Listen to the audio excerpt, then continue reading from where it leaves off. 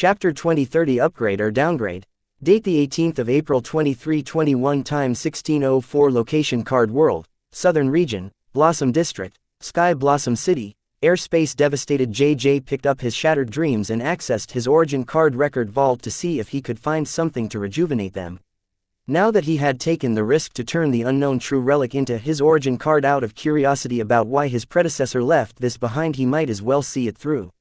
When JJ tried to explore the record vault, he found his entire body was dragged into the vault, leaving a ruby gem in the location where he once stood. Inside the record vault, JJ found rows and rows of shelves. The first few shelves were filled with records, but the ones after that were all empty. A handsome figure walked out from the aisle between the shelves. JJ found the figure familiar. It was his predecessor. The royal family's history records had these images from young to old. So, JJ instantly made out who the figure was.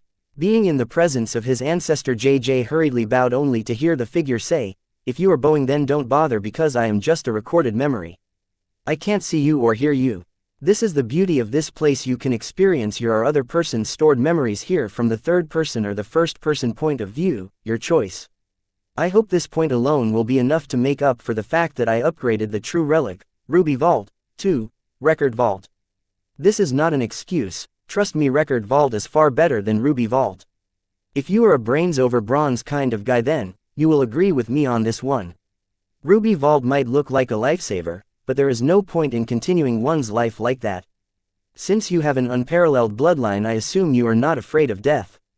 So you have no use for a Ruby Vault." Midway through his predecessor's words, JJ clenched his fist, because Ruby Vault wasn't just a life-saving card. Aside from its life-saving capabilities, it was a high-level artificial ego gem that would allow one to store their runes or divinity and pass them to future generations. To think that his predecessor did not think twice about ruining such a true relic twice, JJ instantly lost his respect for him. JJ now knew every word about his predecessor being a prodigal in the royal family's records was true.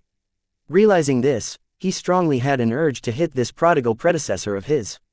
But then, JJ recalled that true relics were not easy to mess with. He had never heard of anyone ever upgrading a false relic, let alone a true relic.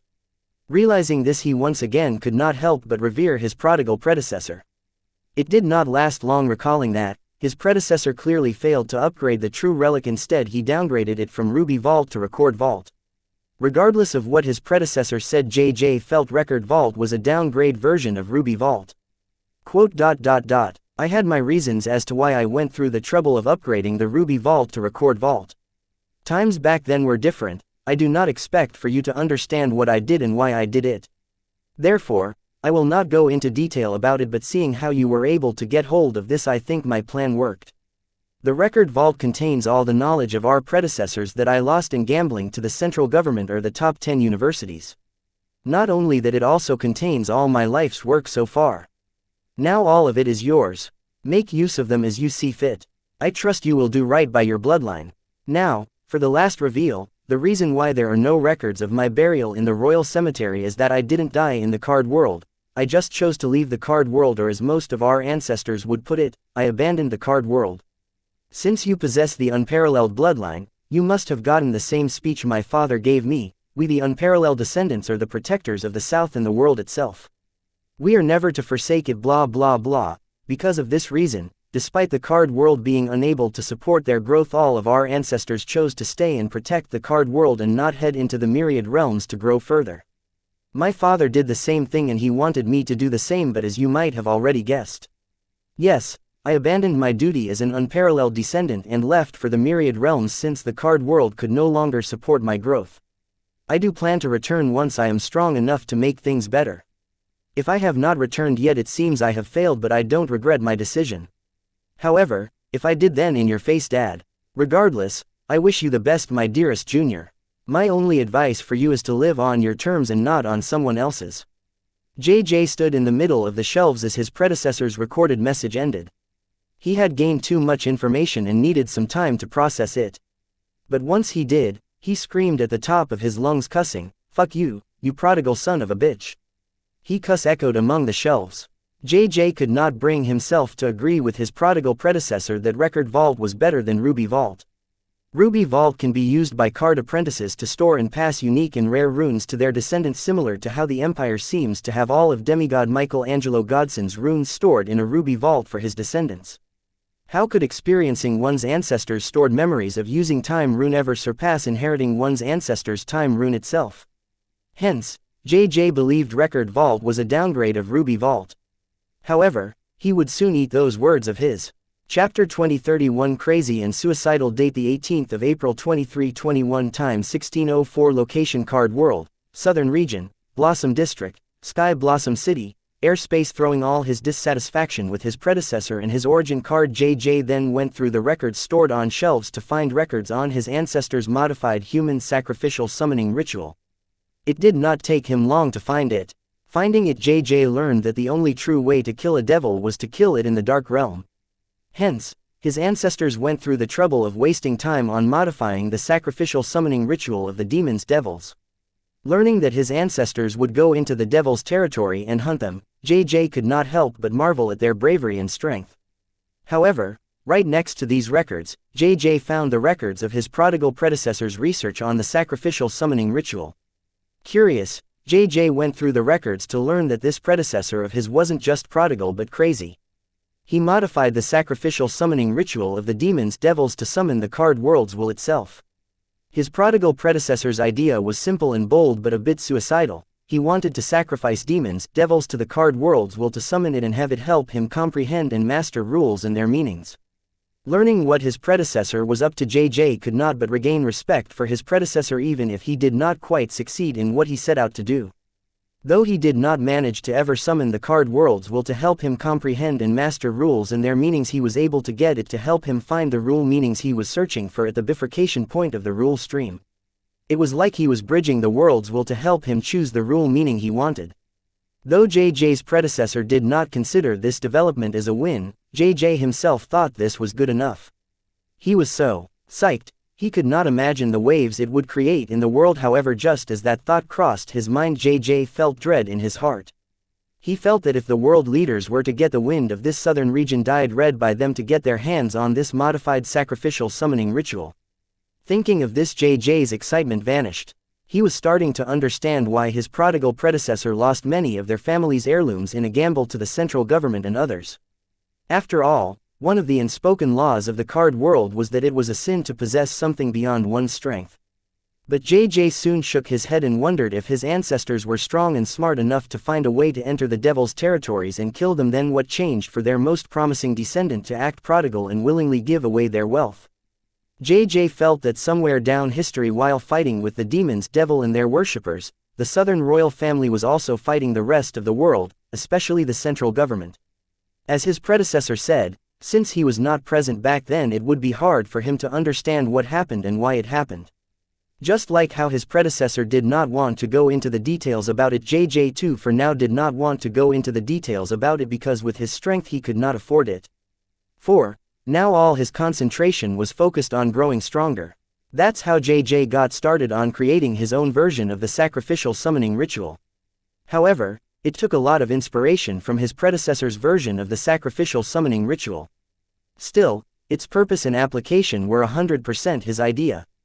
JJ's version of the sacrificial summoning ritual also used the sacrifice to call upon the card world's will. However, it did not demand the card world to help him comprehend rules and their meaning. Instead, it would help him summon a monster to fight his battles for him. JJ had thought of this from the theory that the card world was responsible for the creation of the dungeons. Since the card world could create the dungeons and the monsters in them, he thought it could also help him summon monsters to fight his battle for him for a price. Though JJ felt that it was asking a lot compared to asking the world will to point out a certain rule meaning at the bifurcation point of the rule stream, he did not lose hope in his vision. He believed in it with all his heart. JJ's bet was right. His modified version of the sacrificial summoning ritual was a huge success, even though it consumed a lot of resources as a sacrifice. Still, it was worth it considering that it would allow him to summon SSS rank boss monsters that even an elite demigod would fear to fight alone. Once JJ had successfully created his envisioned version of the modified sacrificial summoning ritual, he then proceeded to turn his research into a card and enter the ranks of the most promising youth of the current generation, not just in the southern region but all 5 regions. That was how a prodigy of card creation was able to take over the high school gangs of the southern capital and stand against the likes of Adrian and Servos. From certain points, JJ seemed stronger than Adrian and Servos, but the truth was JJ himself was his weak point. Adrian and Servos did not have to fight his summons to defeat him. As long as they defeated or captured him, they would win. Hence, JJ and his faction had yet to unify the high school gangs of the southern capital and take over its streets like the Bright Lions did in Sky Blossom City. Roar. The roar of an actual 9-winged devil dragon sounded at the edge of the void while JJ stood atop its head looking down at Adrian and the 9-winged devil dragon. Corpse, Servos. Just as the three stared at one another while the crowd ran for their life, before things could unfold they heard a loud indifferent uninterested voice chant, Celestial Blood Fate Domain. Soon the entire edge of the void in Sky Blossom City's air space was dyed in red monochrome. Chapter 2032 Submit. Date the 18th of April 2321 Time 1604 Location Card World, Southern Region, Blossom District, Sky Blossom City, Air Space, Aurelia. I will leave this to you, Jaya said stepping back to hiding behind Aurelia. Seeing that Servos possessed a 9-winged devil dragon corpse, Adrian radiated with a threatening golden energy, and JJ summoned an actual 9-winged devil dragon. Gulp. Aurelia gulped her saliva looking at two SSS-ranked 9-winged devil dragons. She was scared, but she did not take a step back. Instead, grabbed Corey's wrist and pulled her behind her saying, "Get behind me." Corey lifted her eyebrows listening to Aurelia. From the looks of it she did not seem to be kidding. She commended Aurelia's bravery, but shaking her head she asked, "You sure, you got this?" Aurelia vigorously shook her head denying, "I am not, but I am sure our boss is watching and he will not let us die here." "Wyatt is here," Jaya exclaimed. Then, fixing her hair in place she heroically walked in front of Aurelia and said, "Don't worry girls, I got this." "Are you three stupid?" A feminine voice sounded in Jaya, Aurelia, and Corey's mind. It was Adrian. Borrowing power from her inner goddess, Adrian no longer felt the ominous pressure from Corey.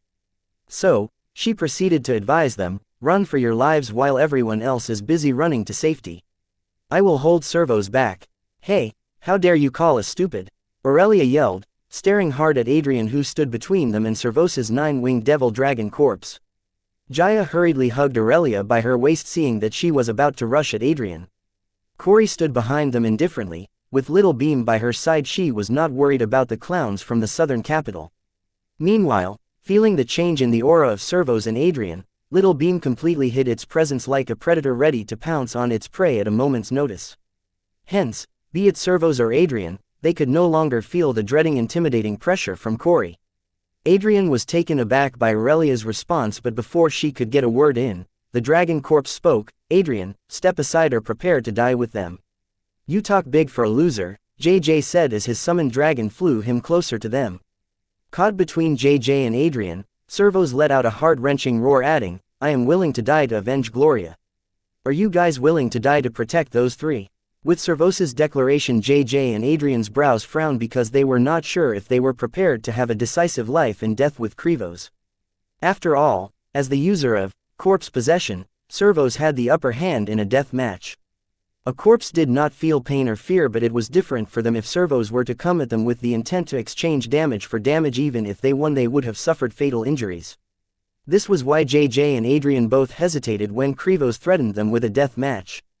However, in their moment of hesitation, they heard a loud, indifferent and uninterested voice chanting, "Celestial Blood Fate Domain." Following the chant the entire edge of the void within their field of vision was dyed in red monochrome, locking everyone present in a red world. Seeing the world around them turn red, the crowd that was rushing to safety paused and a look of despair washed their faces. Coming from the southern capital, the capital of the southern region and home to the Heatsend royal family, they all were aware that they were trapped in a domain, and considering the size of the domain it must be invoked by a card demigod. Being trapped in a domain meant that no place in the domain was safe for any of them. With no escape, the crowd turned to find the source of the domain. JJ with his summoned dragon, Krivos with his corpse dragon, and Adrian with her borrowed power all tried to break the domain, but it would not budge no matter how much strength they exerted on it, let alone collapse. Ultimately, giving up on trying to break free from it, they tried to find the source of the domain, like the rest acknowledging that they were in the presence of a stronger enemy. "Boss has finally decided to show himself," Aurelia said, feeling a familiarity with the domain, and then added, "I knew he would not let me die so easily." Wyatt's here, Jaya said in anticipation while Corey scoffed, "Humph, show off." All eyes moved their gaze following the energy signature of the domain. The place where the energy signature of the domain was stronger was most likely where the source of the domain was, unless the owner of the domain took precautions against it. Soon, they found that the energy signature of the domain was the strongest where Aurelia and her Southern Watch team stood. These guys had not moved an inch from their original position when Servos, Adrian, and JJ went all out. It was as if they felt no fear. Beside the team of Southern Watch, the masses saw a red humanoid being. It stepped forward, basking in the curious gaze of the onlookers, unfazed and uninterested. The crowd felt the red humanoid being was familiar, however they could not remember where they had seen that face. Until a few with strong memory in the crowd pointed out, "It is him. It's Dalton Wyatt, the hope of the South. It is him, I got confused because of his red skin color. What is he doing up here? Don't tell me it is his domain that we are trapped in. No way, that is impossible." Ignoring the exclamation and whispers of the onlookers, Wyatt slowly walked towards the trio from the southern capital, Adrian, JJ, and Servos. Seeing his slow stride, the trio locked their gaze on him to hear him say, "I heard you guys are searching for me. I am here, now what? You are Dalton Wyatt." JJ was the first to speak. "Please like, share, and follow the Cultivation Audiobooks channel to motivate me to create more videos. Thank you." Finding it hard to believe the red humanoid was the Southern Hope who had multiple floating heads and hands. The other two listened closely to hear the red humanoid's response. "Yes, the one and only," Aurelia proudly answered aloud, confirming the crowd's guess. "Little girl, I wasn't asking you, submit," Wyatt uttered, interrupting JJ, who scolded Aurelia for answering when not asked. With Wyatt's words, JJ, Adrian, and the crowd trapped in his domain all felt an unknown turmoil in their blood, forcing them all to kneel. Some tried to resist the urge to kneel, but they all felt this unbearable pain in their blood veins, causing them all to double down in pain. Soon, except for Aurelia, Corey, Jaya, Arya, and her team, everyone was kneeling. Even JJ, his dragon, Adrian, and Servos' corpse dragon found themselves forced to kneel. Many did not understand what was happening, and some could not believe that Wyatt's domain had such power. "What dark arts is this?" JJ yelled, looking at Wyatt. But not receiving an answer, he activated the card he had specially prepared to fight with Wyatt, A-rank summon synchronization. Soon, JJ, who stood atop the head of the nine-winged devil dragon, sunk into its head and merged with the nine-winged devil dragon. Merging with JJ, the nine-winged devil dragons form from a big thorny lizard with 3 pairs of wings to a dragonoid, with a streamlined body and 9 razor-sharp wings. Meanwhile, Adrian made use of her inner goddess to free herself from the effect of the domain and was the first to stand back on her feet among the trio. As for Servos, he too activated his last resort, mentally chanting, "Deadman's Coffin." Servos' physical body, which was inside a compartment within the nine-winged devil dragon corpse, moved into a rotting coffin, temporarily morphing his hydrating body into a corpse. Then, the rotting coffin was moved by Servos' spiritual body, possessing the dragon corpse into his subspace. Inside Servos' origin card My Space, the rotting coffin was placed at the center of an array formation that was connected to a series of modified artificial energy cores that would allow Krivos to use his dragon corpse to its full potential without having to worry about him running out of the energy to see it through. Soon, one by one, all 3 of them, Adrian, JJ, and Servos, broke free of Wyatt's domain's restraint and glared at Wyatt, but none dared to rush at him because he was able to make them kneel with words so alone. They were clearly not Wyatt's match head on, so they decided to make use of their brains instead of directly rushing at him in his domain without a plan. Wyatt had proven himself as the real deal to them, not it was their turn to prove themselves to Wyatt and then to the South by defeating him. JJ, stop struggling and beg for mercy, maybe he will forgive you out of consideration for Her Highness Southern Emperor, Arya suddenly said aloud. Her actions were ambiguous, it wasn't clear if she trying to persuade her cousin or provoke him. Chapter 2033 Unwilling. Date the 18th of April 2321 Time 1608 Location Card World, Southern Region, Blossom District, Sky Blossom City, Airspace. Card Name, Summon Synchronization. Card Type, Skill Card. Active Card Rank, A rank, Rare Grade. Card Rate, 11 stars. Card Durability, 87/100ths. Card Effect, the user can integrate their physical body and spiritual body with their summons. The user can share their own or summon's bloodline in the synchronized form. Note: the synchronized form will take the appearance of the strongest among the summon and summoner. Eat the summoner's mind will dominate the synchronized form's mind. Card name, Deadman's Coffin. Card type, item card. Card rank, A rank, rare grade. Card rate, 10 stars. Card durability, 89/100ths. Card effect, when asleep in the Deadman's Coffin the user will be presumed dead. Additional effect, when asleep in the Deadman's Coffin the user's overall recovery rate will increase by 10 folds. Note, sleeping more than 8 hours in Deadman's Coffin will lead to death. Shut up, I will deal with you later. The Dragonoid screamed in JJ's voice, glaring at Arya, who shook her head, wondering if she should have made a private call to persuade her cousin instead of doing it openly. He might have mistaken her genuine advice as a provocation. Step back, you two, he is mine, JJ warned Adrian and Servos, declaring Wyatt his prey, as his massive body covered with thorns and scales threateningly stepped forward. Fine by me. Servos couldn't care less about JJ's arrogant declaration. His target was Jaya. He wanted to avenge Gloria before the circumstances made it impossible for him. The 3 pairs of wings of the dragon corpse flapped as it turned its back to Wyatt to face its prey, Jaya. Adrian's gaze switched between Wyatt and Jaya. With JJ holding Wyatt down, he would now be able to stop Servos from killing Jaya and his friends. Her eyes finally rested on Jaya, yelling, "Fuck this."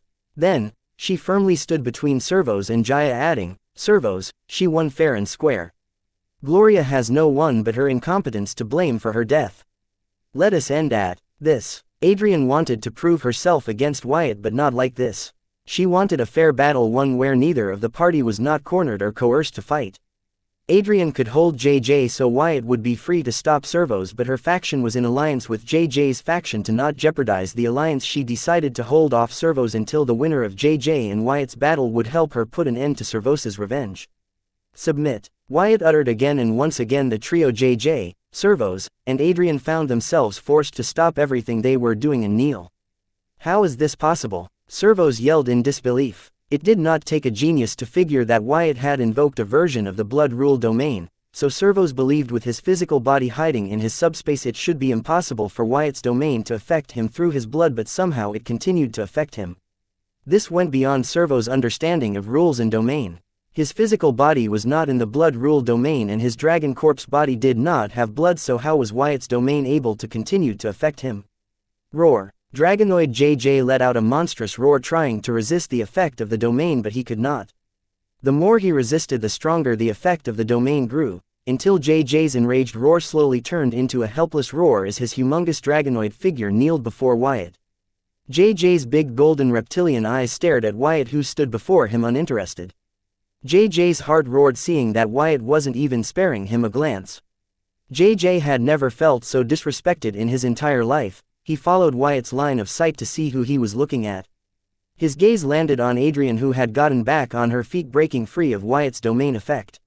Finding Adrian back on her feet already while he still struggled, JJ was stumped. He could not believe his eyes. He always preassumed Adrian to be the weakest of the 3 of them, and to see her standing while he kneeled was a tough nut to swallow for him. However, it was unclear why JJ would presume Adrian as the weakest of the 3 of them when they never had a decisive battle, fearing that of the 3 of them, Servos had a clear upper hand as Corpsby puppeteer. In a panic, JJ checked Servos' situation, only to find him kneeling without putting up any struggle. The ranking of the 3 of them that JJ had previously formed in his mind shattered, and a new ranking with Adrian on the top and Servos at the bottom formed in his head. JJ could not accept this, because when was it his turn to be on the top? Thinking of this, JJ's golden reptilian eyes once again landed on the red humanoid figure that stood before him, seemingly intrigued by Adrian. JJ saw the same look in Wyatt's eyes that he would have when he came across an amusing toy.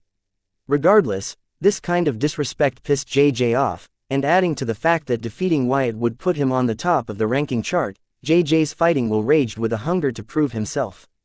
At the moment, JJ did not hesitate to activate his unparalleled bloodline in his dragonoid form. Once JJ's unparalleled bloodline was unleashed, it empowered his synchronized form. Its power rose a few notches. The dragonoid's muscles bulged, thorns grew sharper, scales grew shinier, eyes became fiercer, and its roar shattered the eardrums of those unprepared in the surroundings. Using that momentum, dragonoid JJ broke free of the effect of Wyatt's domain and stood tall. Looking at Wyatt before him, JJ continued to roar, expressing his uncompromising will, undying fighting spirit, and resolved to stand above all. "Quiet," Wyatt uttered in annoyance, finally sparing JJ a glance.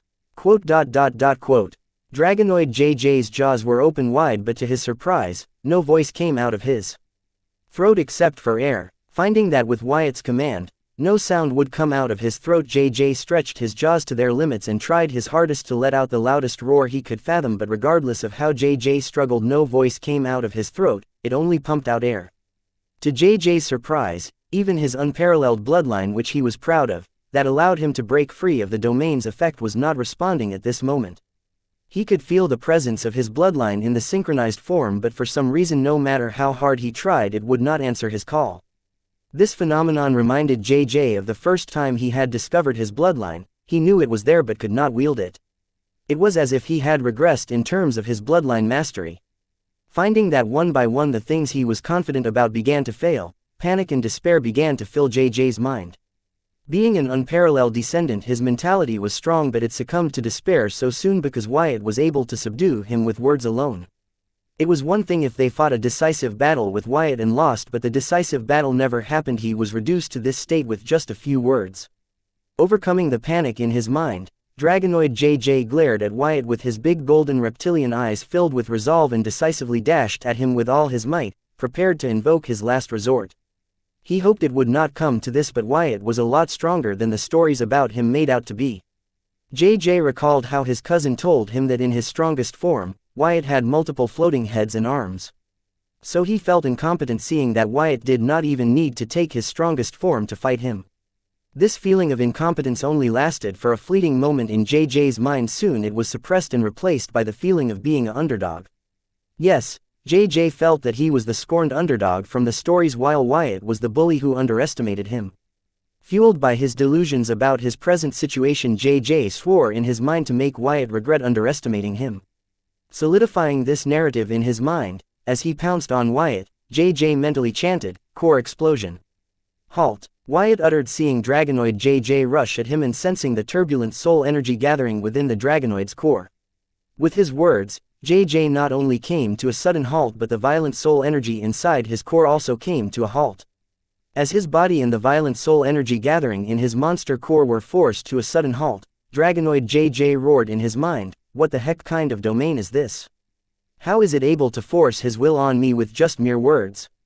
Wyatt's blood rule domain did not make sense to JJ. In his current form he possessed the strength of an elite card demigod, yet Wyatt was able to exert his will on him with mere words.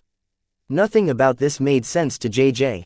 Chapter 2034 Sacrificial Ritual. Date the 18th of April 2321 Time 1613 Location Card World, Southern Region, Blossom District, Sky Blossom City, Airspace Field Marshal Heatsend hid in space and watched the disappointing display of her descendant. She did not expect JJ to win or put up a fight against Wyatt, but she did expect him to give his best such that his loss will be an honorable one. However, seeing him make basic mistakes, she could not help but be disappointed in his performance.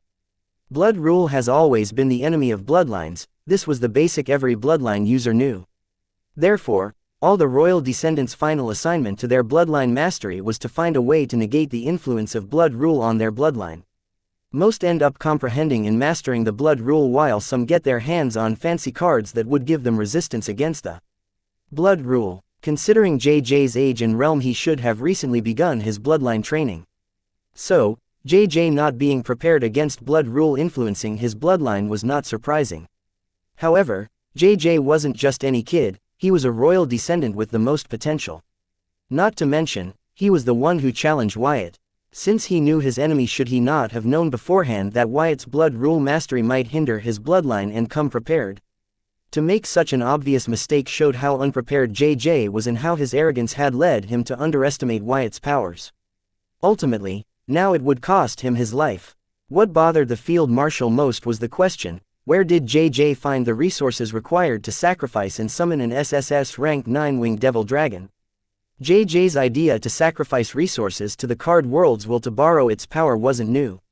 Many in the past had hypothesized it, worked tirelessly on it, and come up with two basic steps to achieve it: communication and sacrifice. Establishing a communication channel between the card world's will and the card apprentice is an essential step during a sacrifice ritual.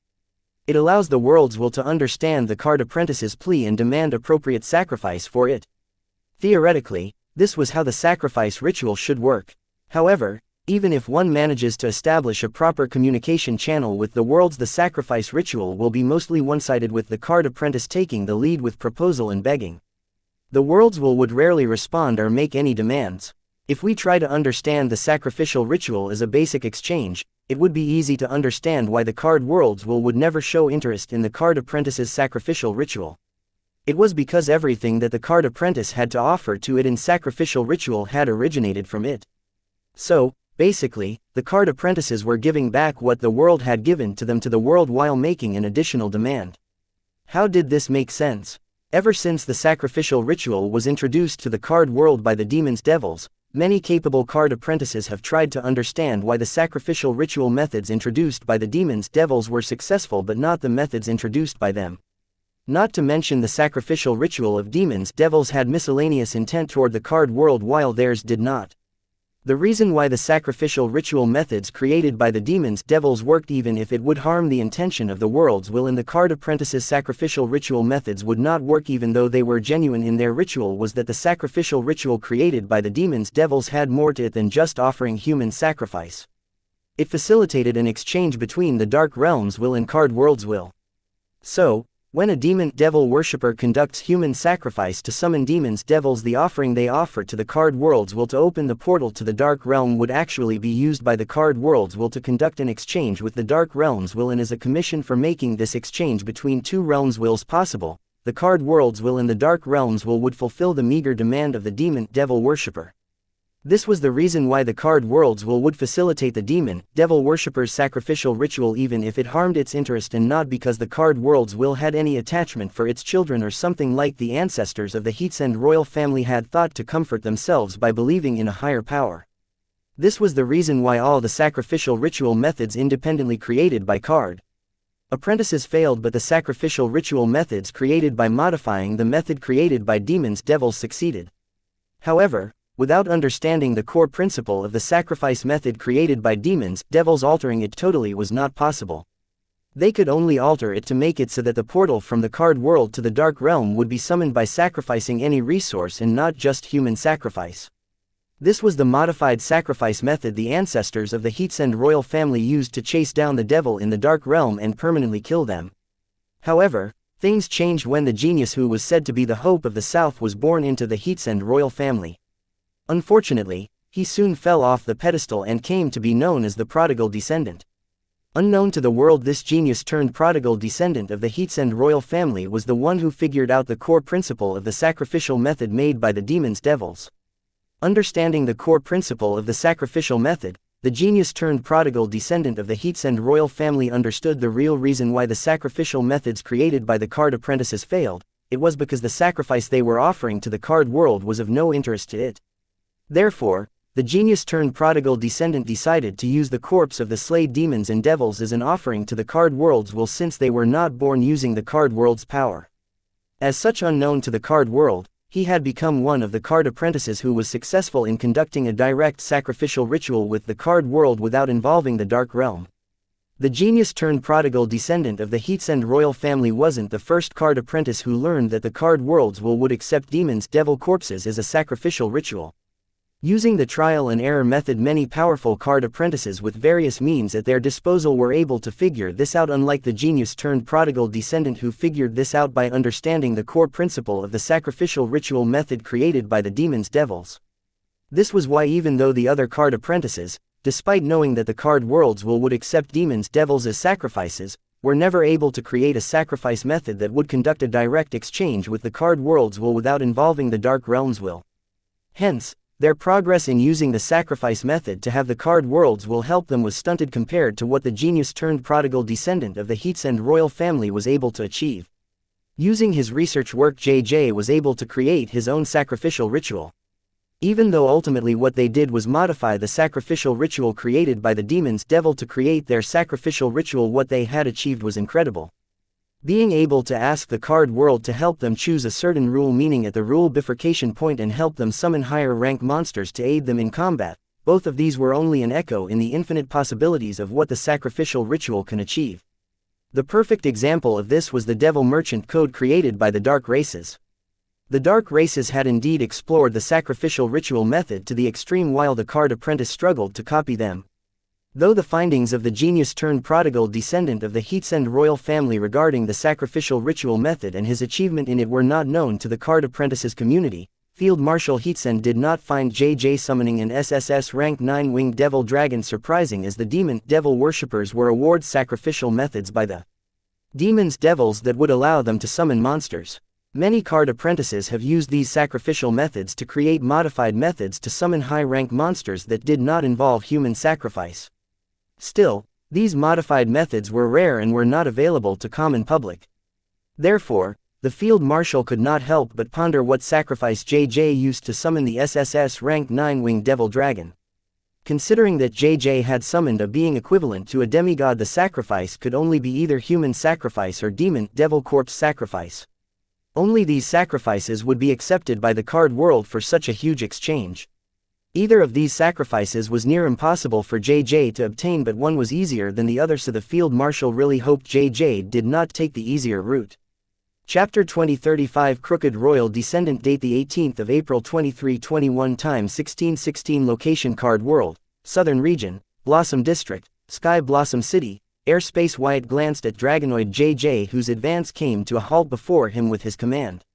He stared into Dragonoid JJ's big golden reptilian eyes. They showed a mix of disbelief and fear.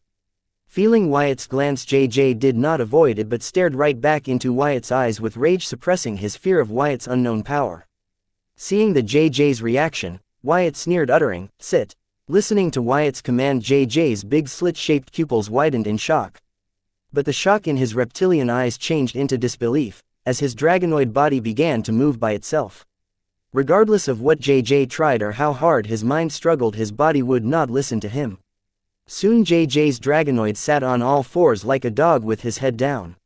Seeing JJ's current position, the crowd of onlookers debated using their grimoire network. What the heck is going on over there? Did the top 3 get defeated just like that? Did Wyatt just defeat all of us with a few words? Not all of us. Adrian is still standing. How can Wyatt force JJ into such a shameful position with just words? What kind of blood rule domain is this? It must be blood rules blood manipulation meaning domain. No, that isn't it. Blood rules blood manipulation meaning is scary but not this domineering. It cannot make all of us kneel with a word. My father has achieved ultra mastery and comprehension in blood manipulation meaning. Believe me, it is not this simple to control a person using blood manipulation. My father can use it to assassinate Card Apprentices without them releasing, but using it to control Card Apprentices against their will, now that's not something even he can achieve. What's your point? Are you trying to brag about your father? Quote. My point is that the blood rule meaning used by Wyatt is not blood manipulation. How is that any different from what he said? Admit it, you just wanted to brag about your father. Shut up, MF. If Wyatt doesn't kill us, I will kill you. Sure. You can try, but I will beat you so bad that even your father will not be able to recognize your corpse. Shut up, you too. Tell me which bastard was it that spread the rumor that Wyatt is weak and the Southern Princess was overselling her future son-in-law. I will kill them myself before Wyatt kills us all. I think it was those Yin-Yang Harmony sect bastards who started this rumor and the rest flamed the fire. Is it? I heard it from those bastards from the circle. They said they will even take the lead to attack Wyatt. Where are those assholes? Seeing Wyatt's total dominance over JJ, Adrian, and Servos, the crowd began to panic, scared for their life. The fear of death drove them to blame each other for the calamity looming over their head. It did not take them long to finally figure out the true culprits that flamed the fires of their dissatisfaction with Wyatt for being the center of attention from behind the fire and brought them all to their deaths. However, it was too late for them to realize it now. Still, it did not stop the crowd from expressing their anger. Since Wyatt was too strong for them to do anything about him, the onlookers focused their anger and rage toward the Card Apprentices from the Yin-Yang Harmony sect in the circle. Becoming the villain in the public's eyes, the disciples of the Yin-Yang Harmony sect panicked and turned to their leader for an explanation, as they only did what their leader asked them to. Meanwhile, their leader and the members of the circle remained emotionless to the crowd's reaction. Their worries were greater than the worries of the crowd, as they came here knowing that they were just sacrifices in their supreme leader's grand scheme. As for the members of the Matron's Paw clan, even when they knew their end was near, they did not dare to reveal themselves for fear of their actions affecting their families. Therefore, even now they struggled and used the disciples of the Yin-Yang Harmony sect and the members of the circle as their scapegoats. If not for them, it would have been hard for the crowd to figure out that the false rumors about Wyatt originated from the Yin-Yang Harmony sect and the circle. While the crowd was split in two as Wyatt revealed himself and displayed his prowess, Wyatt himself continued to glance into the dragonoid JJ's eyes before he finally spoke a full sentence. "Tell me, what did you use as the sacrifice to summon an SSS rank monster? Speak." Air. With Wyatt's command, JJ found that sound again came out of his throat. However, instead of answering Wyatt, his first words were to express his disbelief. "What are you? What trickery are you using to control me and the others?" "Trickery." Wyatt shook his head and warned JJ, "I hate to repeat myself. So, answer me immediately and honestly when I ask you something, because there will not be a second time." JJ stared at Wyatt unyieldingly. However, as he glanced deeper into Wyatt's uninterested eyes, he felt a chill in his spine. "So," he reluctantly answered, "I used devil-grade ingredients that I stole from the Southern Royal Palace as the sacrifice." "I knew it," Arya exclaimed, rushing to Wyatt's side and adding, "I called it when you stole my pudding snack pack. You were a crook since we were little. When you chose to form your high school gang and street factions instead of applying to join the Southern Watch, it only further confirmed my doubts." Arya shook her head looking at her cousin and continued, "But no one would believe me. Sigh, to think it all started with a pudding snack pack. If only the royal teacher had been stricter with you back then instead of doting you for your exceptional academic achievements, things might have turned out differently." Wyatt looked at Arya amusingly and said, "Man, you know how to hold a grudge. Remind me not to cross you." More importantly, he did not expect JJ to be so honest. His honesty was unexpected. Chapter 2036 Messed Up Royal Descendants. Date the 18th of April 2321. Time 1621. Location Card World, Southern Region, Blossom District, Sky Blossom City, Airspace. Listening to Wyatt, Arya, who was taking pleasure in the fall of her cousin JJ, finally became aware of the surroundings and her face turned red tomato, realizing her actions had revealed her petty self that she tried to hide from others. Now it was clear to everyone. Earlier, when Arya asked JJ to beg Wyatt for forgiveness, she was not persuading him but provoking him. Wyatt shook his head, finding it hard to believe that his honest and self-righteous ex-bodyguard had such a petty side to her. Wyatt would not help but ponder, heck, who provokes their cousin into seeking their death over a small stolen pudding snack pack incident that happened years ago? Were all the royal descendants this heartless? "It was my favorite pudding snack pack, I was saving it for later." Arya shyly defended her actions, but it only made it worse. Wyatt felt this was messed up. He wondered what the Southern Royal Palace was teaching their royal descendants for them to turn out like this. Noticing the awkward look on Wyatt's face, Arya hurriedly continued to explain, "I was punished by the royal teacher for calling JJ a thief because his tongue was dyed the same color as my pudding snack pack." "For the millionth time, I didn't steal your pudding snack pack," JJ growled, staring at Arya. "If you did not, then who did, and why was your tongue dyed blue?" Arya inquired, JJ staring into his eyes. "Geez, would you let it go? It is just a pudding snake pack. For once, can you be cool about something?" JJ complained, averting his eyes. He could not be more obvious about his guilty conscience. "Aha, then you admit you stole it?" Arya exclaimed like a detective who found a clue to solve a decade-long case. "Heck with this, half a pudding snack pack is not worth this torture," JJ mumbled to himself before revealing, "It was Big Sister Anna who stole your pudding snack pack. I caught her in the act, so she bribed me with half of it so that I would not rat her out to you. That was why my tongue was blue back then. A conspiracy, I should have seen it. If only I had kept my mind open instead of focusing on what was in front of me." Arya muttered under her breath before snapping at JJ, "So, I was right, you did have a hand in my pudding snack pack getting stolen.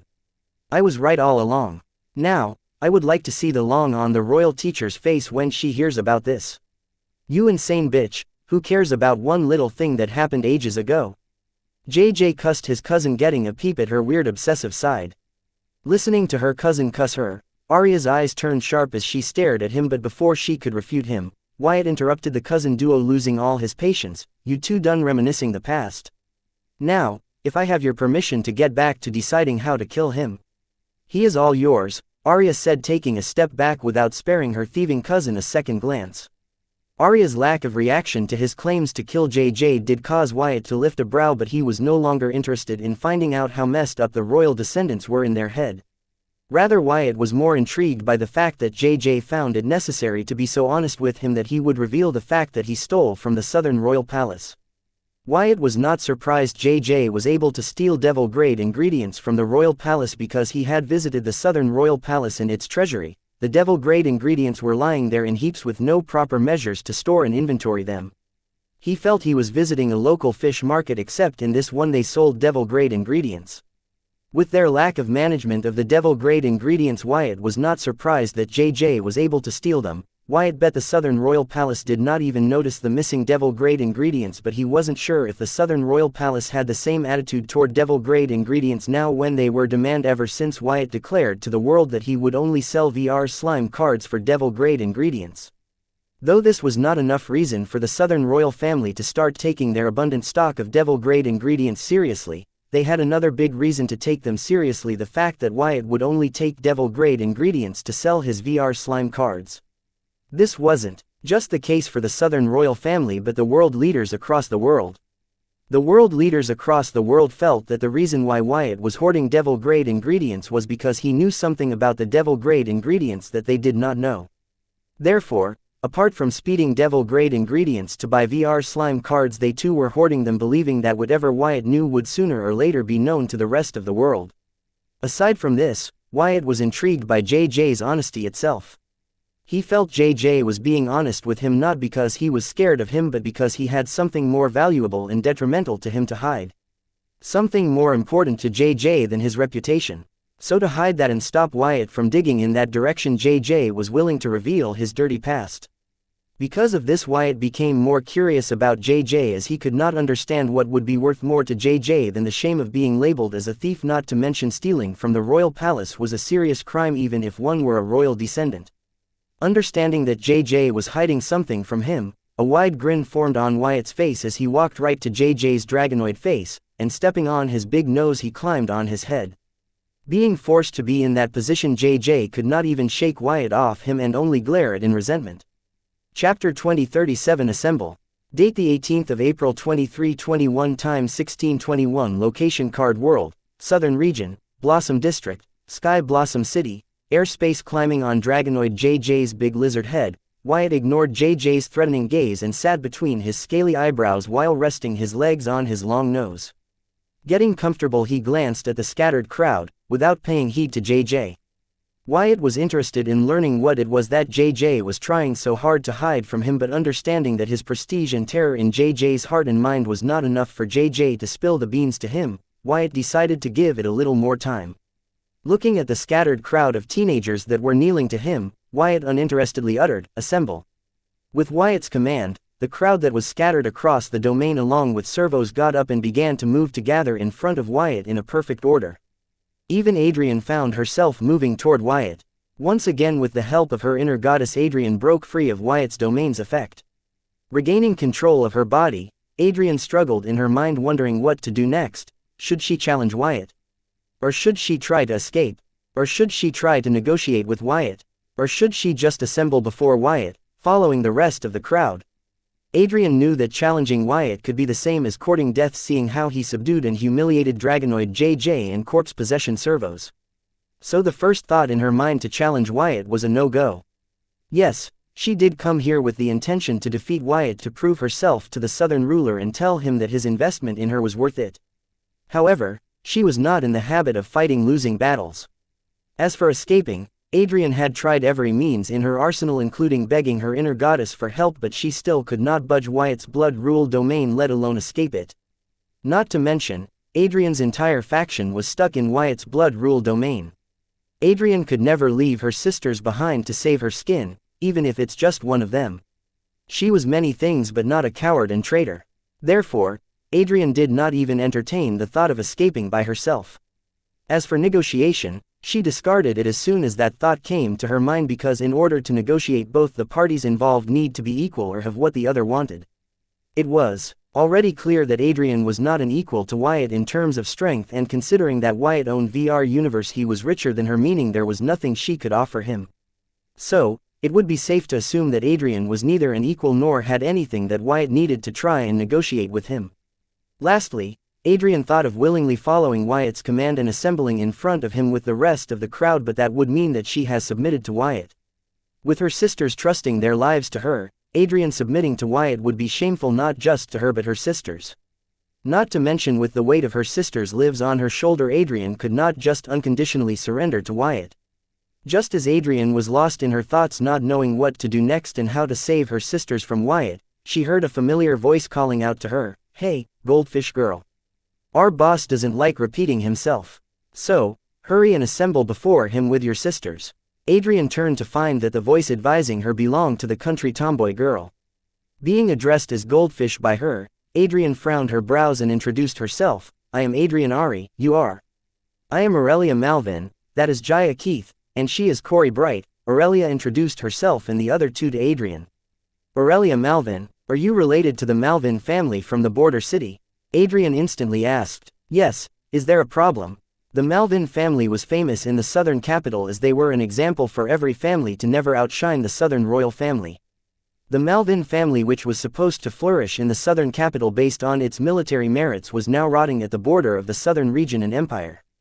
They were so poor that their descendants could not afford proper cards. Aurelia was the perfect example of that. The Malvin family had their pride and honor, but for the vain families from the southern capital that meant nothing before riches and authority. "No, I don't. As a matter of fact, my aunt served with the current city lord of the border city and moved there following her," Adrian hurriedly explained, as she did not want any misunderstanding considering the current circumstances. "Wait, Ari, by chance is your aunt, Rainbow aka Bo Ari?" Aurelia asked Adrian in surprise. "Yes, that's my Auntie Bo." "So, how do you know her?" Adrian exclaimed and asked Aurelia how she knew her aunt. "She used to babysit me and my brother when we visited my mother at the city hall. She is a smart lady. How can she have a stupid niece like you?" Aurelia answered and did not forget to take revenge on Adrian for calling her stupid. Stupid. Adrian was patient with Aurelia and her rudeness, but being called stupid to her face now, Aurelia was crossing the line. "Yes, stupid. You brought a few teenagers to challenge our boss who kills devils left and right. What are you if not stupid?" Aurelia was not afraid of Adrian with her boss's domain covering her. She was sure her boss would save her in case something unexpected happened. "I will give you that one. I was indeed stupid to think I could take on the guy who killed a devil that supposedly killed 2 squads of elite demigods." Adrian found it hard to refute Aurelia, so she ended up agreeing with her. "I like you," Adrian boldly said, and then looking at the crowd that had almost gathered before Wyatt, she offered to Adrian, "If you are embarrassed, then follow me. That is the best course of action that you can take to save yourself and your sisters." "Don't mind if I do," saying that Adrian did not hesitate to join Aurelia and the girls as they headed to Wyatt's side. This option was way better than her willingly joining the crowd that assembled before Wyatt. Arriving at Wyatt's side, Adrian was surprised by what she witnessed. The source of Adrian's shock was not the crowd of teenagers that had neatly assembled before Wyatt, but a single figure among them. He stood right in front. It was Armini. That very Armini who was known for his incredible stealth ability that even demigods could not see through. Armini's stealth ability was so broken that the majority of teenagers from the southern capital agreed to not include him in the city's official ranking. All three, Adrian, JJ, and Servos, had hinted that if Armini wanted to hide and escape from them, then there was nothing they could do about it. They also believed if not for his weak attack power, he could not have had a problem assassinating them. Therefore, finding Armini assembled before Wyatt along with the rest of the crowd, Adrian was shocked. Feeling a gaze on him, Armini instinctively turned to find Adrian looking at him. Armini nodded at her with a helpless smile and once again focused his gaze on Wyatt. Sitting atop Dragonoid JJ's face, Wyatt uninterestedly glanced over the crowd that had assembled before him. However, JJ's face was dignified. This was the most embarrassing moment of his life. He wanted to dig a hole and bury his head in it to escape the shame. How could JJ not be ashamed? Not only was he lying on all fours, but Wyatt was using him as a chair in front of all his trusted subordinates.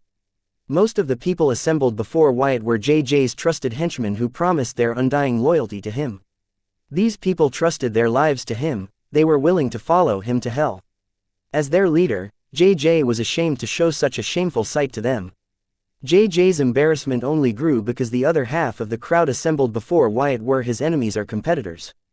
Showing such a shameful sight to his subordinates was already painful, but showing it in front of their enemies and competitors was like rubbing salt to his wounds. JJ wanted to roar, expressing the grievance in his heart, but fearing that Wyatt would mute him once again, he did not even dare to do that and swallowed all his emotions and buried them deep in his heart. Unknowingly, the arrogant JJ began to act, considering Wyatt's reaction without him realizing it. Looking at JJ, who was lying on all fours with Wyatt sitting on him, Servos's grievance was relieved a little bit, taking pleasure in his opponent's misery. Right now, he would not want to be JJ. He even felt a little pity for JJ, wondering if he would ever be able to recover from this. Chapter 2038 Hope for Rescue. Date the 18th of April 2321 Time 1629 Location Card World, Southern Region, Blossom District, Sky Blossom City, Airspace. Once the crowd had assembled neatly before him, Wyatt got up and stood using Dragonoid JJ's head as his stage. He then looked at Adrian, who was standing along with Aurelia, Corey, and Jaya. Feeling Wyatt's gaze on her, Adrian did not cower, instead looked back at him. The lives of her faction members were at stake here. She could not appear weak right now, even though she had no intention of fighting Wyatt. With Adrian's reaction, Wyatt's uninterested eyes brightened, because not only was Adrian able to resist the effects of his celestial blood fate domain, but she was smart enough to weigh her pros and cons. Of the many routes she could have taken, Adrian won over Aurelia's favor without looking down on her for being a country hick and low-level card apprentice. Wyatt did overhear the conversation between Aurelia and Adrian in his domain. Adrian using her connections to win over Aurelia was her strength. Besides, Aurelia did test her patience. The conversation could have gone either way. However, Wyatt did not see enough desperation in Adrian's eyes. Not just Adrian, everyone in the crowd, though scared of their situation, did not show the desperation that a person about to die should have. Clearly, these kids were thinking that their parents would bail them out of this pit just like they had previously. Not just anyone can play Gangstar in the southern capital. It was the heart of the southern region and home of the royal family. These teenagers being able to run wild in the streets of the southern capital forming high school gangs meant that they had strong backing enough to make the city authorities look the other way. Even though their captor trapped and controlled their body, they did not feel the desperation fitting their situation. Most of them might have already sent distress signals to their parents' guardians and were praying that they would rescue them sooner. Wyatt's guess was correct. Not just almost, but all the kids present had contacted their families asking for help. Especially Servos, JJ, and Adrian. After all, they were responsible for their respective faction that almost made up 2/3 of the crowd assembled here. The parents' guardians of these kids, knowing that this matter was related to the boy being sold as Hope of the Southern Region by the royal family, did not dare to take action in person, but immediately got together and petitioned Anna's mother to help them rescue their children from the wrath of Southern Hope. Receiving their petition, Anna's mother paused everything she was doing and immediately tried to contact the field marshal to gain clarity on the incident and have her protect the southern capital kids from Wyatt. However, the field marshal did not pick up her call. She called her twice, and seeing both of them go unanswered, she texted her, but her texts were unread, let alone getting a reply. Seeing the field marshal did not answer or reply to her calls or texts, Anna's mother began to panic, as this was the first time this had happened. Not to mention, she and the field marshal had a good chat a few hours ago when she handed her video of Wyatt's speech to the orphanage kids. Anna's mother could not fathom what could possibly be stopping her aunt from answering or replying to her calls or texts. Fearing the worst, she activated the back plan she had prepared to protect Wyatt when Field Marshal was dealing with high-level threats like Demigod Norley, other founding fathers of the central government, Gideon Grimm, etc. Anna's mother had prepared this plan just in case she did not think she would have to use it so soon and to save a bunch of spoiled kids of Southern Capital from Wyatt. Anna's mother planned to first save these kids and then use this incident to tighten her rein around their parents' necks. She saw a godsend opportunity in this crisis. With Anna's mother's signal, 10 teams of elite demigods appeared in the airspace of the Sky Blossom City. Arriving at the airspace, the 10 teams of elite demigods saw a Phantom Fleet flagship elevating to high heights at an insane pace. Whoosh! They were a response squadron assembled for rescue operations of Southern Watch and not on standby just as a backup to protect Wyatt. Anna's mother had Queen Colleen add Wyatt to their already long list of interests. They do not mobilize unless it's something very serious. Is this thing even moving? How much longer? Cindy whined as she lay on the ship's deck in boredom. Earlier at least she had the livestream to distract her mind, but now that the livestream was stopped with the entrance of their boss. Seeing that they cut the livestream when the good stuff was about to begin, Cindy grew eager to reach the edge of the void. For that last time, I have no idea when we will reach there. This is the first time I am using the ship to go to the edge of the void, Diana snapped. With the livestream unexpectedly terminated and learning that the higher the ship climbed the slower it grew, Diana's patience had worn out. It did not matter how many and what grade of soul jades she was willing to burn as fuel, the ship's climbing speed would not increase. I regret lending my cards to Aurelia, Cindy said, looking at the sky. They were still very far from the edge of the void. At the current speed of Diana's Phantom Fleet's flagship, she believed it would be days before they reached there. Speaking of cards, I have an insane idea. It is illogical and unorthodox, but hopefully, it works, Diana said, summoning a wind elemental spirit using the card Wyatt had given to her to help her aim and guide the cannon balls of her Phantom Fleet to her target. Seeing Diana summon the wind elemental spirit, Cindy sat up straight on the deck in curiosity. Unfolding the sail of her Phantom Fleet's flagship, Diana instructed the wind elemental spirit, blow the wind upwards. Listening to Diana's words, Cindy rolled her eyes and laid flat on deck, losing interest. However, soon the Phantom Fleet's flagship began to climb the height at an insane speed, as if jets were attached at its bottom. Chapter 2039 Spectacular Entrance. Date the 18th of April 2321. Time 1633. Location Card World, Southern Region, Blossom District, Sky Blossom City. Airspace. Wyatt glanced at the crowd, planning to show them despair and see true desperation in their eyes, but paused his thoughts momentarily and frowned, feeling a big entity enter his celestial blood fate domain at an insane speed. Getting a feeling of familiarity from the unidentified flying object, Wyatt did not attack it in response and checked who it was to learn that it was Cindy and Diana on her Phantom Fleet's flagship. Wyatt wondered what took them so long if Diana's ship had such fast climbing speed. Just as Wyatt planned to ignore them and commence raining despair on the crowd, he noticed that at her current speed, Diana would crash into the crowd from below. So, urgently uttered, "Halt!" Feeling a strong draft from below, the crowd looked under them to find a huge old-fashioned floating vessel abruptly coming to a halt right under their feet. If Wyatt had delayed his command even a second, then the big vessel would have crashed into them. Considering that they stood defenseless, the number of casualties would have been big. Fortunately, Wyatt acted quickly. "Holy shit, Diana, what the heck?" Cindy complained, rubbing her bum. With the sudden halt of the ship, she was thrown upwards and fell on her ass. "It wasn't me." Diana lifted her hands, implying her innocence. "If not you, then who?" Cindy suddenly paused, finally seeing her surroundings. Seeing the red sky surrounding them, she knew they had not only arrived at the edge of the void but also entered their boss's domain.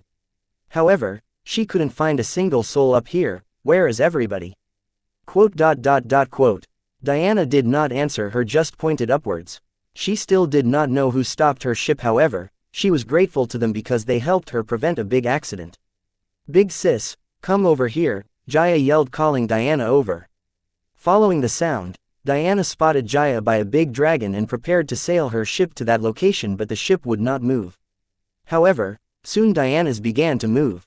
Then with the help of the wind element spirit, Diana quickly parked the phantom ship by the huge dragonoid, laying on all fours with its head down. Wyatt flew to the deck of Diana's phantom deck, ordering JJ, "Go join them." Listening to Wyatt, JJ did not complain. He immediately got up and hurriedly stood behind the crowd along with Servos, who was possessing a dragon corpse, fearing that Wyatt would change his mind. Having just gone through the greatest shame of his life, there weren't many thoughts in JJ's mind except for hiding behind the crowd where he could sulk without being seen by his subordinates. However, seeing the look of pity in the dragon corpse's eyes for him, JJ lost getting the feeling that he was a vitamin. In a fit of rage, he threatened Servos, "MF, deliver it or not, I will dig those eyeballs of yours out if you look at me like that any longer." Ahem. Clearing his throat, Servos retracted his gaze from JJ and looked at the front. Usually, receiving such a childish threat from JJ, he would have threatened him right back, but now Servos did not dare to argue and bicker with JJ, fearing that Wyatt would use him as his next target of humiliation. Seeing that Servos did not dare to argue and was even a little scared, JJ felt a little superior, but then soon his sense of superiority vanished, finding Wyatt's gaze on him. This was when he realized Servos was not afraid of him but a red asshole who dared to use his face as his personal coach. JJ consoled himself by calling Wyatt a pervert multiple times in his mind. Unknown to him, JJ had already grown docile towards Wyatt. How could he not? After all, one's body being controlled by one's enemies with their mind trapped in it was one of the top worst nightmares. JJ finally understood the terror of having one's mind and spirit imprisoned in their body. It was the scariest thing he had ever experienced. He did not want to experience it ever again, so his subconscious was doing everything to avoid facing such a fate once again. Feeling Wyatt's gaze on him, JJ avoided meeting his eyes and looked downwards. Praying that Wyatt would stop targeting him and choose a new target to assert his dominance, maybe Adrian could be his new target. After all, she did resist the effect of Wyatt's blood-ruled domain multiple times. Even now, she was free of Wyatt's domain's effect. Arriving at the airspace of the Sky Blossom City, the 10 teams of the elite demigods immediately looked above them, sensing Wyatt's celestial blood fate domain. To their surprise, they could not explore the unknown blood-ruled domain. The kids must be up there, one of the team leaders stated what every single one of them was thinking. Should we try contacting the field marshal? Another team leader asked. No, let us just treat this as our usual mission and follow our usual routine, another asserted. Receiving a nod from all the team leaders, he continued, good, Team 9 go protect the city, Teams 3, 4, and 5 go check and establish the parameter, Teams 8 and 7 go enter and explore the domain, and the rest of us will be on standby. The teams nodded, understanding their individual tasks, but before they could disperse, a figure appeared before them while a strong divine intent covered all of them. Sensing a familiarity from the divine intent, all 10 teams immediately saluted in unison, Madam Field Marshal. The Field Marshal returned the salute and instructed, return back to your post, I have everything under control here. Quote. The 10 teams of elite demigods did not know how to respond to Field Marshal Heatsend because this development was unexpected. Chapter 2040 Celestial Rule Domain. Date the 18th of April 2321 Time 1633 Location Card World, Southern Region, Blossom District, Sky Blossom City, airspace with Field Marshal Heatsend, herself, asking them to terminate their mission and head back. The 10 teams of elite demigods looked at each other, wondering what their next course of action should be. Should they leave, following the orders of Field Marshal? Or should they insist on continuing with their mission? However, one brave team leader reported, Madam Field Marshal, we were sent here because you were unreachable. And after a quick pause he daringly inquired, may I ask what happened? Is Dalton Wyatt safe? Are the kids from the southern capital safe? Listening to him, other demigods' faces turned dignified as they suddenly felt the pressure of the Field Marshal's divine intent on them increase significantly, but they all held their ground and did not show any sign of retreat. Things here are of not your concern. Report back to your posts or be prepared to be charged with insubordination and receive corporal punishment, Field Marshal Heatsend threatened.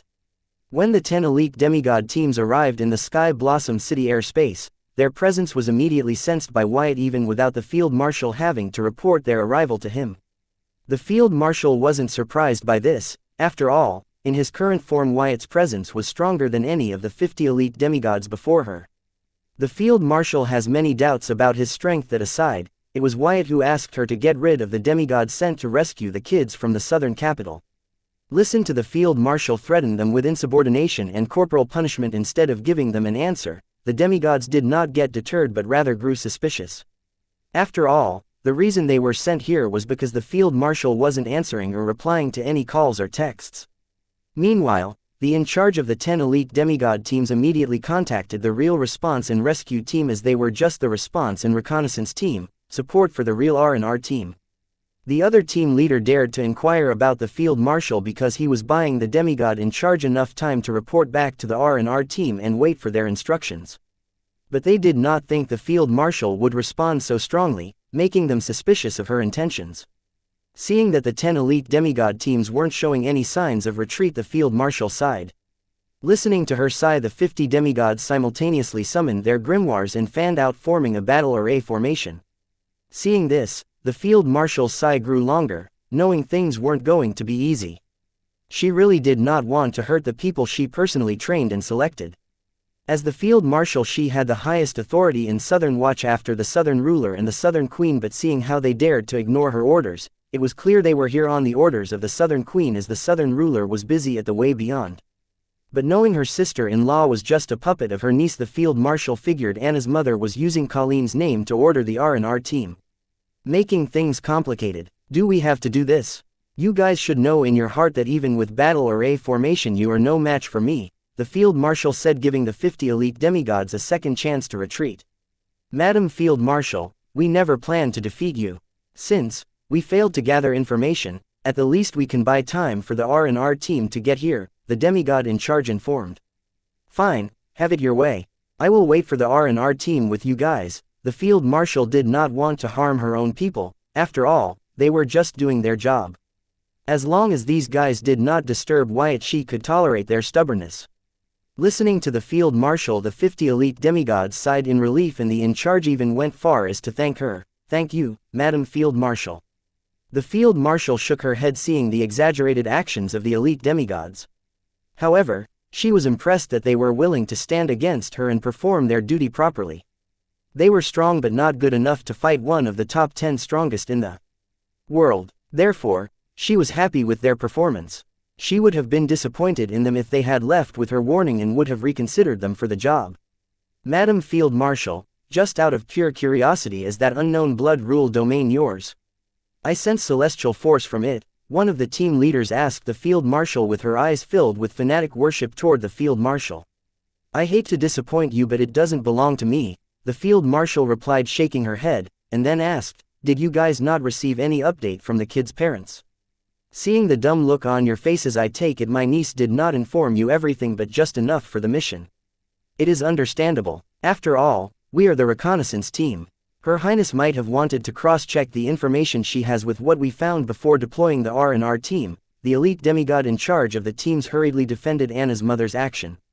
The demigod teams were already demoralized, facing the Field Marshal, one of the top 10 strongest card apprentices in the world, as their opponent. Learning that the higher-ups sent them on a mission without proper information would only further demoralize them, so he hurriedly acted to salvage what he can. After all, his mates were not dumb. Haha, nice save. As a reward, I will answer you. Yes, you are correct that the blood rule domain is indeed made using celestial force and it belongs to Wyatt. The Field Marshal shared only the things that demigods had already guessed. Simply put, she was bragging about Wyatt. When Wyatt used celestial force and blood rule in combination to invoke a domain, the Field Marshal was shocked to see Wyatt achieve something she had been trying to achieve for decades. There were records of ancient demigods being able to do this. Now that she had achieved the peak, the Field Marshal tried various things to improve her strength, as being one of the top 10 strongest did not satisfy her. The Field Marshal tried to combine celestial force and rule energy to invoke a celestial rule domain mentioned in the ancient records, but she had to start from scratch because she had no idea what it looked like nor had experienced it. Since all she had were ancient myths to help her, the Field Marshal took many detours in her attempts to recreate the myth and never succeeded even after decades. Despite failing repeatedly, the Field Marshal was not without gains, as her mastery over the celestial force borrowed from the worlds will increased significantly with every failure. So, imagine her surprise when Wyatt achieved it. The Field Marshal had a lot of questions for Wyatt regarding the celestial rule domain, but most of all she was jubilant that she did not trust the wrong person. It did not take long for her happiness to morph into pride. After all, she wasn't the only one who was attempting to recreate celestial rule domains from myth. Among the top 10 strongest in the world, each one of them had tried to recreate the celestial rule domain at some point in their life, failed repeatedly, gave up, and moved on. In a way, the celestial rule domain was more like an unrequited love of all the top strongest. Even though the Field Marshal herself did not recreate the myth, she was proud that the person she gave her undying faith to was the one who recreated the myth. Therefore, she could not help but brag about Wyatt to the 50 elite demigods gathered. A blood rule domain made using celestial force, isn't that celestial rule domain? An elite demigod blurted in shock. However, many demigods present did not seem to know what he was talking about. After all, the celestial rule domain was a myth that only those at the top knew of and pursued. It was more like an extra syllabus for the elite demigods. They still had a long way to go before worrying about recreating myths like the celestial rule domain. I am impressed you know about the celestial rule domain. The Field Marshal looked at the demigod who blurted about the celestial rule domain and made a point of remembering those that showed understanding toward the celestial rule domain. Since they were researching about the celestial rule domain, it showed that they had not given up, having achieved elite demigod's rank and desired more. The field marshal, who liked to encourage talents, did not think twice before adding them to her list of potential investment. Huh, isn't this too peaceful? I thought we were here to fight the field marshal. Chapter 2041 Royal Instructor. Date the 18th of April 2321 Time 1641 Location Card World, Southern Region, Blossom District, Sky Blossom City, Airspace. A condescending voice sounded as the field marshal and the 50 elite demigods waited for the R&R team. Even without looking at the source of the voice, they all knew the R&R team had arrived. Thanks to her space rule mastery, the field marshal had long sensed the arrival. However, she did not think they would be so brazen about fighting her. Unlike the rescue reconnaissance team that had arrived here with the intent to learn why the field marshal was not answering or replying to calls and texts, the rescue response team seemed to have arrived with the intent that the field marshal was the problem. Knowing that the attitude of the rescue response team was the attitude of her niece, the field marshal shook her head. She wasn't surprised that Anna's mother figured things out so quickly. She did make things obvious by avoiding her calls and texts, and her attitude toward the rescue reconnaissance team was like a nail in the coffin. Knowing her niece had always been decisive, the field marshal wasn't taken aback by Anna's mother not showing hesitation to decide to dispose of her, but the real question here was if she was capable enough to do it. "Cadet, am I hearing it right? Have you chosen to rebel?"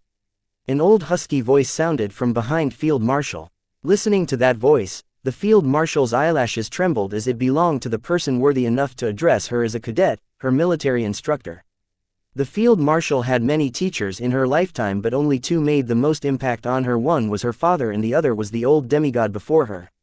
Fun fact, even her father had trained under him. After all, this old gentleman was from her great-grandfather's period. "Instructor, I am sorry my stubborn niece has disturbed you." The Field Marshal turned to face a bald demigod with a wrinkled face. He appeared as if he was at the end of his lifespan. "Well, it is a shame that I had to come out of retirement to face you of all people," the old demigod said, signaling the rescue reconnaissance squadron to leave. The rescue reconnaissance team saluted the old demigod and took their leave before taking one last look at the Field Marshal. Regardless of who they were, they had the opportunity to train or work under her. As such, they knew that her title, Southern Hero, was not just for show. Therefore, they hoped that the worst they were imagining would not come true and all this was just a big misunderstanding. "I too do not wish for this," the Field Marshal politely replied to the old demigod, but she was astonished that Anna's mother would be able to deploy him on such a short notice. There weren't many in the southern region that would dare to fight the Field Marshal, and for Anna's mother to find someone at such short notice showed that Anna's mother had long thought of this countermeasure against Field Marshal. Understanding this, the Field Marshal was a little mortified, because if not for her crossing paths with Wyatt, the Field Marshal never planned to go against her niece, but for Anna's mother to prepare a countermeasure against her anyway showed one of two things: Anna's mother never fully trusted Field Marshal, or Anna's mother was very cautious in just being thorough. The Field Marshal did not bother debating which of the two things was true, because her loyalty no longer belonged to Anna's mother but to Wyatt. However, if this incident had taught the Field Marshal anything, it made her ponder if Wyatt too had a countermeasure prepared for her. Well, considering her own niece had one, she would be surprised if Wyatt did not have one. "Well, it seems it was worth it," the royal instructor said, looking up at the celestial blood rule domain covering the edge of the void spanning a few miles. His eyes showed a look of longing as he gazed at the celestial blood rule domain. He too was one of the many who had once tried to recreate the myth of the celestial rule domain and ultimately gave up, unable to withstand the repeated failure. Actually, he did not give up but passed his will on to his many capable students, hoping they would succeed where he failed. The Field Marshal was one of them. "Yes, say you see, royal instructor, she is stalling for time. Let us finish here quick and check on the kids." The condescending voice from before sounded once again, but this dared to interrupt Field Marshal, who planned to brag about Wyatt managing to recreate the myth, celestial rule domain. After all, they both shared the dream to recreate this myth. Quote. The royal instructor turned his eyes and eyed the demigod who spoke but did not bother to respond. Then, he returned to admiring the celestial blood rule domain as if it were the most precious thing in the world. That demigod wasn't alone. There were 4 other demigods with him. These 5 demigods were the real rescue response team, but their opponent this time was the Field Marshal, so the royal instructor tagged along following the request of Anna's mother. After all, the royal instructor was one of the few people in the southern region that even the southern ruler would not order, but only make a polite request to, as the southern ruler too was one of the royal instructor's prized disciple. Well, almost all of the royal descendants since the time of the field marshal's father had studied under the royal instructor. Jane Jr. Austen, J.J., and Arya Art were among the current batch of royal descendants studying under him. Anna, Anne, and Luna were part of the old batch. However, the field marshal frowned and responded to the rude demigod with anger mixed with a hint of helplessness. I thought I taught you better than to interrupt your elders, son. Chapter 2042 Luna's father. Date the 18th of April 2321 Time 1641 Location Card World, Southern Region, Blossom District, Sky Blossom City, Airspace. As soon as the field marshal spoke those words, the heated atmosphere immediately turned awkward. The 4 demigods from the rescue response team joined the royal instructor to admire the blood rule domain, not wanting to be part of the family drama, with one of them asking the old gentleman, royal instructor, is this the supposed, celestial rule domain of the myths? Yes, ain't it beautiful, the royal instructor uttered. If not for the mission he would have rushed to examine the domain above him. It is, it feels like a small world independent of the card world, one of the demigods said, and another added, it is unlike any domain I have seen. The royal instructor nodded in response, as the demigods could not have described the celestial rule domain better. Son, Luna's father looked at his mother in rage. Then, repeated the words she had said to him, his siblings, and his lovely daughter on numerous occasions, when we're working, I'm not your son, and you're not my mother. Got it, sigh. Son, you still hold me responsible for what Luna did? The field marshal asked. She was painfully aware that her strictness about honor and loyalty had become a wedge driving her apart from her children and grandchildren. Don't you dare call me your son. Do you remember what you said to me when I came to you to beg you not to disown Luna? You said Luna Lorne, my daughter is dead and what remains of her is a traitor. By that logic, my mother is dead and what remains of her is a rebel and a traitor. Luna's father roared and declared. Son, I know you are hurting, but please leave. I don't want to harm you of all people, the field marshal pleaded with her son. As his mother, the field marshal understood her son's strengths, so she knew it would be difficult even for her to subdue him without doing any permanent damage. Now what kind of mother would choose to harm her son if it can be avoided? The rescue response team was a small squadron of elites but had many capable demigods in it. For Field Marshal's son to show up out of all the capable demigods as the leader of the rescue response team along with the royal instructor showed that Anna's mother spared no effort to take the field marshal down and make sure she stayed down. I heard enough of this. Luna's father was infuriated listening to the field marshal and ordered his team, get in position, prepare the 5-point battle array formation. I am out. One of the demigods threw in the towel before the decisive battle and soon another did too. Team leader, count me out too. Listening to his team members withdraw before the decisive battle one after the other, Luna's father sharply turned to face his team and requested, guys, come on, I need you to back me up on this one. Unlike his mother who followed strict workplace hierarchy and conduct, Luna's father was easygoing, considered his subordinates his friends, and treated them as such. Leader, this changes things, the demigod who quit first said, pointing at the celestial blood rule domain, adding, I think we should report this before we make any hasty move. Cadet, do you know who is responsible for this beautiful domain? The royal instructor asked the field marshal, ignoring the discussion between the rescue response team. Yes, instructor, it is the kid that recently became famous as the hope of the southern region, Dalton Wyatt, the field marshal proudly reported to her old military instructor. Ah, I have heard of him and used one of his cards, the VR slime card. Its soul energy digestion effect has helped me relive my mortal days, and the VR universe was an eye-opener. I wanted to meet the boy but not under these circumstances. As a demigod who has achieved the peak of the card world, the royal instructor had long outgrown the need for mortal necessities such as eating and drinking. But ever since he learned about the soul energy digestion effect of the VR slime card, he has been indulging in eating high-ranking monster meat, especially ever since the VR universe introduced him to an unexplored profession in the culinary world, monster chef. The feeling of eating the wheel-seasoned meat of the SSS-ranked dragon monster was just too addictive. Royal instructor, not you too. Luna's father was stumped seeing that even the royal instructor showed a lack of interest in fighting the field marshal and was distracted by the celestial rule domain like the rest of his teammates. The royal instructor was one of the oldest demigods in the southern region. He had already seen through what was going on here. Therefore, he was not keen on completing the mission assigned to him. The Existence of the celestial rule domain only cemented his resolve. So, he continued to ignore Luna's father. Ignoring her son, the field marshal continued her talk with her instructor. It doesn't have to be that way. I am sure Wyatt too would love to meet you and appreciate the opportunity to learn from you, instructor. I don't dare, the royal instructor suddenly said, adding, what can I possibly teach to someone who recreated the celestial rule domain? I would be lucky if he were willing to enlighten me. The royal instructor wasn't being polite. He honestly thought that he had nothing to teach Wyatt and had a lot to learn from him instead. This humility of the old gentleman alone was enough to show why for the last few generations he was chosen to instruct the royal descendants. Royal instructor, that, I cannot promise you anything. If you have heard about him then you should know that he is a bit erratic. The field marshal hesitated before promising the royal instructor anything. As Wyatt's loyal subordinate, she was in no place to make commitments for him.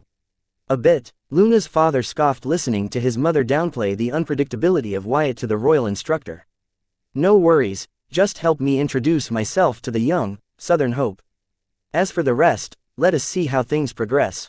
Chapter 2043 House Arrest. Hostage date the 18th of April 2321 time 1648 location Card World, Southern Region, Blossom District, Sky Blossom City, airspace. The royal instructor was very conservative and traditional.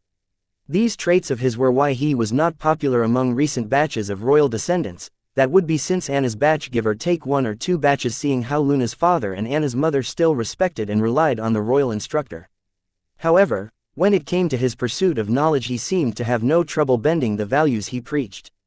Therefore, even though he agreed to help Anna's mother subdue Field Marshal when faced with the celestial rule domain from myths, he did not hesitate to shake hands with the Field Marshal. Listening to the royal instructor ask her help to meet with Wyatt, the Field Marshal sighed in relief because her son and his team were already troublesome enough, but adding the royal instructor to the mix would spell a disaster. For Wyatt, the Field Marshal would not hesitate to fight her son and elder, but she was happy she could avoid it. How is this fair? You rebel and you are still treated like the Southern hero. My baby daughter made a few bad choices and she became the Southern traitor overnight and gets disowned, Luna's father complained, glaring at his mother. Quote. The Field Marshal did not respond. She knew her son was being unreasonable, but he was hurting. If blaming her would lessen his pain, she will gladly take the blame. Team leader, I thought you disowned your daughter. Luna's father's teammate asked in confusion. Unable to understand why was their team leader so heartbroken over disowning his daughter when he was the one who disowned her in the first place. I didn't, it was her husband, and the rest of the blood relatives who decided it despite my protest. And then the media announced it was I who disowned her following my cousin's instructions. Luna's father cleared the confusion of his teammates, and then looking eyes with his mother he asked, help me understand, for all my life you and father taught us, no beaten it into us, that we are arms of the Southern region and royal family, protecting them is our duty, so why would you go and rebel against the royal family? Up until this morning, I used to believe that, but things changed when he forced me to choose between the Southern region and the Southern royal family. That was when I realized that your grandfather asked me to be your uncle's arms because our family, being the arms of the Southern royal family, would help us be the arms of the Southern region that could protect it. However, now times have changed. The problems of the Southern region have changed. The Southern royal family has to learn to adapt to the change, but if they stubbornly continue to force the old ways on the new Southern region, then their days are numbered, as you have seen in the Dao Ai's memories. I have no problem fighting along with the Southern royal family till that unfortunate yet inevitable end comes, but the Southern region and its citizens will suffer. To avoid that unfortunate ending, I have decided to take the first step toward adapting to the change. Now it's up to the Southern royal family, whether they will willingly follow me and adapt to the change, even if it means letting go of the power in their hand, or will they struggle till their inevitable end comes knocking on the door. The Field Marshal justified her actions not just to her son but the royal instructor and her son's teammates. Change is Dalton Wyatt, the change that you speak. Please like, share, and follow the Cultivation Audiobooks channel to motivate me to create more videos. Thank you. The royal instructor asked the Field Marshal while his gaze did not stop admiring the celestial blood rule domain. He is just a part of it, the Field Marshal recalling Wyatt's speech, we are the hope of Southern region. Wait, you said us, don't tell me you want our entire family to follow you on this midlife crisis of yours, Luna's father said in disbelief. Then, he muttered, no wonder your beloved niece ordered to place father under house arrest. She did what now? The field marshal fumed listening to her son casually say that his father, her husband, was put under house arrest by Anna's mother. What did you expect? It is not news to us that she has serious trust issues ever since Gainover did a number on her, Luna's father said. He did not appear to be sympathetic about his cousin's husband leaving her. Then why did she send you to apprehend me? The field marshal asked, not understanding Anna's mother's game plan. Amen. The royal instructor, who appeared uninterested in field marshal's family drama up until now, suddenly cleared his throat and proceeded to clarify, he is supposed to be my hostage. If you prove too strong for this old man and the kids, then I was supposed to use his life to force you into turning yourself in. That bitch, Luna's father cussed out of sheer rage. Then, he turned to look at his teammates and asked, did you guys know about this? Seeing his teammates avoid meeting his eyes and not respond, Luna's father understood. Except for him, everyone was aware of his cousin's true game plan. He could not believe he jumped around making a clown of himself, shouting to fight his mother. First, the sorrow of disowning his daughter, then his mother's unexpected life decision, and now, being betrayed by his teammates and the organization he worked all of his life for.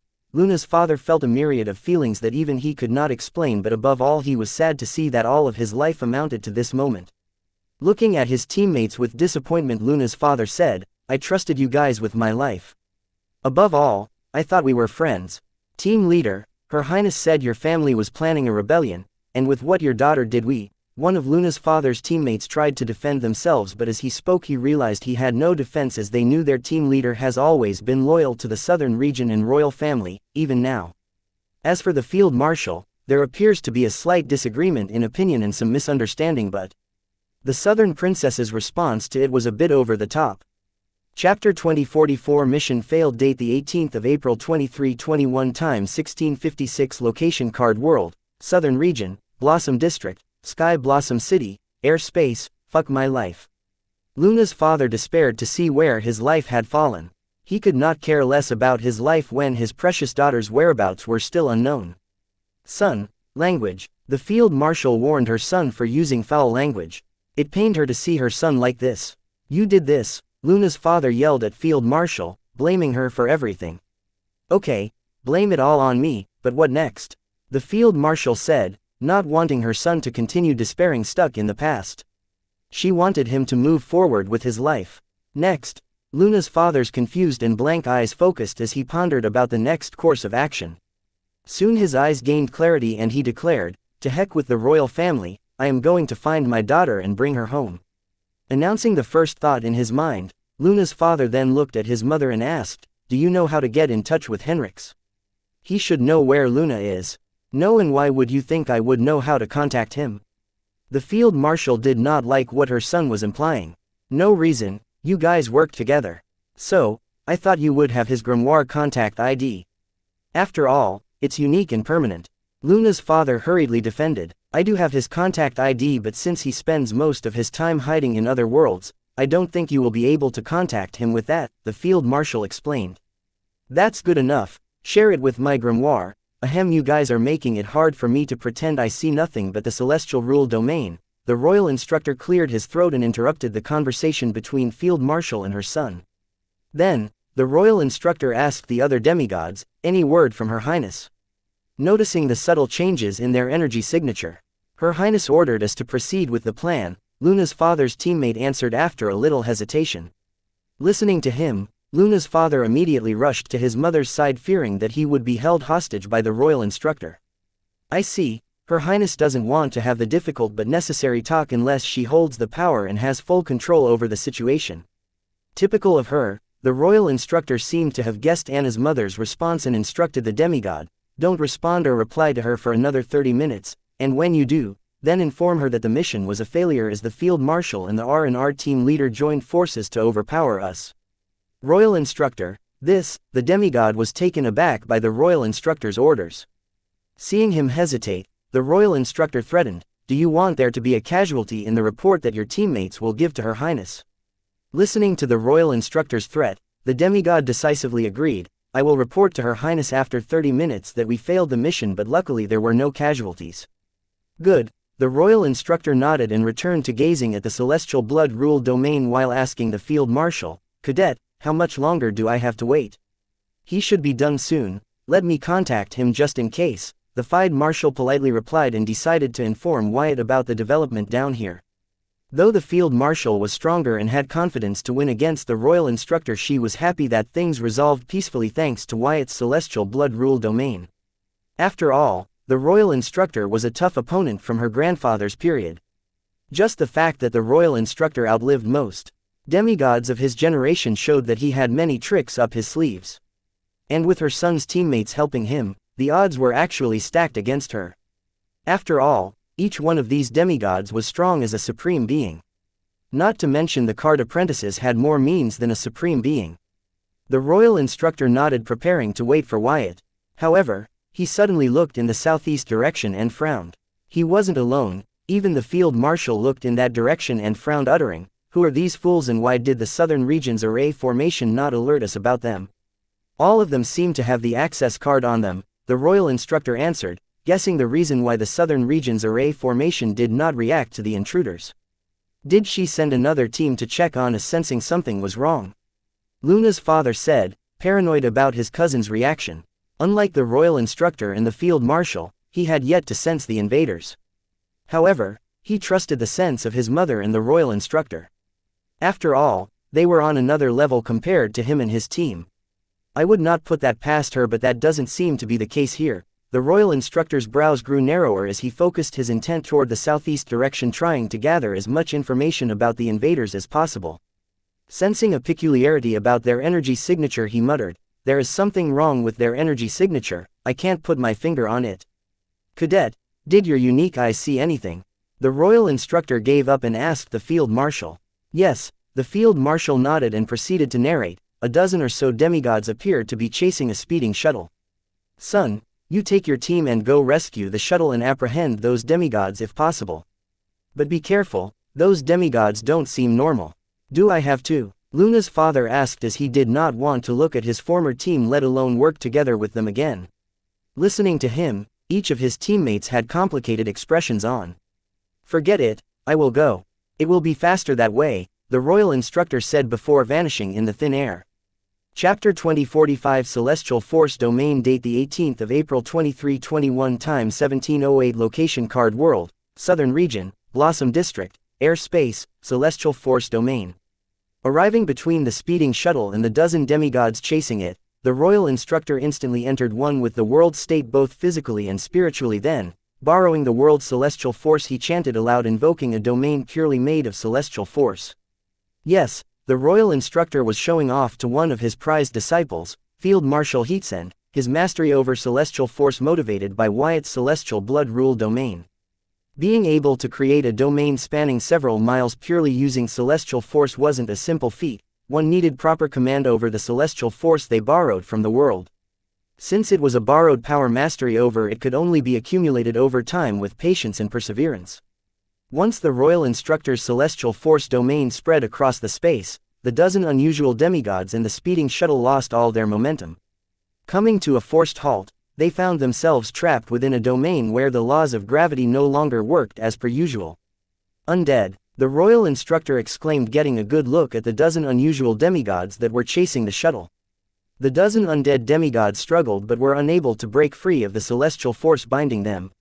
So, they simultaneously tried to summon their grimoires only to hear the Royal Instructor invoke a rule domain, Silence Rule Domain.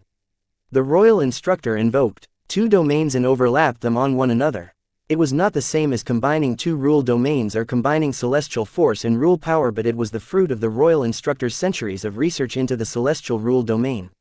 The Royal Instructor could combine two or more rule domains effortlessly, but when it came to combining celestial force with rule power, he failed horribly.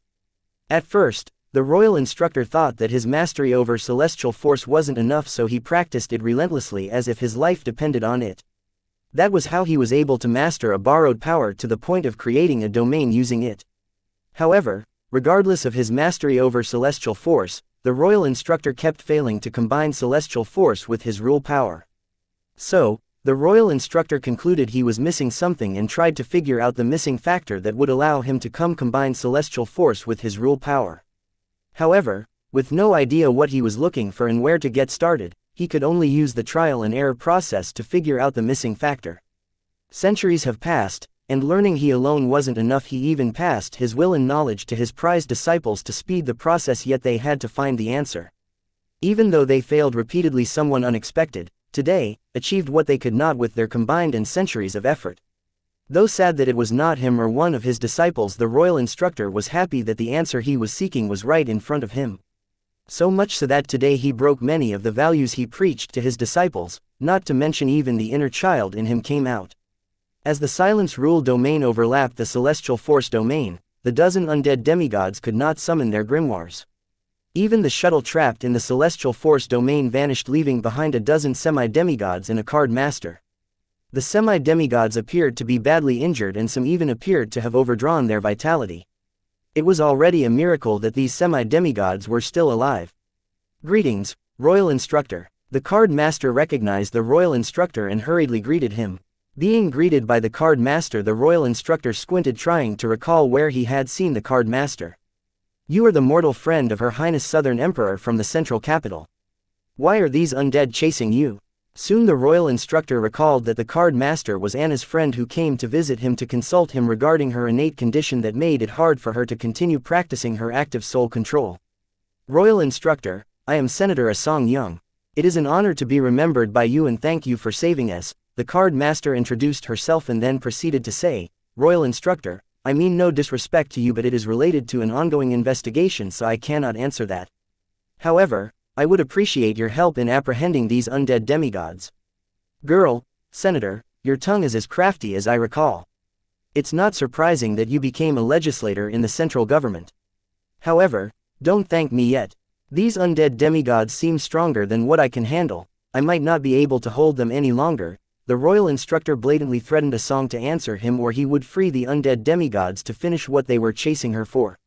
Asong looked at the dozen undead that were bound by the royal instructor's unusual domain and rendered defenseless, unable to use soul energy because of his silence rule domain. Then she looked at the shameless royal instructor and stood her ground, saying, "Anna would be sad to learn her best friend died because of the royal instructor's incapability." The royal instructor and Asong locked eyes and stared hard at each other, neither side willing to back down.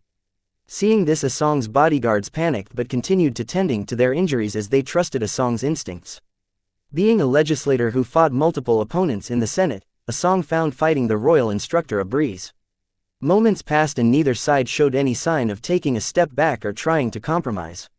Asong was grateful that the royal instructor saved her life. However, because of what she had learned recently, she did not trust anyone except for her bodyguards, who risked their lives to save her. Not to mention, as a member of the central government, she did not trust the southern royal family to begin with. Therefore, there wasn't a single instance where she would reveal why the undead demigods were chasing her to the royal instructor. Chapter 2046 Wyatt's guest date, the 18th of April 2321 time 1714 location Card World, Southern Region, Blossom District, Airspace. Undead demigods' existence was a taboo for the card apprentices. Hence, it was an unspoken rule among the card apprentices to kill the undead card apprentice on sight. So, to find not one but a dozen undead card demigods active in the southern region, the royal instructor was shocked. He wanted to learn more about them, but royal instructor did not think Asong would call his bluff. However, the royal instructor could not let Asong leave without clarifying his doubts about the undead demigods. So, he broke his staring contest with Asong. Looking past her, he rested his eyes on her bodyguards who were stabilizing their wounds, and reminded her, "It appears they are in bad shape. If they don't gain access to soul energy soon, they might succumb to their injuries. Too bad I cannot withdraw my silence rule domain because of the undead. If only I was a bit stronger." The underlying meaning of the royal instructor's words was simply that Anna might care about the death of Asong but not about Asong's bodyguards, unlike Asong whose life they risked their life to save. Listening to the royal instructor, Asong's expression remained unchanged as she decisively and cold-heartedly said, "They would be honored to die in the line of duty." However, she wasn't done, but Wyatt would not be happy to learn that his guest received such a terrible welcome. She bluffed. The sly grin on the royal instructor was replaced by a frown, learning that Asong was Wyatt's guest.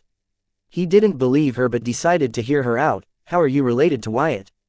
After all, currently, he wanted to grow closer to Wyatt and get on his good side.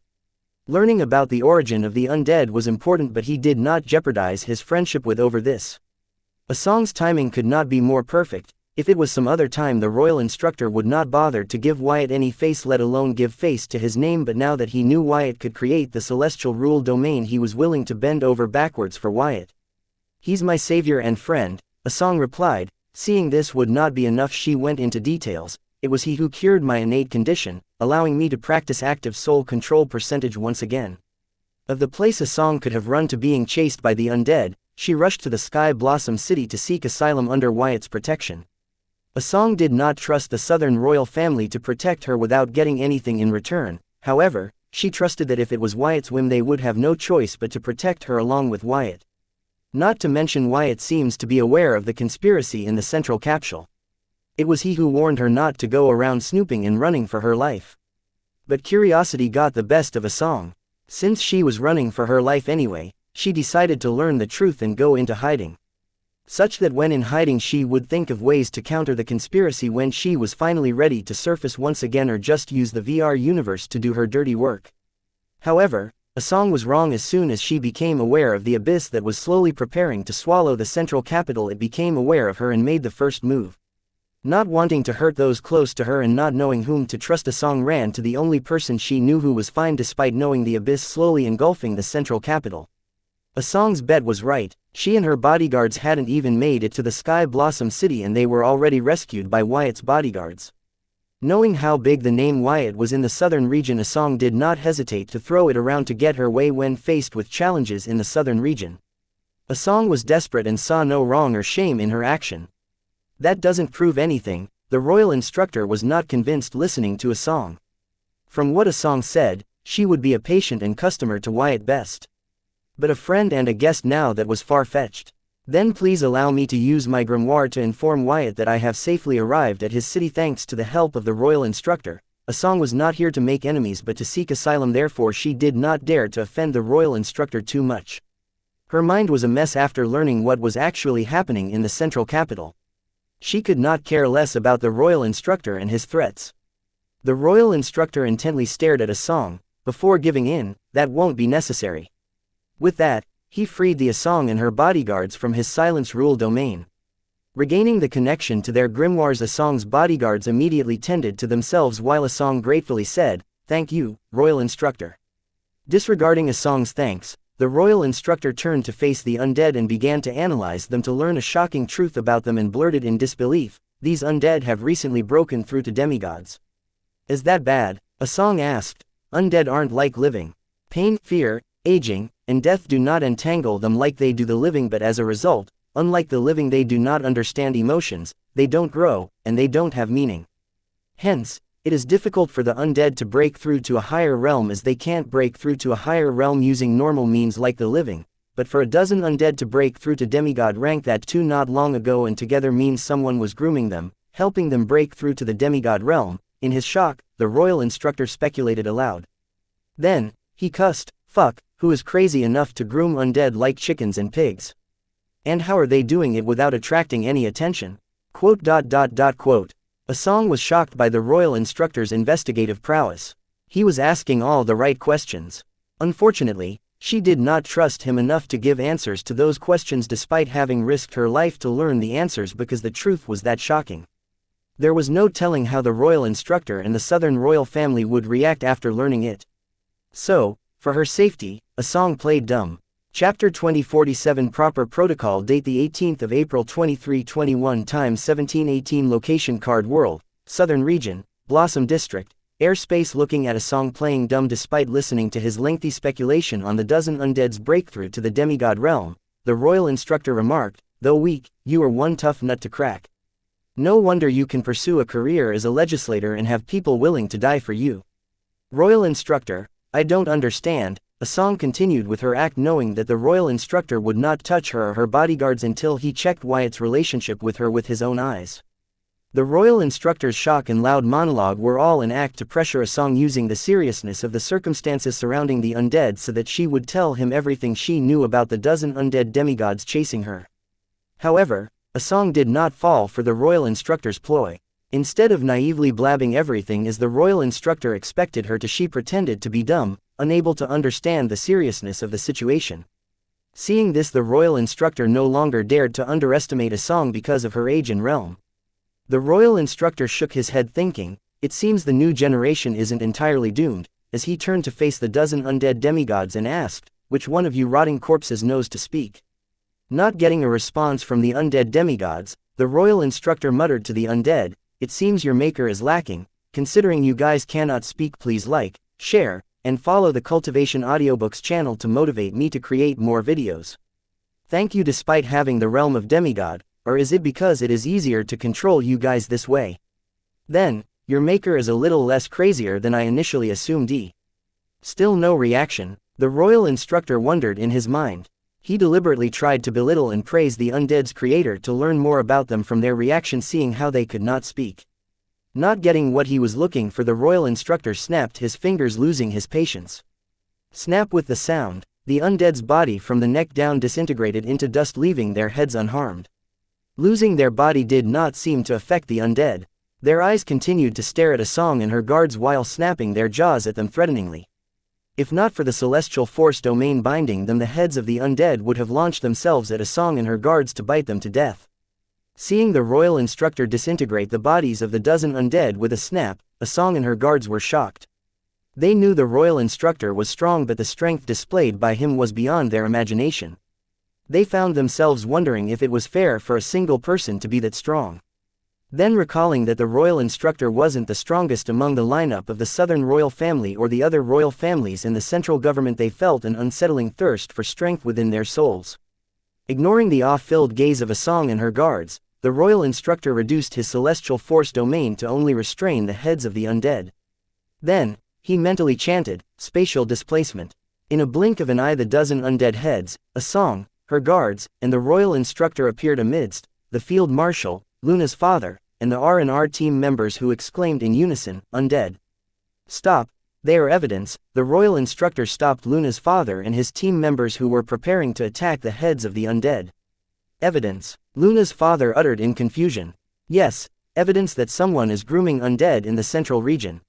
Most likely at its heart, the central capital, the royal instructor answered, eyeing Asong's facial expression to check if his speculation was correct. However, he got nothing from Asong, as her facial expressions were dead like a jungle tree. What? The R&R team members exclaimed in shock and disbelief. However, Luna's father and grandma remained expressionless, as they had a bigger concern on their minds. Mother, things are progressing faster than what we saw in the memories of the Dao eyes, Luna's father mentally informed the field marshal of the obvious. I can see that. What could have caused it? Cadet, you don't seem surprised.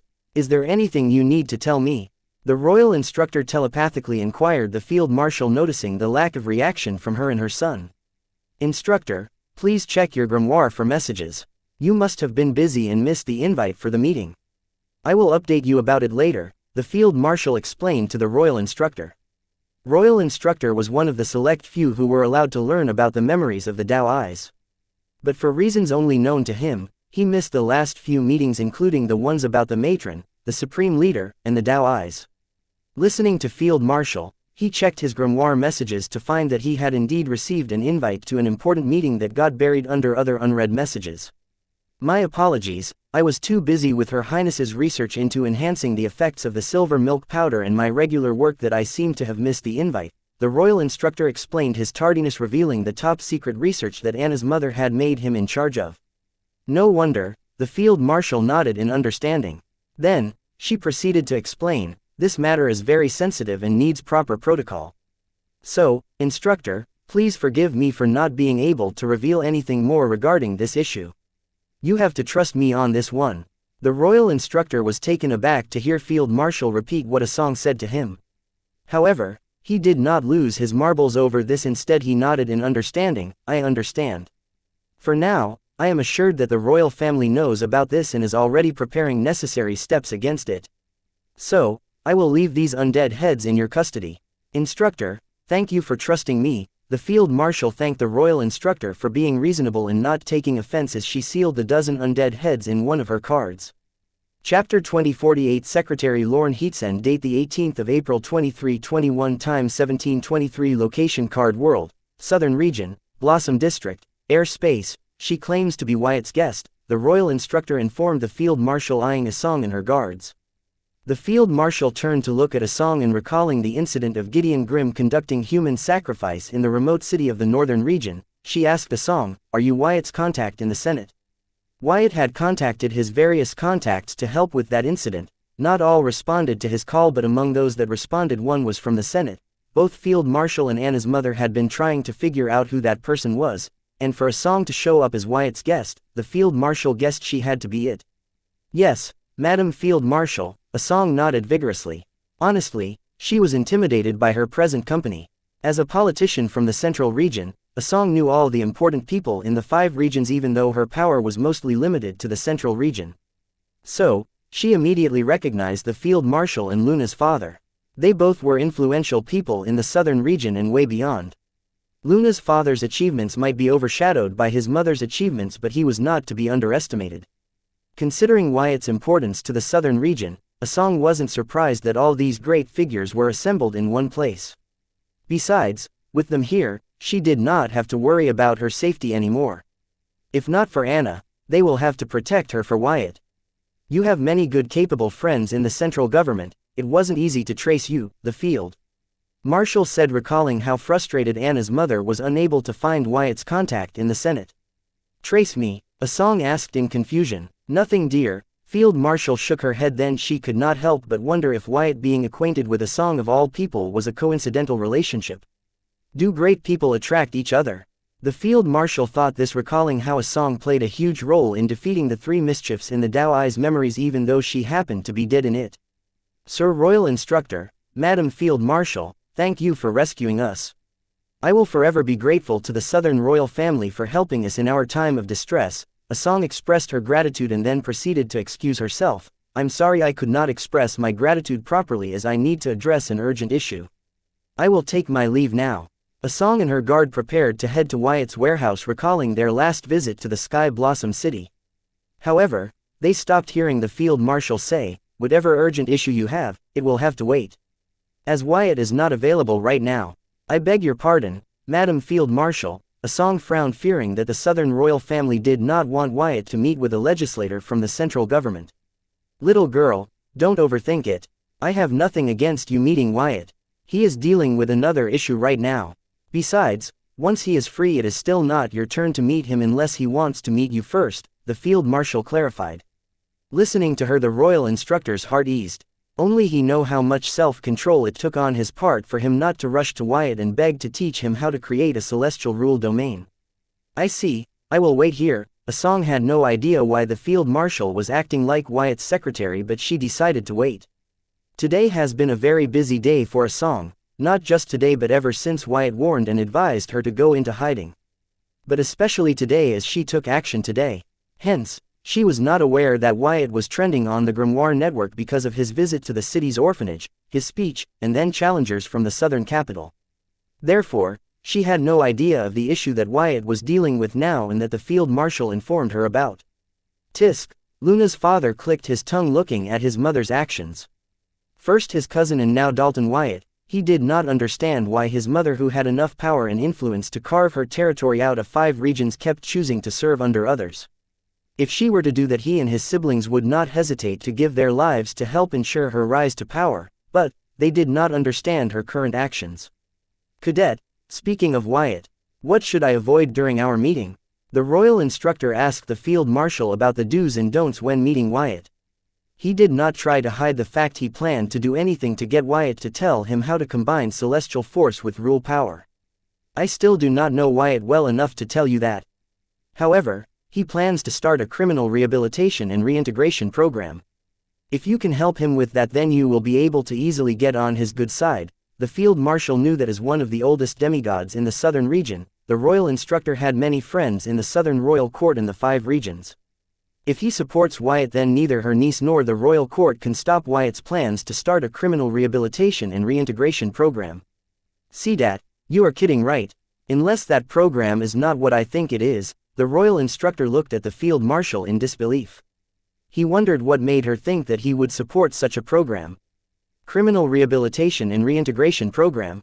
It is a noble idea. I am all for giving people second chances, but some people don't deserve it. Asong could not help but speak. "Please like, share, and follow the Cultivation Audiobooks channel to motivate me to create more videos.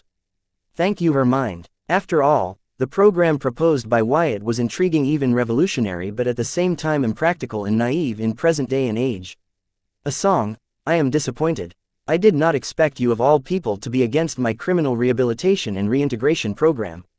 Chapter 2049 Robin's Nest. Date the 18th of April 2321. Time 1635. Location Card World, Southern Region, Blossom District, Sky Blossom City, Airspace. Seeing JJ look down in fear when their eyes met, Wyatt shook his head, feeling that the level of the royal descendants was not high enough.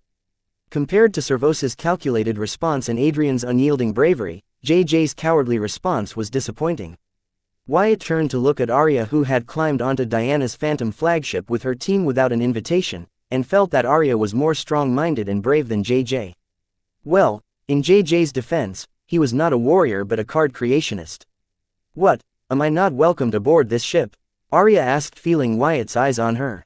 She pretended to have thick skin, but her rosy complexion gave her away.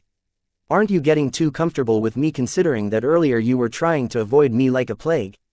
Wyatt asked, seeing Arya was using him to establish her and her squad's prestige in the crowd's mind. I don't recall anything like that. If you want me to leave, then just say so, and I will leave, Arya said, clenching her fist, trying hard not to turn around and run away in shame. It was not like her to be shameless, but opportunities like this did not come often. She wanted to laugh at the expense of the rotten kids from the southern capital. Do whatever you want, Wyatt said, choosing to ignore Arya. Then, turning to face the crowd, momentarily pausing his gaze on Adrian, who was still beside Aurelia, he said aloud, since you all came here to kill me, I guess you all were prepared to die. So, do not blame me in the afterlife. If you want to blame anyone, then blame yourself for your foolishness. No, Wyatt had yet to act on his word, and the crowd grew loud, scared for their life. Screams and cries of fear filled the domain. Quiet, Wyatt commanded in annoyance, robbing the voice of the crowd, and instantly the domain once again had pin-drop silence. However, soon a distinctive sharp and pungent smell, similar to that of ammonia, began to fill the domain.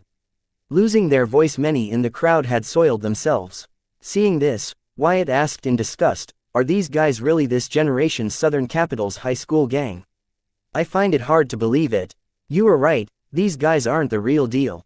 The true high gangs of the Southern Capital are mostly looked behind bars, and a few with no sense of loyalty have joined big organizations to avoid jail time, Arya answered Wyatt from behind. She was able to speak. Please like, share, and follow the Cultivation Audiobooks channel to motivate me to create more videos. Thank you. As only the assembled crowd was influenced by Wyatt's command. However, as soon as she spoke, she felt Adrian's glare on her. What did I say? Something wrong? Arya scoffed at Adrian, and with a grin she added, if not for your family's intervening, Robin's Nest would have killed you all that day. They dared to use demonic arts, so our families had no choice but to intervene, Adrian defended. Only one foolish member of Robin's Nest used demonic arts, but your families labeled all the members of Robin's Nest as devil worshippers. And locked them up for good, Arya retorted furiously. Well, you would say that. After all, RJ was your boyfriend, Adrian scoffed, not wanting to continue arguing with Arya over this matter. For the 100th time, RJ is not my body friend. We are just friends, Arya almost pounced at Adrian, if not for her squad members holding her back. Friends, you knelt in front of the royal court for a whole month to beg pardon for RJ in Robin's Nest. If not for your meddling, the Robin's Nest would have been executed for practicing demonic arts instead of living comfortably off of the taxpayers' money in jail. Adrian was pissed, seeing Arya dare deny her relationship with a devil worshipper. Quote. Arya glared at Adrian with the fury of 1,000 suns. If not for her squad members holding her down with all their might, she really wanted to punch Adrian's face, even if she knew she wasn't Adrian's match. The reason Arya knelt for a whole month before the royal court begged them to pardon Robin's Nest was because, unlike Adrian, she knew the whole truth. She did all that because she did not want innocent kids to die over false accusations, just like how she did not think twice and rushed to here to stop JJ and the rest from making the biggest mistake of their life, making an enemy out of Wyatt. If not for your family and having royal bloodline, you would not be in the Southern Watch. Considering all your ties with a proven devil worshipper group, Adrian did not hold back and claimed Arya's achievements were because of nepotism. Bitch. In a fit of rage, Arya overpowered her squad members, and freeing herself from their grasp she rushed at Adrian wanting to knock a few teeth out. Seeing the incoming Arya, Adrian did not panic and prepared to knock the lights out of Arya. However, just then both of them heard a command in their ears, pause. Soon Arya and Adrian found that their body could not move. Adrian managed to free herself a second or two later, but she did not attack defenseless Arya and turned to look at Wyatt, who said, "Though, I do hate myself for stopping a girl fight, but she is not your opponent." Wyatt then turned to face Arya. Lifting the restraint off her, he said, "When I said do whatever pleases you, I did not mean start a fight." Regaining control over her body, the first thing Arya thought was to feel sorry for her cousin JJ and the crowd who were still under Wyatt's restraint. Having experienced the terror of becoming a prisoner in their own body, she did not wish such a fate on her enemy. Then, snorting at Adrian, she asserted, "The true high school gang of the southern capital is the Robin's Nest. These guys are just a bunch of wannabe thugs." Chapter 20 50 Kill. Date the 18th of April 2321 Time 1641 Location Card World, Southern Region, Blossom District, Sky Blossom City, Airspace. Getting in the last words, Arya provokingly looked at Adrian, who decided to no longer participate in this pointless argument. Robin's Nest, really? What kind of gang name is that? It sounds more like a bread and breakfast. It is hard to believe that some gang with that name terrorized the streets of the southern capital, Aurelia commented, placing her arm around Adrian's neck like they were close buddies. What was more surprising was that Adrian did not seem to mind her closeness. "When did you two get close?" Wyatt asked Aurelia, only to her say, "Boss, it just happened." "Can I keep her?" Hearing her ambiguous words, both Jaya and Corey distanced themselves from Aurelia. Even Adrian pushed her arm off her shoulder and maintained a healthy distance between them, saying, "I am sorry, I am not interested in the same gender." "Neither am I. What gave you that idea?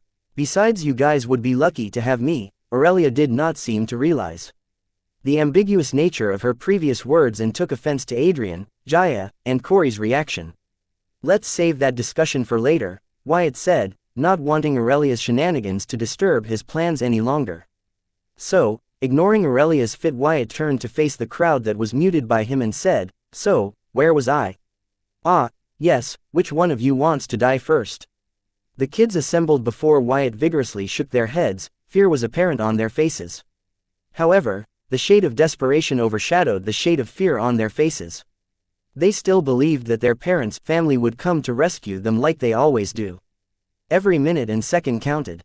The only thought in their mind was not to die until help arrived.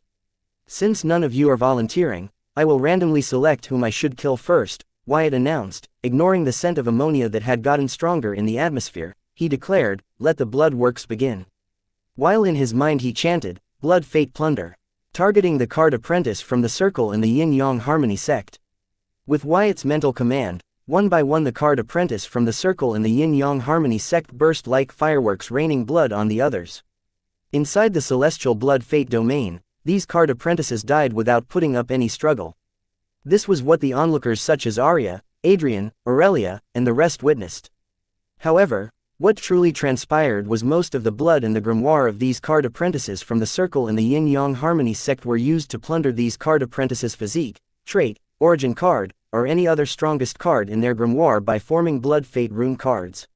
Making use of his domain celestial blood fate domain, Wyatt secretly collected the blood fate rune cards he plundered from sacrificing the Card Apprentice from the circle in Yin-Yang sect to his domain into his grimoire card holder. Covered in the fresh hot blood and flesh of the dead Card Apprentice from the circle in the Yin-Yang Harmony sect, many kids in the crowd lost consciousness at the edge of the void and almost plummeted to their deaths. Fortunately for them, Wyatt commanded in time, "Awaken." With Wyatt's command, the kids that had fallen unconscious and the rest that were barely able to keep consciousness felt their blood rush to their brains. Suddenly their mind felt a lot lighter and refreshed. They found themselves more focused and concentrated. It was as if someone had pumped huge amounts of adrenaline into their bodies.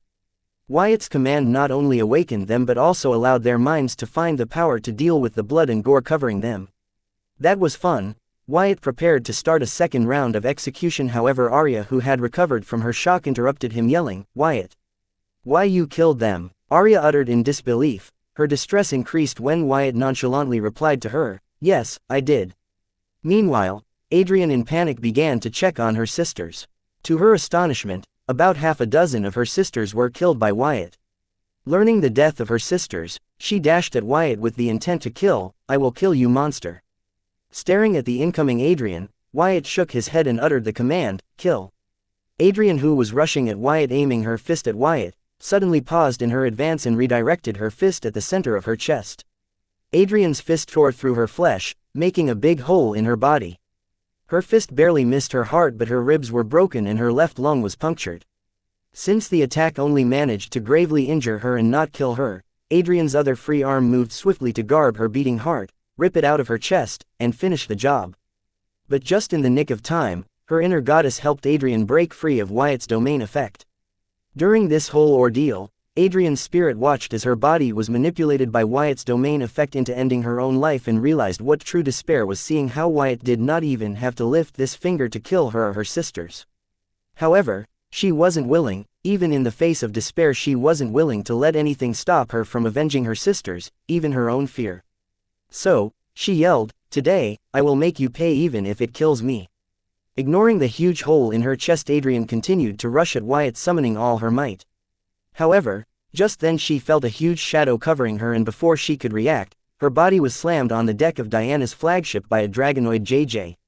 Even before Adrian could make sense of what was happening, the corpse dragon Servos appeared beside them and chewed off Asreen's right arm and shoulder clean. Chapter 2051 Divine Barrier. Date the 18th of April 2321. Time 1645. Location Card World, Southern Region, Blossom District, Sky Blossom City, Airspace, Ah. Getting the entire upper right side of her body chewed off by a corpse dragon, Adrian screamed in pain. Yet, she managed to shove Dargonoid JJ off her and retreat before he could bite her head off, ending her life.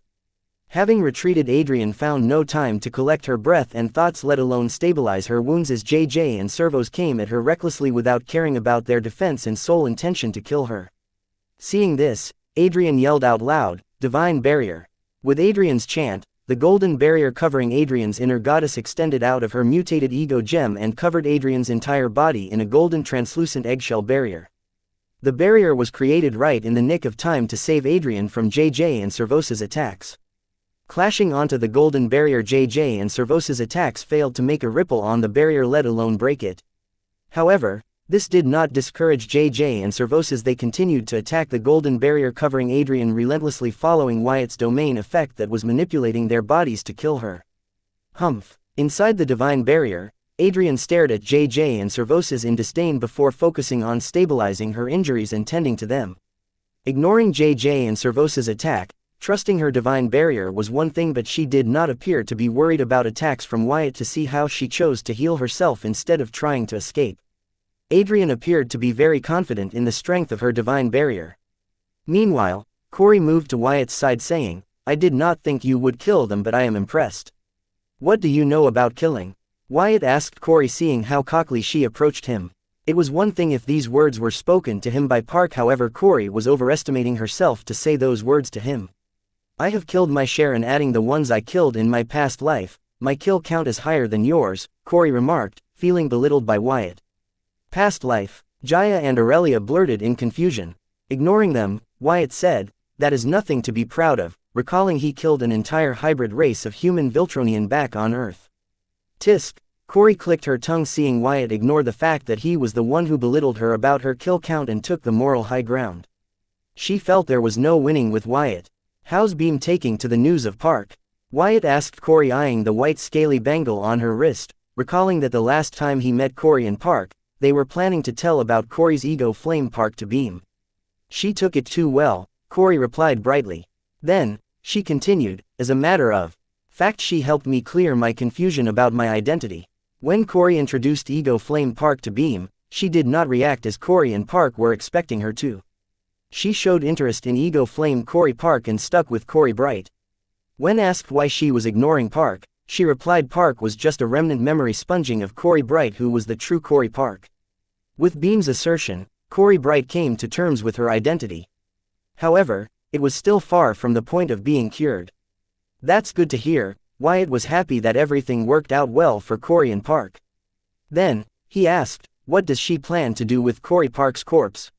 "She said that it is a gift for me and I can decide whatever I want to with it," Corey replied, appearing a little creeped out to talk about the corpse from her past life. So, what do you plan to do with it? Let me warn you, Belphegor had refined it into a corpse puppet which has evolved into the undead devil, Wyatt asked Corey, even though he himself had his own ideas for the undead devil. I don't know. Honestly, I am too creeped out to talk about this topic. Can you keep it until I decide what to do with it? Corey asked, surprising Wyatt. He thought Corey would ask him to dispose of her corpse, considering that it had evolved into the undead devil and was controlled by Belphegor. Wyatt was hoping that in the guise of disposing of the undead devil, he could ask Corey if he could make use of her. However, seeing Corey still wasn't sure about what to do with Corey Park's corpse, he felt it was going to be difficult for him to get full custody of the undead devil from Corey. What's there to decide? It has evolved into an undead devil and is controlled by Belphegor. Our best option here is to dispose of it. If you are too creeped out to do it, then I will take her off your hands, Wyatt offered. He gave it a shot, hoping that Corey no longer wanted to talk about this topic and would just let him decide. No, give me some time. I will tell you soon. Corey rejected Wyatt's offer decisively. It seems she could not make up her mind to kill the undead devil. All the card apprentices saw devils as enemies and hated them. However, Corey, who had her past life memories, did not see devils as enemies or hate them. She was open-minded about their existence as long as they did not harm her interest. After all, in the past life, dark races have been kinder to her than human beings. Therefore, she could decide what to do with the undead devil that was born from Corey Park's corpse. Fine, Wyatt agreed, seeing Corey was considering this matter very seriously. Hearing him agree, Corey expressed her gratitude to him. Thank you for understanding, Wyatt. Well, whatever you end up deciding, I hope you make the right choice. Chapter 2052. Promise date the 18th of April 2321 time 1649 location Card World, Southern Region, Blossom District, Sky Blossom City, Air Space. I too hope the same, Corey agreed with Wyatt. She was putting off deciding the undead devil's fate because she sympathized with her for being born from Corey Park's corpse and because Belphegor used her just like how he used Corey Park. But she did not want her sympathy to cloud her judgment and do something she would regret. Wyatt nodded with a little concern, seeing Corey's internal struggle. But he proceeded to ask her the real reason why he brought up this topic. I kind of promised the field marshal that I would arrange a meet between you and her. So that is happening. The only reason he brought up the undead devil with Corey in the first place was not because of his plans with the undead devil, but to keep his promise to field marshal. Wyatt had promised the field marshal that he would help arrange a meeting between her and Corey that evening a few days before. However, he was stuck in the blood rule source and was unable to keep the promise. But he did ask her to give him some time. He will make it happen. What? Why would you even do that? Corey freaked out. Here she was doing everything to avoid the southern royal families trying to persuade her, while the person she considered her rival, friend, boss was helping the enemy. I thought Little Beam would kill and use you to revive the will of Corey Park that's alive in your demon core as ego flame, so I asked the field marshal to look out for you. Midway through Wyatt's explanation, he was interrupted by furious Corey. So in return, she asked you to arrange the meet. That bitch. Hiss. The snake head of the white bangle on Corey's wrist turned to glare at Wyatt and hissed at him in dissatisfaction. How dare you cuss my grandma? Arya, who was still mourning the death of the card apprentice that Wyatt killed, turned her rage towards Corey, who blatantly cussed the hero of the South. Since she knew she could not do anything to Wyatt. No offense, Little Beam, you guarded her corpse for centuries, that's creep. So, you cannot blame me for assuming the worst, Wyatt defended himself to the white snake. Meanwhile, Corey and Arya were standing neck to neck ready to kill each other. The field marshal is your grandma. I will call her a bitch again. What are you going to do about it, you little bitch? Corey snapped at Arya, learning that she was related to the southern royal family. Seeing them fight over nothing, Wyatt was irritated and warned them, Arya, Corey, shut the fuck. Or I will help you guys shut up. Then, he mumbled, man, I really hate myself right now for stopping 2 girl fights in a row.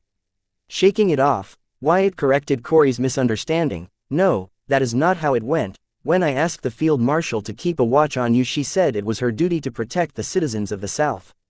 On a different note, she talked to me about how the royal family owed your parents and that your safety was their top priority. Feeling her sincerity, I promised to arrange a meeting between you two.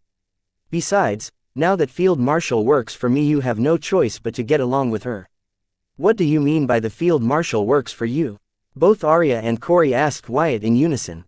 You guys will learn about it soon, but first let me handle that ant that tried to bite me despite my generosity, Wyatt said, vanishing from Corey and Arya's side and appearing before the divine barrier protecting Adrian from JJ and Servos's attacks while she healed herself. Feeling Wyatt's arrival, Adrian focused on him to find him ball his fist to punch the divine barrier. Seeing this, Adrian sneered, confident in the defense of her inner goddess's divine barrier. However, just as Wyatt's fist was about to clash with the divine barrier, Adrian found that her inner goddess withdrew her divine barrier, returning it to its original size to just protect the inner goddess. Adrian was shocked finding that her inner goddess was scared of Wyatt's attack. All her confidence from earlier shattered was replaced by despair once again. In her shock, Adrian was unable to react to the JJ and Servos's attacks and was blasted off about a quarter mile like a doll hit by a train. Fortunately for her, their attacks missed her vital points, though they did a huge number on her. Luckily, having managed to make a distance between herself and her assaulters, Adrian did not use it to her advantage but just stood there in shock. JJ and Servos rushed at her with their fastest speed, preparing their strongest attacks to delete her from the face of this world, but Adrian did not react and just stood there like a puppet with broken strings. The one thing Adrian could count on in her whole life, no matter what, her inner goddess, just abandoned her.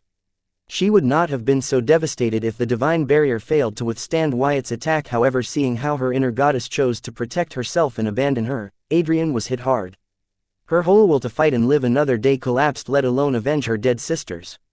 However, in the face of her impending death, as JJ and Servos neared her, Adrian's most precious memories flashed before her eyes. Especially, the day the Southern ruler took on the whole world for her. Going through these memories, Adrian had an enlightenment and yelled, "Not today." As a flame engulfed and vanished, leaving nothing but smoke behind as JJ and Servos's attack landed on it. With their target out of sight, JJ and Servos searched for Adrian to find a flame that appeared a mile from their location, taking the form of Adrian. They understood that she had used the fire rule's flicker, meaning to teleport to safety. Chapter 2053 Thief. Date the 18th of April 2321. Time 1654. Location Card World, Southern Region, Blossom District, Sky Blossom City. Air space, come at me assholes. Even if I am to die, I will die fighting, Adrian yelled, letting out a war cry. JJ and Servos were not in control of their, let alone be provoked by warcry. Their body just had one instinct right now, and that was to kill Adrian, even at the cost of their life. But just as they neared Adrian to end her for good, they paused, hearing, "Halt." With Wyatt's command, not just JJ and Servos came to a halt, but even Adrian did. However, this time she didn't break free of Wyatt's domain effect like the previous times, and also soon she lost the golden grace covering her body as her inner goddess totally abandoned her, leaving her to fend for herself.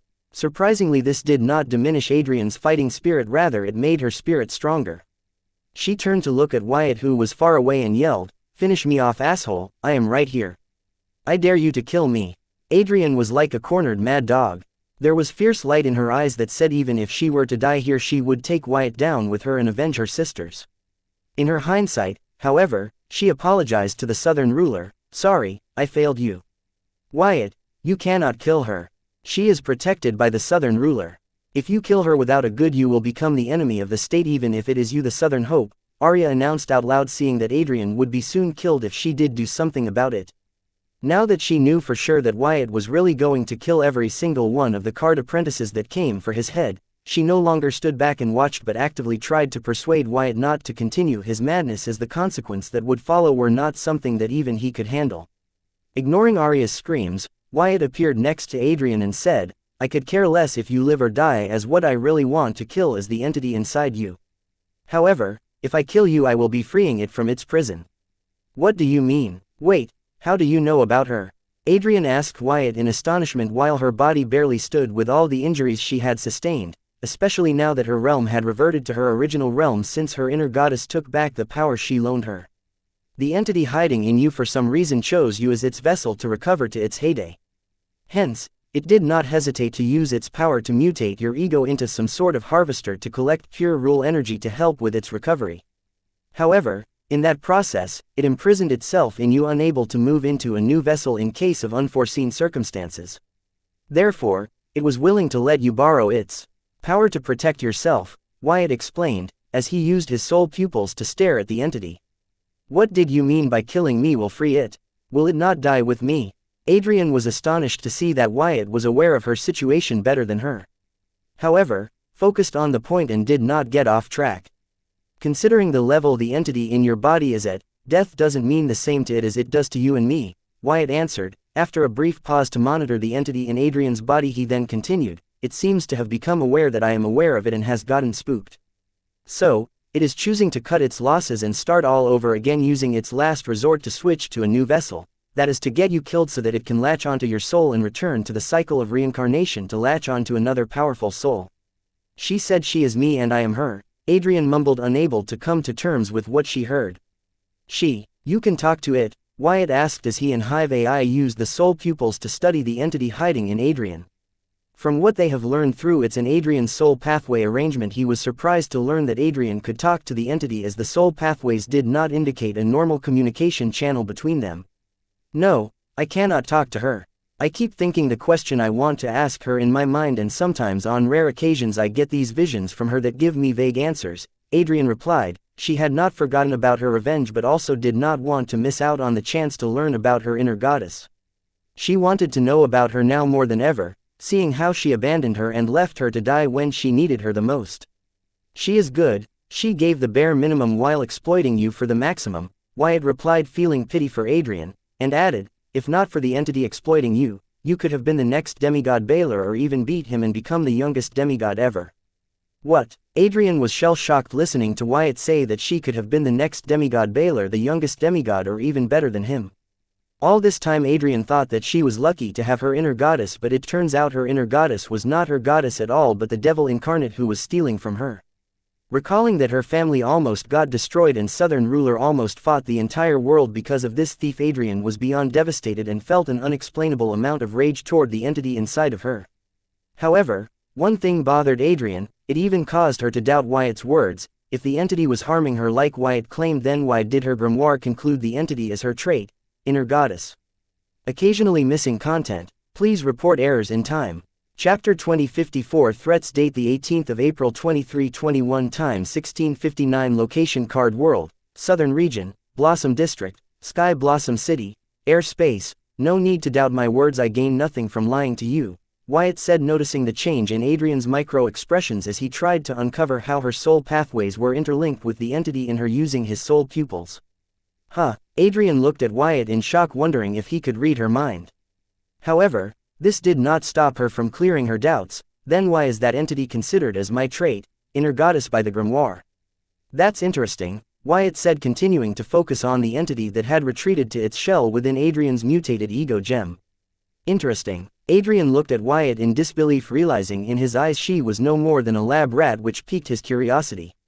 She knew right that Wyatt was no different from the people who tried to destroy her family just to get their hands on her and study her unique physique. She feared and hated Wyatt at the same time. You are lucky. At my current level, I cannot capture the entity in your body. I could try to extract your soul since it is attached to it, but if something goes wrong in the process, then I will only be freeing your soul in it to return to the reincarnation cycle. So, until I find a more stable means to extract your soul or grow strong enough, I will have to keep you alive to keep the entity imprisoned, Wyatt informed distressed Adrian, who felt like a dissected monster in the monster biology class. With his recent study on soul and soul cultivation, extracting a card apprentice's soul was not a problem for Wyatt. However, in Adrian's case it would be different, as he would have to fight the entity attached to her soul while doing so. Because of this, many things could go wrong and Wyatt might end up killing Adrian before capturing the entity attached to her soul. Therefore, Wyatt did not try to extract Adrian's soul, no matter how confident he was. Listening to Wyatt's explanation as to why he planned to keep her alive, Adrian suddenly had an epiphany on how to save her sisters and fellow card apprentice from the southern capital city from the mad scientist before her. I see. Well, then I will kill myself just to spite you. I doubt it, Wyatt replied, believing Adrian did not have what it takes to unlife herself. Not to mention Adrian was still under the influence of his domain effect since her so-called inner goddess had abandoned her. If what you said about the entity is true, I am sure it will be happy to help me commit suicide, Adrian responded with a grin, looking at Wyatt's facial cues and seeing she was not taking her seriously. She threatened, "Don't you think that I will not go through with it? I will. I prefer to die on my terms than be killed as a lab rat. I believe you, so what do you want? Wyatt asked, no longer taking Adrian's threat lightly. I want you to let my faction members and the other card apprentices from the southern capital go, Adrian demanded of Wyatt. Adrian was willing to wager her life to save the lives of her sisters and others who were basically strangers or even enemies to her, because Wyatt had made it clear he did not plan to kill her right away during this time, knowing she was under the protection of the southern ruler. The southern royal family would do everything in their power and find a way to free her from this madman's grasps.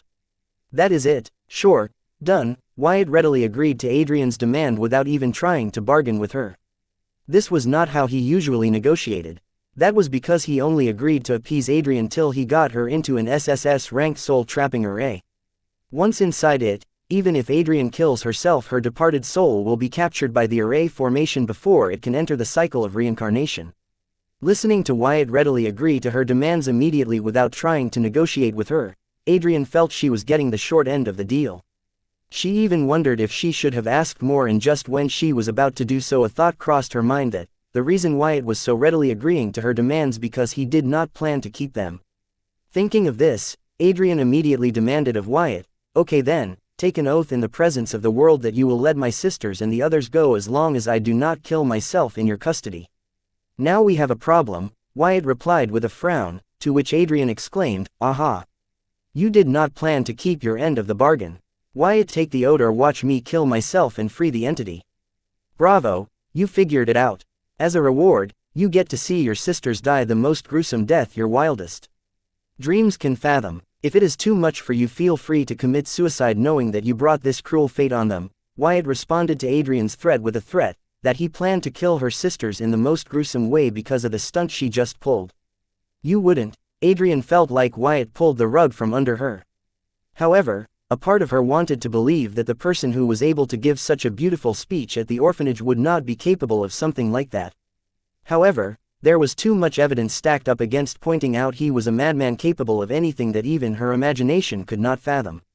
Why not? Wyatt asked Adrian, with his face contorting into a twisted face with fiendish eyes and the most menacing grin she had seen. Chapter 2055 Doubling Down. Date the 18th of April 2321 Time 1703 Location Card World, Southern Region, Blossom District, Sky Blossom City, Airspace. Let us see if it will hurt me more knowing that I missed an opportunity to study the entity in you, or it will hurt you more knowing that because of you your dearest sister will all die a painful death. Wyatt continued to provoke Adrian, finding her despair-filled face funny, and mostly because he knew that he got her weakness, her concern for her faction members, and she would not be able to do anything about it. In situations like these, it was easier to control someone like Ardeen as she had too much to lose. People like her were greedy, they wanted everything without losing anything. However, that's not how the world worked. Now Wyatt was going to give Adrian a first-hand experience with it. You are bluffing, Adrian suddenly spoke up with a unique resolve shining in her eyes. Then, locking eyes with Wyatt, she continued, I am willing to bet that your curiosity for the entity inside me is stronger and greater than my concern for my sisters and the others. Adrian knew that now that she had gone down this rabbit hole she had no choice but to double down on her initial bet, as there was no guarantee that Wyatt would give her sisters a peaceful death if she cooperated with him. After all, Wyatt had made it clear that he was going to kill every last one of them. There was no doubt about it in her mind. So, now that she had offended him, she had a strong hunch that Wyatt would take that anger on her sisters regardless of her cooperation, leaving her no choice but to double down on her initial bet that Wyatt's curiosity for her inner goddess was greater than his intent to kill her sisters. As Adrian saw it, this was the only way for her to save her sisters. Also believing that unless she got Wyatt to take an oath to leave her sister in the presence of the world, she could not be sure that he would keep his promise to her. Thinking so far, Adrian could not help but wonder how a madman like Wyatt was able to gain the title, Hope of the Southern Region. According to her, the title, Psycho Killer of the Southern Region, or Mad Scientist of the Southern Region, would be more befitting of him. Wow, you got more balls than those two. Seeing Adrian's stubborn will, Wyatt acted impressed and said, why don't we continue this somewhere more appropriate? Let me help you, don't you dare come near me or touch me. I swear that if you do I will immediately get my inner goddess to help me commit suicide. And believe me, she is waiting for my consent. Seeing Wyatt trying to grab her wrist while acting all friendly, Adrian immediately interrupted him, threatening to commit suicide if he dared to touch or come near her. Whoa, relax, I heard you. I won't come near you, saying that Wyatt took a step back even though it was the same as hinting to Adrian her bed might have been right. But Wyatt had to do so because just then he saw the desperation in Adrian's. It appeared if he really continued to drag her to his seed world where he had ordered his clone to use the Demon Merchant Codex to hire the Devil Merchant Code to set up an SSS-ranked soul-trapping array formation, then she might commit suicide even before they reach there. Considering the connection between Adrian and the entity, Wyatt learned that rendering Adrian unconscious and then taking her to array formation was moot. Good, you stay back and don't you dare try something funny. If you do, then don't blame me if I prematurely commit suicide over a misunderstanding. Adrian warned Wyatt not to spook her because considering her current circumstance and mental state that might cause misunderstanding leading to her committing suicide prematurely. Sure, let us talk this out. I am sure we both can come to some sort of compromise. Wyatt nodded, knowing that the scenario that Adrian spoke of was possible, seeing how desperate and unhinged she was. Wyatt was indeed interested in the entity using Adrian as a vessel for its recovery because in his opinion it, in its heyday, might be stronger than apex ruler class beings he had come across. Even stronger than the celestial blood rule slave and the deviant devil mamas mulias. Considering that these two were already the ceiling of the apex rule class beings, Wyatt had a hunch that the entity in Adrian's body might have been transcendent. This was just Wyatt's guess considering what he was learning through the entity's soul pathways that were entangled with Adrian's. Therefore, chances were Wyatt might be overthinking it, as there was no way to tell if the entity was really a transcendent being unless the entity recovered back to its heyday when it was the most powerful and complete. Regardless, Wyatt could not miss this opportunity to study such a mysterious being. Just by exploring a little about what it did to Adrian's ego gem, Wyatt learned a lot. He could not imagine what he would learn next from its soul pathways. Wyatt could not wait to get the entity out of its shell and uncover the secrets of its soul pathway arrangement one by one, but first, he would have to think of a probable way to capture it to continue exploring its mysteries, as right now reading its soul pathway was like trying to decode a compressed file. Wyatt had no idea what method the entity used, but it had managed to squeeze itself into Adrian's body along with her soul, especially considering the realm difference between them. The entity was obviously powerful for Adrian's soul and body, however it continued to use her as its vessel without much problem. It was like it had compressed itself, like compressing a large file into a smaller one so that it would take less space. Chapter 2056 Modified Blood Curse Incarnation Form. Date the 18th of April 2321 Time 1708 Location Card World, Southern Region, Blossom District, Sky Blossom City, Airspace. The Blood Curse Incarnation method, where card apprentices use themselves as a vessel to inhabit a strong curse and borrow its power, was in many ways similar to the relation between entity and Adrian. The Blood Curse Incarnation method had a big disadvantage. The level of the curse that the card apprentice could house within them was dependent on the limit of their body and soul. If they stubbornly try to house a curse stronger than what their body and soul can handle, then would be harming themselves. The same was the case with the entity that was using Adrian as a vessel to recover to its heyday. It was already clear that the entity was very powerful and had been within Adrian since her birth. Regardless of how talented Adrian was since birth, there wasn't a way her toddler body and soul would have been able to house an entity that was suspected to be stronger than an apex ruler class being. It was like stuffing all the clothes in a clothing store into a small suitcase. That was simply impossible. Adrian should have died in her mother's womb. However, Adrian did not die. Instead, she was born as a healthy baby. That was because the entity inside her had taken measures to ensure the safety of its vessel by compressing itself. What was more was that as Adrian grew, it slowly decompressed while keeping its vessel's limit in mind. This fascinated Wyatt because what the entity did was like compressing the power of 10 nuclear power plants into a tiny battery cell. If he could learn how the entity did it, he could use it to modify his blood curse incarnation form.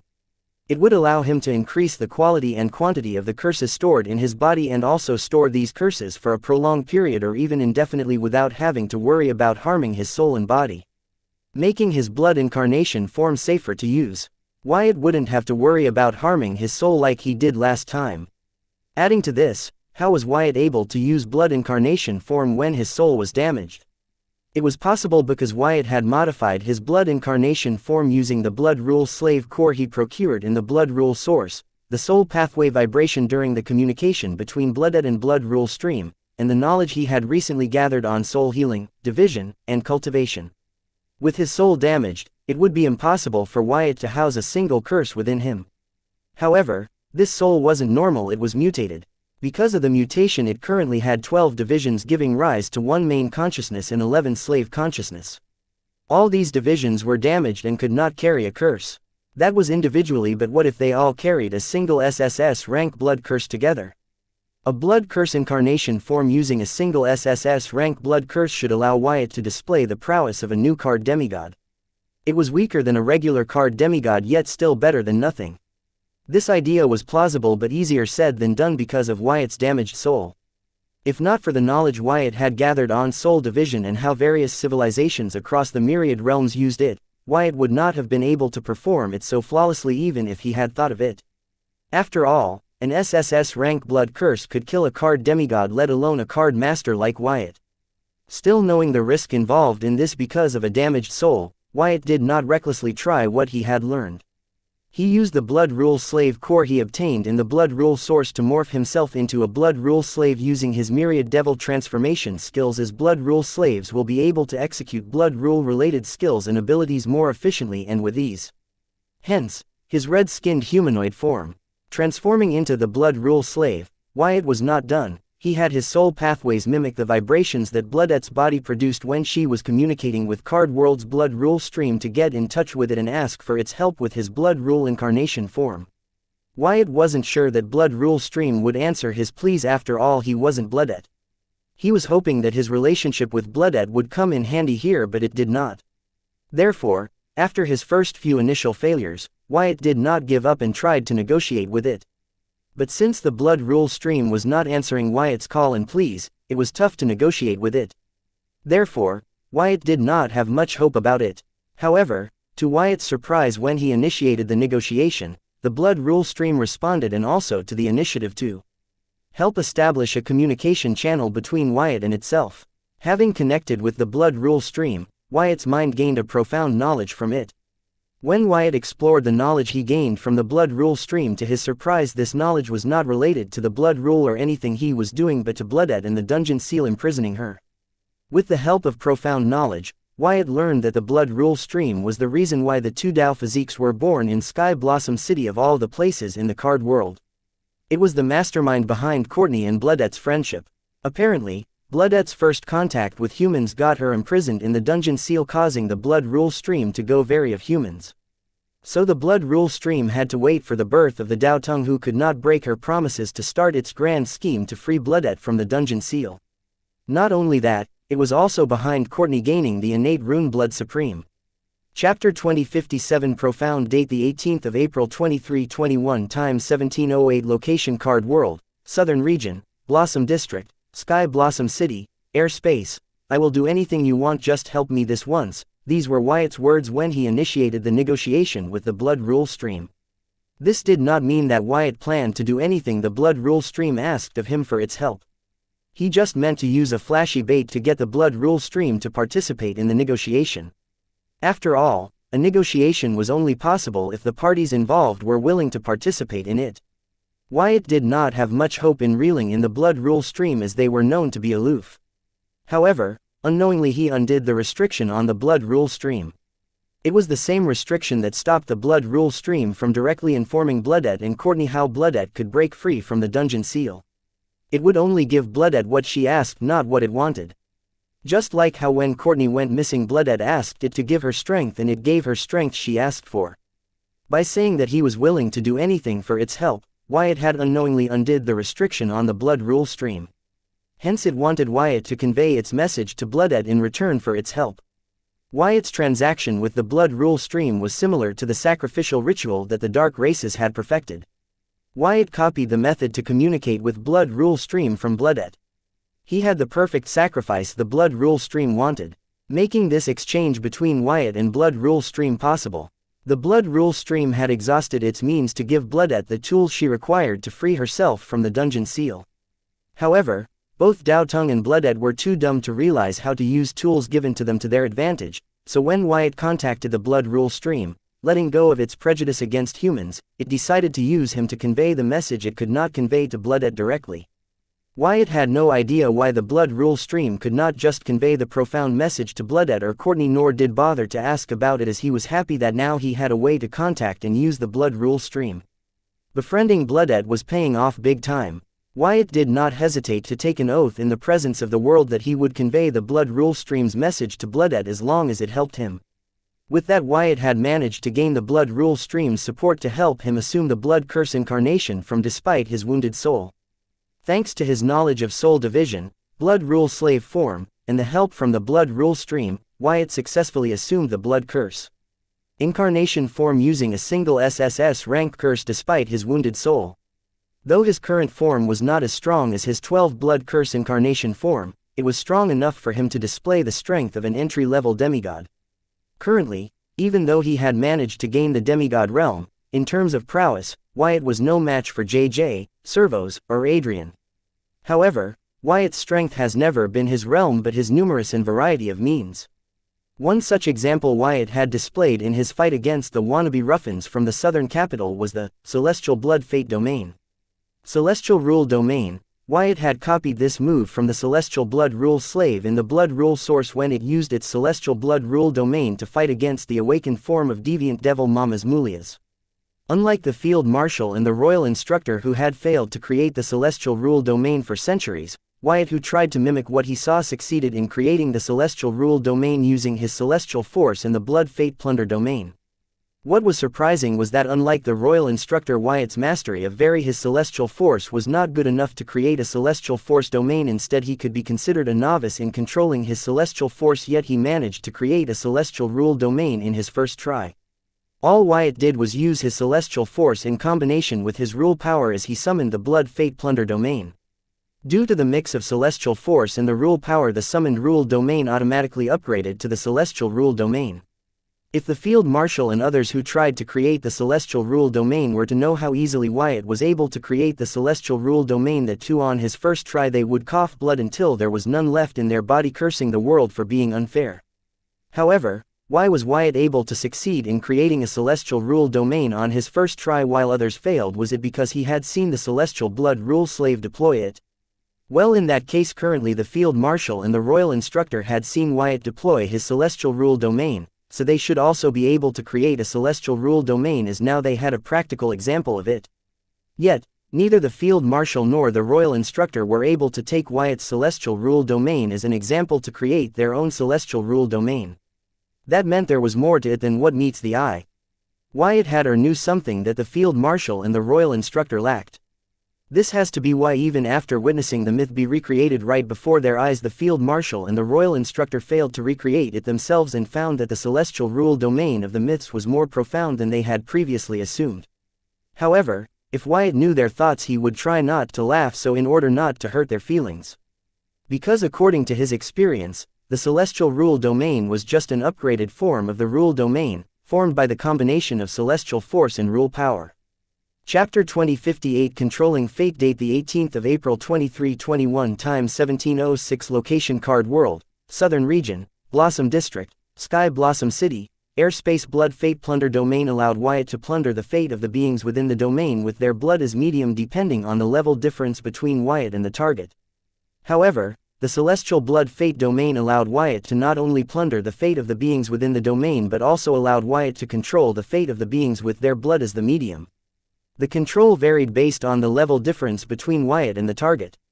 Wyatt believed this unique ability of the upgraded rule domain was the result of the combination of his Celestial Force and Blood Rule's Blood Fate Plunder meaning.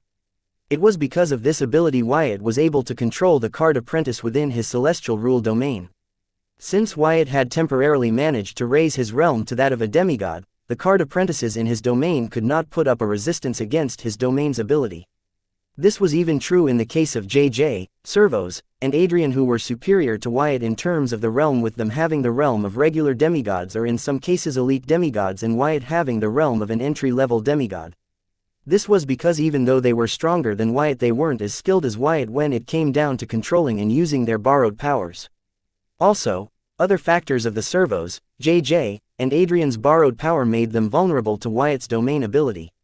Servos might have used the corpse possession ability to possess the corpse of an SSS rank 9 winged devil dragon and gain the strength of a demigod, but in the end, his body was still a low-level Card Apprentice.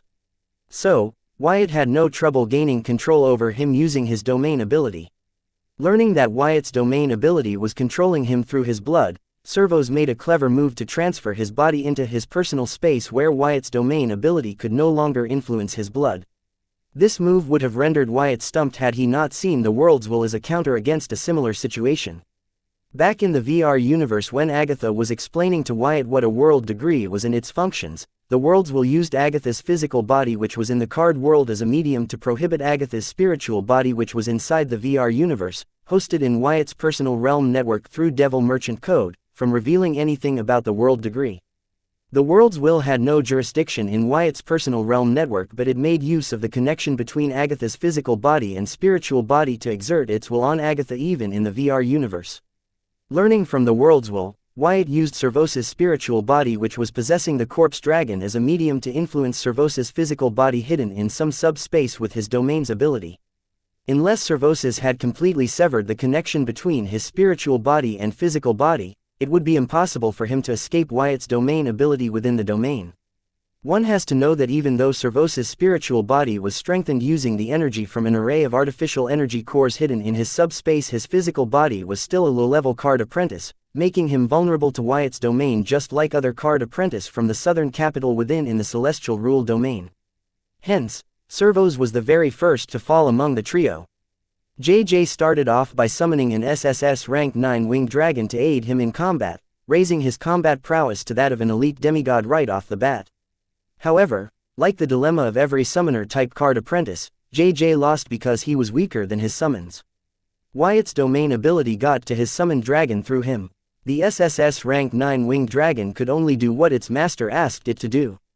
Even when JJ synchronized himself with his summoned dragon taking the form of the dragonoid JJ, he still fell victim to Wyatt's domain ability because he was the weak link in his dragonoid form. The summon synchronization was not like summon fusion, it had its advantages and disadvantages. Summon fusion was only attempted when both summon and card apprentice were of the same rank. However, if there was a great difference in the rank, then the stronger one would be in control. However, this would be avoided in summon synchronization. This was mainly why JJ used to choose summon synchronization over summon fusion. Not to mention, it allowed him to share his bloodline with his summons. However, in summon fusion the summoner and summons get fused and become one in terms of spirit and body, but in the case of summon synchronization the summoner and summons get in sync, allowing JJ's spirit to dominate the combo. As such, the resulting dragonoid was not truly one, making JJ the chunk in his dragonoid form, allowing Wyatt's domain ability to influence him into submission. JJ did try to use the world-famous unparalleled bloodline to break free of Wyatt's domain effect. However, a bloodline user's greatest enemy was the blood rule user. He should have known better than to use it in a version of the celestial blood rule domain. He might as well not have used it and kept an element of surprise, bidding his time to use his sudden burst of power to end Wyatt before Wyatt realized where his burst of power was coming from and put an end to it. If JJ had not chosen to show his bloodline, then he could have used it as a hidden ace to kill Wyatt when Wyatt embarrassed him by using him as his dragon throne to establish his dominance over the assembled crowd of card apprentices from the southern capital. However, JJ seemed to have no idea that within the blood rule domain, his bloodline was useless unless he had prior measures to negate the blood rule's influence over his bloodline. This was one of the reasons why the field marshal was disappointed in JJ. Chapter 2059 Conditional Divine Barrier. Date the 18th of April 2321 Time 1708 Location Card World, Southern Region, Blossom District, Sky Blossom City, Airspace. Adrian, the weakest of the trio, barely had the strength of a regular demigod after borrowing power from the entity inside her. Hence, she could not put any resistance against Wyatt's celestial blood fate domain ability. However, the entity had unique means that would allow it to eliminate Wyatt's domain control over Adrian using its unknown powers each time. It was because of this that Wyatt grew curious about Adrian and ended up finding the entity in her body. However, when Wyatt found the entity hiding in Adrian's body, he began to analyze it with his soul pupils. It seemed to have become aware of Wyatt's being aware of its presence inside Adrian. The entity did not seem to mind Wyatt knowing about it, but when Wyatt attacked the weak point of its divine barrier protecting Adrian from JJ and Servos' onslaught, the entity was scared and immediately retracted its divine barrier before Wyatt's attack could land on it and destroy it. Following this, the entity decisively decided to ditch Adrian. When Wyatt was discussing with Corey and Arya, he was simultaneously using his soul pupils to analyze the divine barrier protecting Adrian. Both JJ and Servos at their peak possessed the power of elite demigods, yet together they were unable to break through Adrian's divine barrier. So, he had to act. Unlike JJ and Servos, who were mindlessly attacking Adrian under Wyatt's domain's effect, Wyatt patiently analyzed the Adrian barrier as JJ and Servos kept her busy to understand its working and find its weak points. The divine barrier that Adrian borrowed from the entity inside her turned out to be a simple but effective trick. Its divine barrier had the ability to negate attacks when a condition was met. The said condition was that the attack should be stronger than Adrian's strength. That was to say, anyone stronger than Adrian could not damage the entity's divine barrier and would be negated by it. Therefore, no matter how hard JJ and Servos tried, they were not able to break the divine barrier. Learning the condition of the divine barrier, Wyatt understood that the entity inside Adrian had thought it all through when it decided to mutate Adrian's ego gem to gather more soul energy and rule power, even if it meant imprisoning itself in Adrian's body. The condition of the divine barrier set by the entity seemed simple at first glance, but it was that simple thing that could change the whole game, a game changer. This condition of the divine barrier allowed the entity to protect itself at all times, as Adrian would deal with attacks weaker than her strength, and in case she was ever to be killed on the spot by a strength stronger than her, then the divine barrier would protect the entity, allowing it to safely enter the cycle of incarnation with or without Adrian's soul. After all, some attacks could extinguish one's soul, erasing their victim's existence from the myriad realms. So basically, Adrian wasn't just the entity's slave to gather soul energy and rule power, but a meat shield. The entity had taken measures to ensure that regardless of what happened, even if Adren's body and soul died, they would stay alive and restart in the cycle of incarnation. However, it never thought it would run into an anomaly like Wyatt, who not only managed to uncover its presence and purpose in Adrian's body but also see through its strength and weakness. Hence, when it saw that Wyatt had figured out the weak point of its divine barrier, it was scared silly and decisively retracted the divine barrier, hoping that JJ and Servos' attack would end Adrian and it could escape to the cycle of reincarnation to restart once again. However, it had seriously underestimated Wyatt's cunning means and Adrian's will to survive. Still, they saw hope when Adrian was willing to kill herself as revenge against Wyatt. However, this begged the question: if the entity was stronger than Adrian and was imprisoned within her, then could it not just kill Adrian and free itself? Like, pull a prison break or something? No, it could not kill Adrian, as in order to use its ability to refine the soul energy and rule power gathered by Adrian, the entity had strengthened Adrian strong enough to withstand the strength it could display, which was proportional to Adrian's realm. Hence, the entity had not only imprisoned itself in Adrian but also designed and built its prison, turning it into an impenetrable fortress. How could it have known that it would run into a being like Wyatt, capable of seeing through its means in an unknown realm like the card world, out of all the realms in myriad realms? The entity has never been worried about its existence being known to others, otherwise, it would not jailbreak the grimoire and display itself as Adrian's special trait, her inner goddess. It used the card apprentices' trust in their grimoire to trick them into thinking that it was Adrian and Adrian was her. As a result, when the world leaders came to the Ari family's doorstep to ask them to hand over Adrian so they would study her miraculous trait, the southern ruler did not hesitate to shield Adrian and the Ari family from the world leaders, saving them from extinction. By making use of the card apprentices' trust in their grimoire, the entity not only managed to fool Adrian into believing that it was her friend but the entire card world, when actually it was using Adrian's powerful soul as a means to gather soul energy and rule power. Adrian was a one-of-a-kind genius in terms of active soul control, even more talented than the current youngest card apprentice to become demigod Baylor. However, because of the entity leeching off of her, Adrian, who should be reaching for higher realms, was still struggling in the lower realms. Chapter 2060. Moving on. Date the 18th of April 2321 time 1708. Location Card World, Southern Region, Blossom District, Sky Blossom City, Air Space. Good, I want you to let my friends and other card apprentice from the southern capital go, Adrian demanded Wyatt, seeing him show willingness to compromise. She unconsciously took a few steps back, fearing that she was too close to Wyatt. Her action made Wyatt wonder if she had forgotten that she was trapped within his rule domain. However, he ignored it, as the only reason he showed a willingness to compromise was to give her a sense of security and stop her from rashly committing suicide and letting the entity trapped in her body escape. And, would you like me to apologize to all of them for not allowing them to kill me, or would you prefer it if I washed my neck and presented it to them to behead me? Wyatt replied sarcastically to Adrian's demand with a sneer on his face, making it clear to Adrian how foolish her demand was. Wyatt's words were the hint enough for Adrian to understand that she would be dreaming to think that she, her friends, and the rest of the card apprentices from the southern capital would leave here without paying for their sins against Wyatt. His tone could not be more transparent about his intent. Wyatt, I know we are in the wrong, but you have already killed enough of us. Please forgive us this once, and let us go. Listening to Wyatt's sarcastic words, she understood that Wyatt was angry with them and their behavior, and it would not simple to get him to let them go even if she were to use herself and the entity with her to bargain. However, Adrian could only appeal to the human side of Wyatt, hoping that he would find it in him to forgive them and let the bygones be bygones. This way they could put an end to this right here and right now without the adults getting involved. Adrian knew this was a long shot, however now that she had access to Wyatt's ears she could not help but try every means at her disposal. Does that mean you no longer want revenge for your sisters that I killed? Wyatt asked Adrian, seeing that she seemed to have regained her calmness enough to preach to him about forgiveness and moving on. Adrian was excited, being provoked by Wyatt, who shamelessly dragged her dead sisters into their compromise.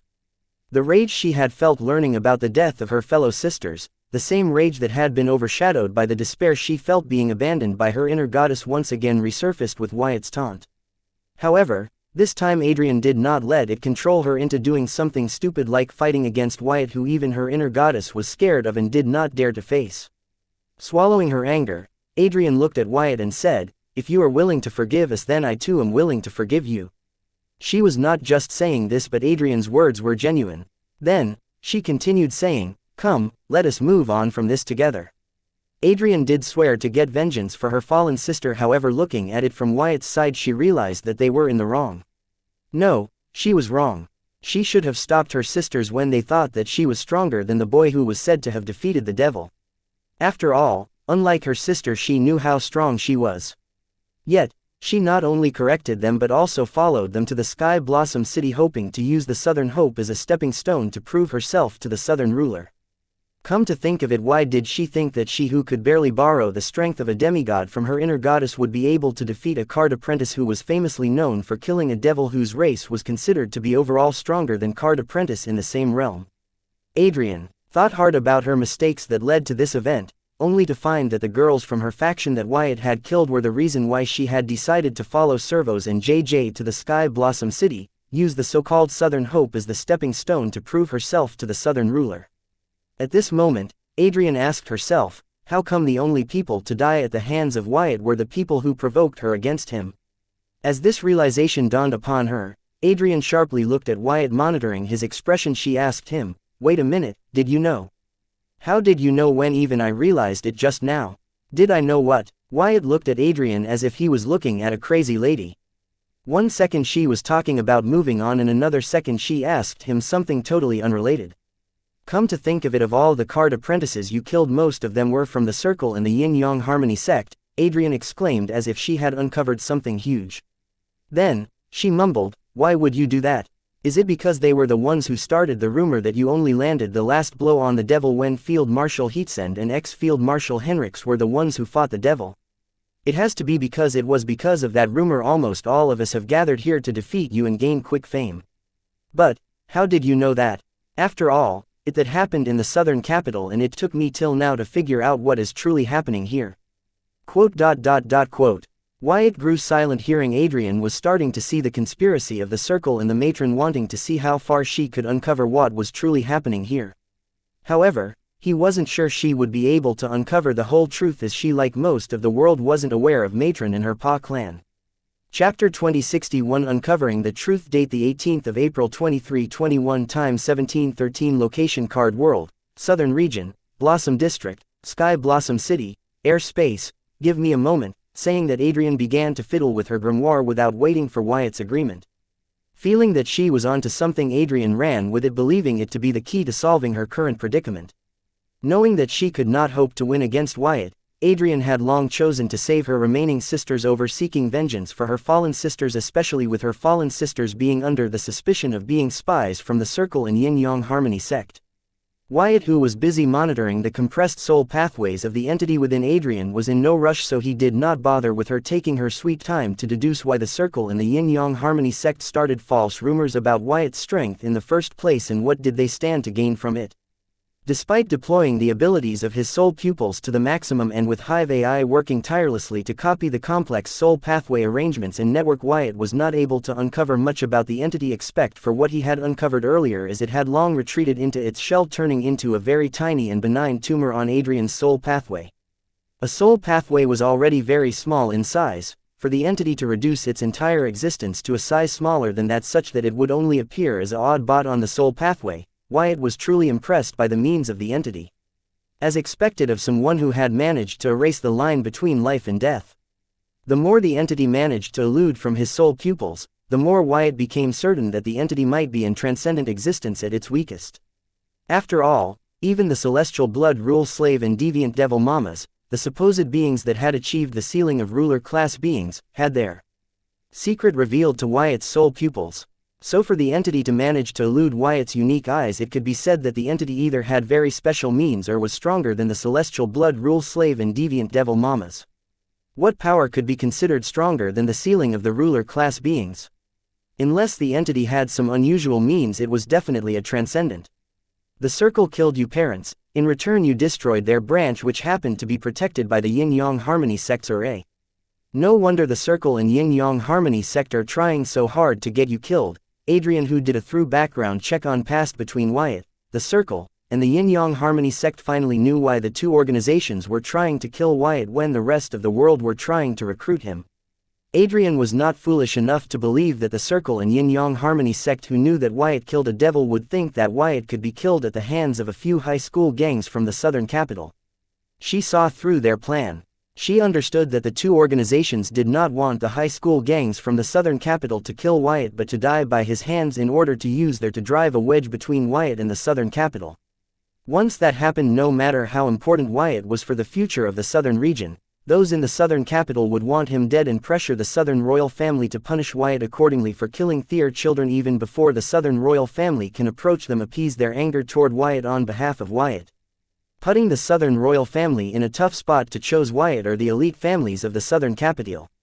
In such a condition, if it were up to Adrian, she would choose Wyatt, because with Wyatt's presence prosperity could be seen in the southern region's future. However, in the absence of the elite families, the southern region's present would be in danger, as it would still take time for Wyatt to start showing his worth, even though he had discovered the silver milk powder and created the VR universe.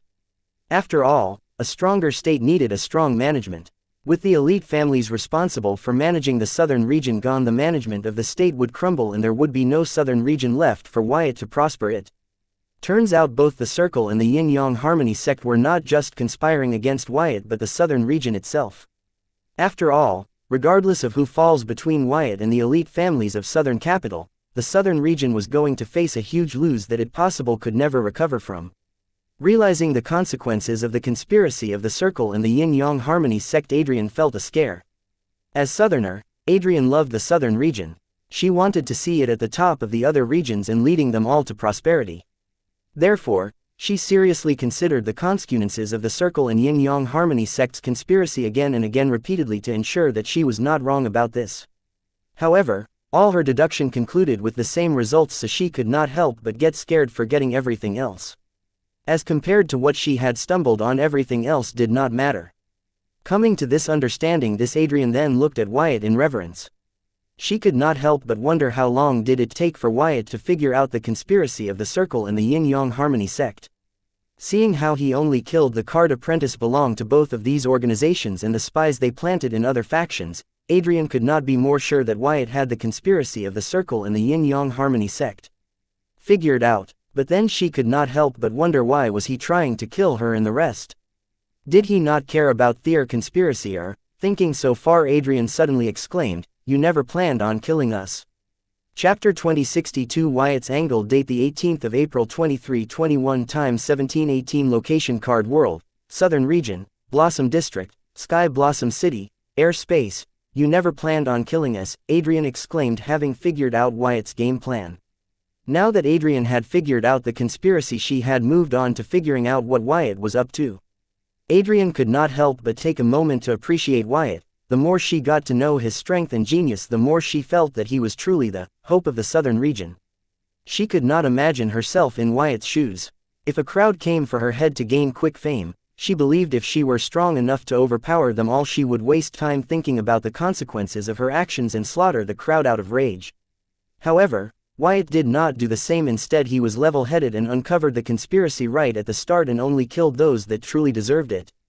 After all, since Wyatt knew the conspiracy of the Circle and the Yin-Yang Harmony sect, he could not be foolish enough to play into their hands and kill all the Card Apprentices from the southern capital. So what did plan to do with the rest of the Card Apprentices? His actions and words so far said that he planned to kill them all, but Adrian's gut told her he was up to something else. However, no matter how hard Adrian tried to look at it, she could not figure out Wyatt's angle or find a small hint that he did not plan to them. She could not think of a reason why Wyatt was doing what he was doing. She did entertain the angle of ransom for a second, but recalling the wealth VR universe was amassing, she immediately rejected it, strongly believing that wealth was not Wyatt's motive here. If not the wealth of the families behind the Card Apprentices from the southern capital, then what was Wyatt after? No matter how much Adrian wrecked her brain, she could not think of a good reason for Wyatt's actions. It was understandable. After all, she did not know anything about Wyatt except for what was published in the Grimoire network or collected by her family operatives. Despite his popularity in the southern region, Wyatt was an enigma to not just the regular citizens but the elite families too, because the southern royal family wanted it that way. Having full control over the southern region's media and Grimoire network, the southern royal family could control all news about Wyatt, so without their approval nothing about him could appear on the Grimoire network unless it was Wyatt himself who disclosed it. Even then it would undergo strict verification, and only when the southern royal family approves it would the information be public. What gave you that idea? Wyatt asked uninterestedly, with his eyes still focused on Adrian's soul pathways and the entity attached to them. He believed that if he was able to get the Hive AI to scan and copy the entity, then it could get started on decompressing the soul pathways of the entity, giving Wyatt more insight into the entity. If you wanted to kill us all with your power, you could have killed us all together, however you did not do that. It tells me that you do not plan to kill us, however you also do not plan to let us go. So what is it you are truly after? Just tell me, maybe I can help. Midway through her sentence, Adrian paused and stared at Wyatt in disbelief and shock, which soon morphed into reverence as she blurted, "You have been telling me what you want from the start." Quote. Listening to Adrian, Wyatt could not help but lift his eyebrow, wondering what she was going on about now. "I thought you were stupid to tell me about your interest in the entity within me and why you were sparing my life. I thought you had foolishly handed me the chips I needed to bargain with you." Adrian paused and began to laugh, saying, "You know, I patted my back for having figured out to use the fact that you will not kill me because it will free the entity within to bargain the lives of my friends and other Card Apprentices. I was so proud of myself at that moment. I felt like I was the hero I always wanted to be. However, it turns out it was all a part of your plan. You were giving me the chips I needed to bargain because you wanted me to give you a valid reason not to kill the rest of the Card Apprentice. This is so embarrassing. If I could, I would dig a hole and bury my head in it to escape the shame. From the beginning to the end, you were using all of us. We were nothing but pawns in your hands." Uncovering the real reason why Wyatt foolishly expressed his interest in the entity within her body and also told her why he could not kill her, Adrian finally knew that she was nothing but a pawn in Wyatt's schemes. Understanding that Wyatt was planning to use her to give him a valid reason not to kill the rest of the Card Apprentices, Adrian looked at Wyatt, who was looking at her like looking at a lab specimen, and asked him in fear, "Wyatt, answer me honestly. Are you really interested in the entity within my body? Was everything you revealed about it true?"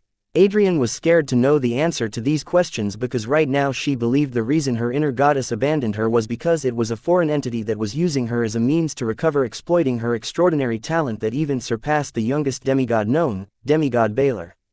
If it turns out what Wyatt said was all false, then her mind would be beyond messed up. Chapter 2063 Old Saying Date the 18th of April 2321 Time 1720 Location Card World, Southern Region, Blossom District, Sky Blossom City, Airspace. Wyatt paused, analyzing the entity in Adrian for a second, and took a good look at her for speculating wildly. If Adrian was just speculating, Wyatt would not bother to give her his total attention, but all of her speculation hit the mark. Not to mention, Adrian appeared to be in a weird place, with her so-called inner goddess betraying her, where she was trusting him, who just tried to kill her, over herself. Yes, Adrian was right. After learning about the conspiracy of the Supreme Leader and Matron, Wyatt did not plan to kill the Card Apprentices from the southern capital. Instead, he was even using Adrian to make a valid reason not to kill those card apprentices. Was Wyatt a hypocrite for not planning to kill the card apprentices from the southern capital that came to kill him when his calamity daughter Gems had massacred the high school gangs from the neighboring cities that threatened to invade the Sky Blossom City and destroy the Bright Lion gang in revenge for them helping Wyatt destroy the Sun Blossom City branch of the Circle? First of all, the world was unfair, deal with it, and no, Wyatt was not a hypocrite. The reason Wyatt's calamity daughter Gems mercilessly massacred the high school gangs from the neighboring cities was because they belonged to the Circle. In the present situation, Wyatt had mercilessly massacred those from the Circle and Yin-Yang Harmony sect. If not for his not having a proper means to uncover the members of the Pa clan, he would have even slaughtered them too. Not to mention, the only reason Wyatt had spared the death penalty for the other card apprentices from the southern capital was that he did not want to become the reason for the downfall of the southern region, because once he kills them, the southern royal family will be left with no choice but to choose between Wyatt and the elite families from the southern capital. There would be no mid-ground for them to meet on. Even if the elite families of the southern capital were willing to agree to a compromise because of the southern royal family's sweet compensation, Wyatt would not be willing to compromise, as he knew even though the elite families would appear to have forgiven him in their hearts, they would be cultivating the grudge against him, waiting for a chance to bite back. Wyatt was in no habit of raising dogs that would bite their masters, so he would never agree to it. Hence, ultimately the southern royal family would be forced to choose, and as a result, the southern region and its people would suffer. To avoid such a future, Wyatt had to reduce the sentence of these card apprentices from the southern capital from death to something that would benefit him in his future ventures. Many would call Wyatt's decision to lighten the sentence of the card apprentice from death dull crap. However, Wyatt would like to remind them of an old saying: son will pay for his father's sin. In the olden periods, society used this saying to punish an entire family for the sins of one of their own. Even in the current period, society continues to use this saying, as it is not uncommon for the family to be on the hook for the loans and debt of their family member, even though most governing bodies strictly prohibit it. However, society has misinterpreted the saying, son will pay for his father's sin, as some sort of justification to vent their anger and fulfill their greed, when it has an eternal meaning that shows itself with time. Son will enjoy his father's merits, son will pay for his father's sins. Many blame their fate for being born into a poor family and say the world's unfair. However, it was a natural example of this saying. What many failed to understand was that even if they were born into poor families, nobody had stopped their family from becoming rich in the first place. What was the difference between those born in a rich family and those born in a poor family? The ancestors of the rich family did some that the ancestors of the poor family failed to.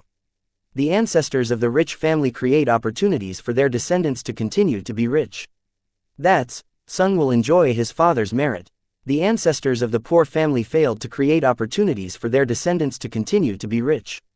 That's, son will pay for his father's sin. However, this does not end there, as it's a cycle. The descendants of the meritorious ancestors have to use their ancestors' opportunities to remain rich and earn merits to give their descendants the opportunities to continue to remain rich. There is no guarantee that the descendants of the rich ancestors will be able to give their descendants what their ancestors gave them. However, because of their ancestors' merits, they will have room to make mistakes, allowing them to continue to prosper as long as they do not make a colossal mistake that their ancestors' merits cannot afford.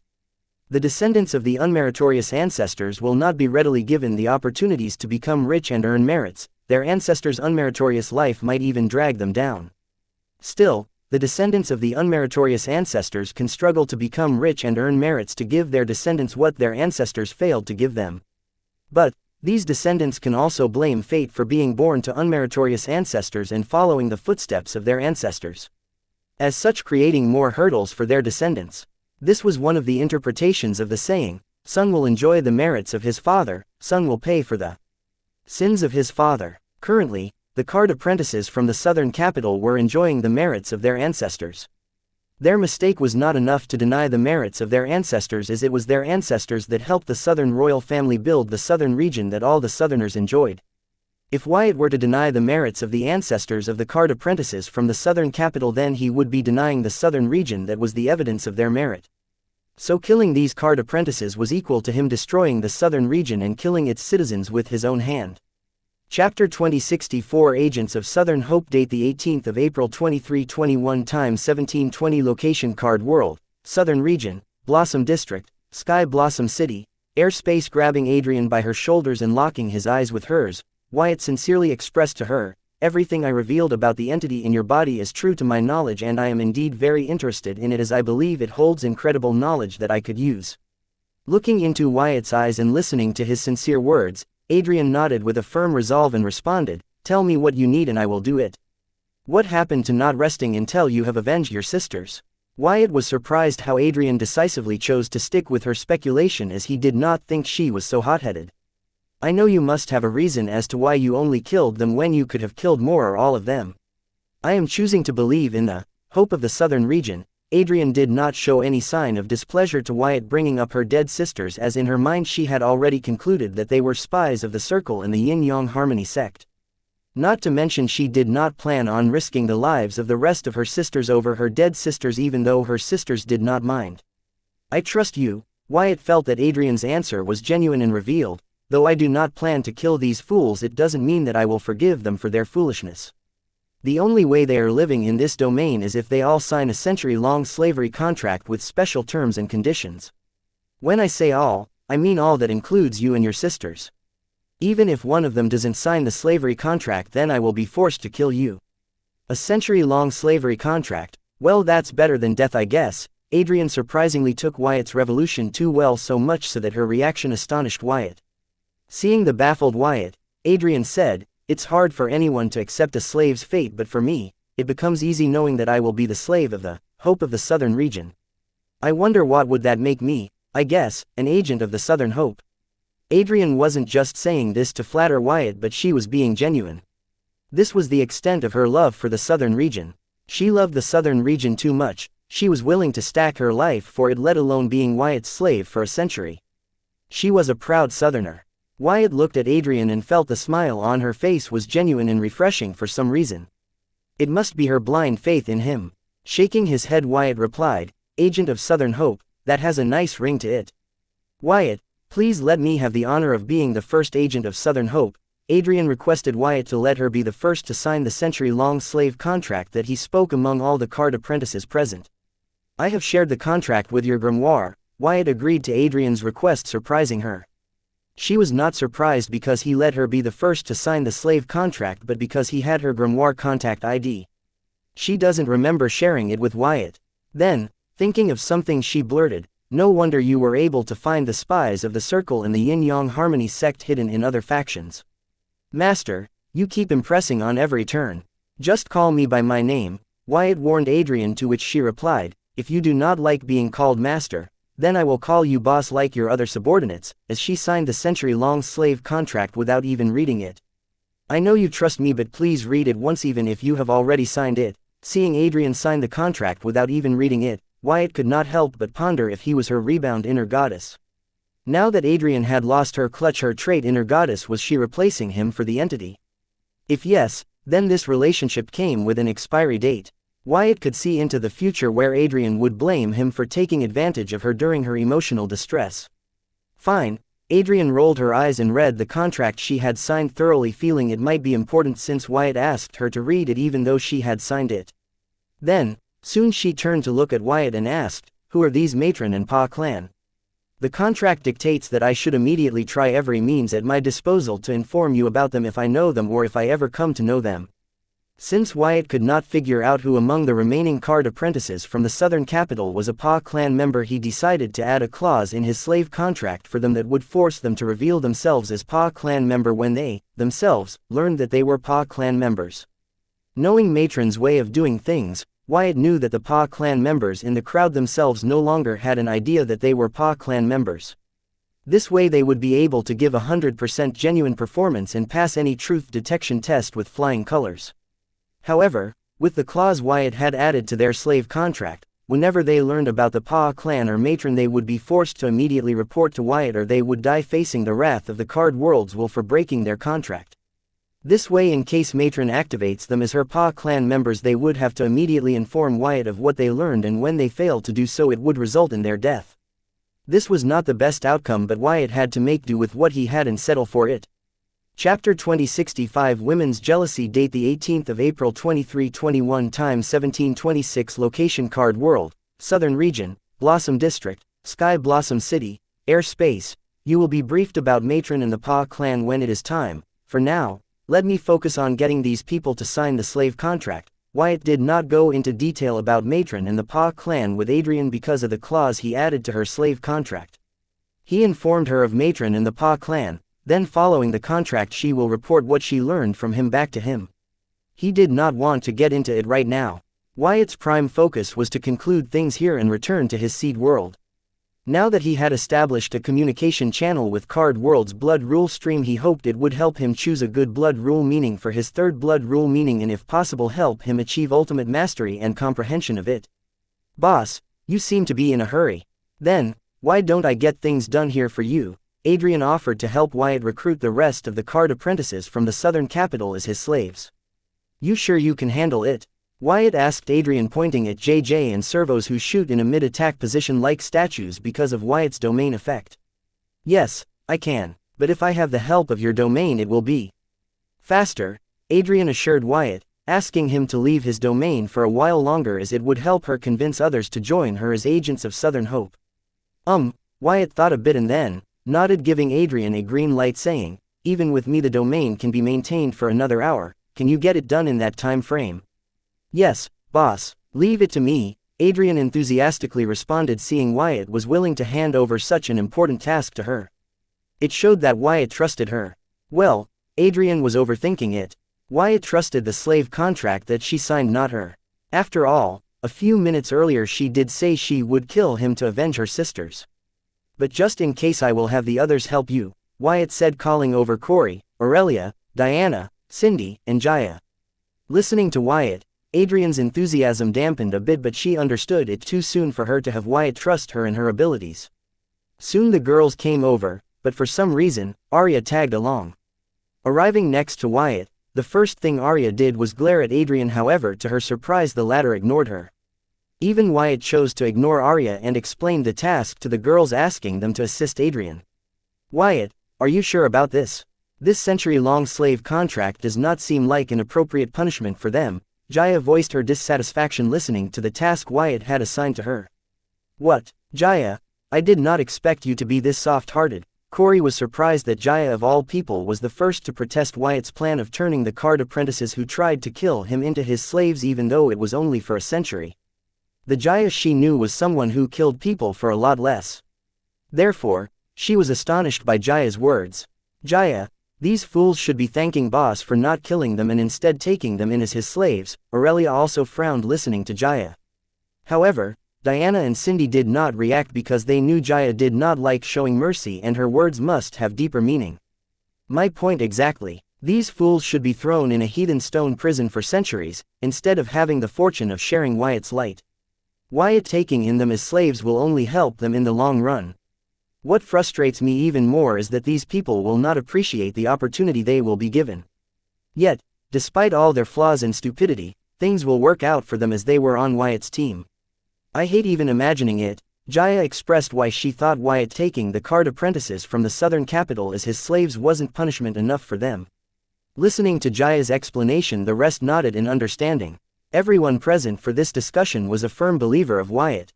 They believed Wyatt would achieve great things compared to what he already had. Therefore, they understood where Jaya was coming from. From this angle, Wyatt taking the Card apprentices from the southern capital as his slaves wasn't punishment but a boon for them.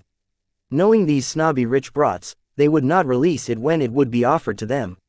Still, because this choice was made for them, they will benefit from it in the end. Understanding this, everyone present here understood Jaya's frustration. Wyatt was the winning lottery ticket they earned, but to see others get the winning lottery ticket for free, how could they not be dissatisfied? The only person who did not understand them was Wyatt, though did suspect Jaya was jealous of these Card apprentices, so explained why he was taking them in as his slaves. Take a good look at each one of them, they all represent an elite family from the southern capital, no matter big or small. Just by taking them as my slaves, I get a say in those elite families. That is to say, I will have a stronger voice in what goes on in the southern capital and southern region. Not to mention I have other plans for them. Trust me, by the time I am done with them, those that manage to remain will have earned their spot next to you guys. Yeah, Corey nodded, pretending to understand what Wyatt said, and added, Besides, Jaya, you are not in the place to complain. Because didn't you, your sister, and Cindy also try to kill Wyatt before? If not for Wyatt giving you guys a second chance, you three would not be here with us. I know what we did, you don't need to remind us. Jaya snapped back at Corey, and Wyatt backed her up, saying, "You're one to speak, I remember you threatening to kill me." Corey did not back down. Being double-teamed by Jaya and Wyatt, she held her ground. "I stand by it. If you hurt Big Sis Susan, I will kill you. Whatever, send the signed contracts to my grimoire when you guys are done here," Wyatt reminded before taking his leave, but he made sure to feed the celestial blood fate domain enough celestial force and rule power that it should last for another hour. Chapter 2066 Reginald Gnome and Ransom Lorne. Date the 18th of April 2321. Time 1727. Location Card World, Southern Region, Blossom District, Sky Blossom City, Airspace. A song. I am disappointed. I did not expect you of all people to be against my criminal rehabilitation and reintegration program. Wyatt, who left his celestial blood fate domain, was surprised to find that Field Marshal, a song, and other unknown demigods were discussing his criminal rehabilitation and reintegration program. It appears Field Marshal was already laying the ground for him to get this program started. All the demigods present, including Royal Instructor, Luna's father, and Field Marshal Heatsend, looked at Wyatt as if they were looking at a ghost, as if they did not sense Wyatt's presence until he disclosed it. They all were seriously pondering how Wyatt managed to get close to them without them sensing him. As a song's semi-demigod bodyguards, they were shocked to learn that they were feeling threatened by Wyatt's presence and the fact that they could not sense his realm.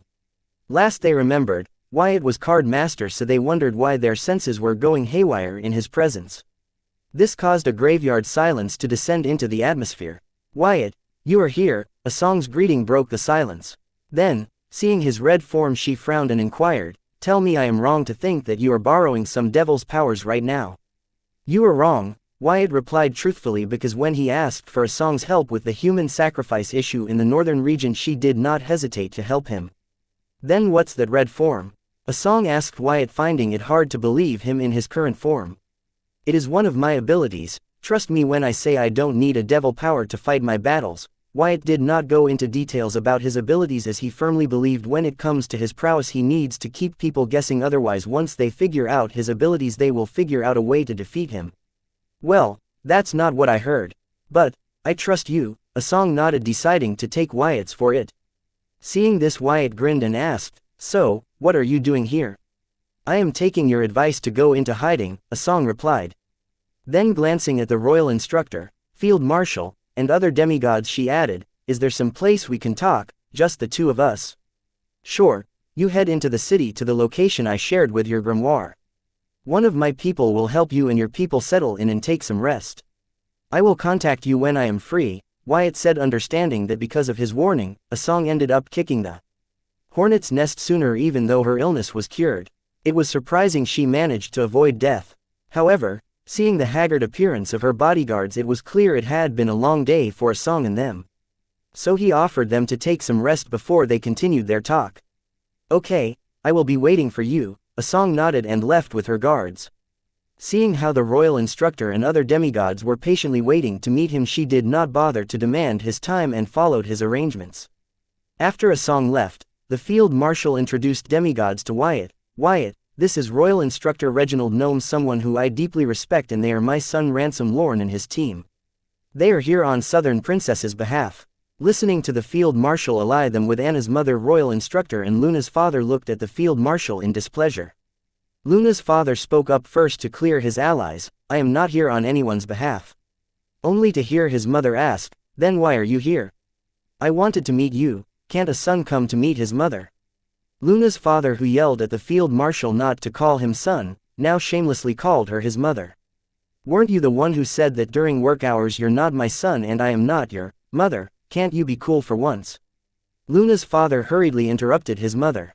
He wanted to leave a good impression on Wyatt and switch sides if it could get his daughter pardoned for her crimes and return home.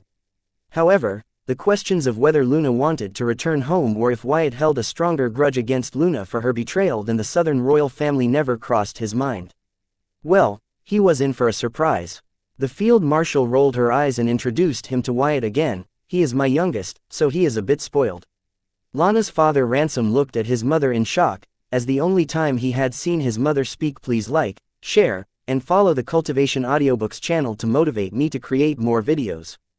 Thank you. Like that was when in the company of his father Lorenzo, Uncle Southern Ruler, or Aunt Colleen. This was when he was sure that his mother had truly abandoned his cousin and switched to Wyatt's side. As a result, he took Wyatt more seriously. Hello, Wyatt, I am Luna's father. Ransom proudly introduced himself as Luna's father, only to find Wyatt's eyes turned stern as the field marshal shook her head at her son's foolishness. Luna is not popular around here, so I advise you not to take her name unless you have something important to add, Wyatt warned Ransom, not wanting to hold any prejudice toward him for Luna's actions. This, Ransom was without words. His whole plan to get his daughter pardoned fell right at the start. He wasn't expecting this. Besides, Wyatt appeared to be too comfortable talking to him despite the difference in their age and realm. However, he did not dare to react poorly since Wyatt had his mother's support.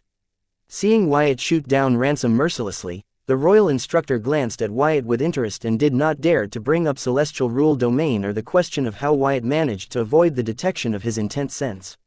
No matter how much he wanted to learn about them, he remained patient and began by bringing up something that he knew would be of interest to Wyatt. Young man, can you tell me more about your criminal rehabilitation and reintegration program? Chapter 2067 Traders of Humanity. Date the 18th of April 2321 Time 1731 Location Card World, Southern Region, Blossom District, Sky Blossom City, Airspace. Wyatt eyed the royal instructor who pretended to show interest in his criminal rehabilitation and reintegration program to start a conversation with him, in doubt, wondering if he was here on behalf of Anna's mother. Shouldn't he be asking about the kids from Southern Capital instead of trying to strike up a conversation with him? Thanks to the VR universe, Wyatt had gained wealth and fame. However, he did not let it get to his head, knowing he lacked authority and power. Therefore, he was taken aback to see the infamous royal instructor of the Southern Royal Palace was not only being polite to him but actively trying to get on his good side. Having decided to go against Anna's mother, Wyatt was fully aware of the royal instructor. After all, he was a major figure in the Southern region politics, considering he was one of its oldest demigods alive. When it comes to the Southern region's history, nobody would claim to know it better than him, as such was also the historian of the Southern region. In terms of strength, even the field marshal would not dare to make the mistake of underestimating him. Besides, compared to Luna's father, who made a clone of himself, the royal instructor made a better impression on Wyatt. Wyatt, the royal instructor might understand your criminal rehabilitation and reintegration program better with your explanation, the field marshal said, appearing to help the royal instructor's case, but she simultaneously used the grimoire text to inform him that the royal instructor was interested in his celestial rule domain and might be willing to help him with his criminal rehabilitation and reintegration program in return for its secrets. Wyatt nodded at the royal instructor, saying, "First off, let me thank you for showing interest in my criminal rehabilitation and reintegration program. I think with proper motivation people will change." Wyatt paused, not knowing what to say about something he, himself, did not believe in. However, the royal instructor spoke up. "So, you believe you can give the proper motivation to the criminals to change their ways?" It seems even though he wanted to get on Wyatt's good side, the royal instructor was pissed that a genius like Wyatt would spout such nonsense. His teacher's sense was tingling, asking him to flog Wyatt into the right direction. However, seeing the overprotective Mama Bear Field Marshal Heatsen protecting Wyatt with her intense sense, he could only use his words to point Wyatt to the correct direction. "Yes, I do," Wyatt said confidently, believing his calamity daughter gems were indeed a good motivation for the criminals to change ways and reintegrate with the world. The royal instructor's eyes widened. He did not expect Wyatt to agree with such confidence. He no longer felt that the criminal rehabilitation and reintegration program was Wyatt's whim. He now believed that it was something Wyatt seriously believed in. This caused him to gain interest in what Wyatt had to say about this program, because Wyatt wasn't just some random kid but someone who had changed the world with his silver milk powder and VR universe. If someone like him felt so strongly about this program, then the royal instructor did not see any harm in hearing him out. While the royal instructor began to show some interest in Wyatt's program, seeing his confidence, Wyatt was struggling to think of words to convince the royal instructor to help him with his criminal rehabilitation and reintegration program. It was not easy to sell something that you do not believe, especially when the customer was someone like the royal instructor. Wyatt wondered if he should use the same naive, everyone deserves a second chance, bullshit approach he used on Diana, Cindy, Courtney, and the field marshal. Wyatt did not think someone with the royal instructor's experience would even fall for such a narrative when the others did not fall for it but ended up agreeing to his proposal, trusting him. That is it, Wyatt was suddenly enlightened on how to sell the criminal rehabilitation and reintegration program to the royal instructor. When I proposed this program to others, everyone said that those criminals do not deserve a second chance.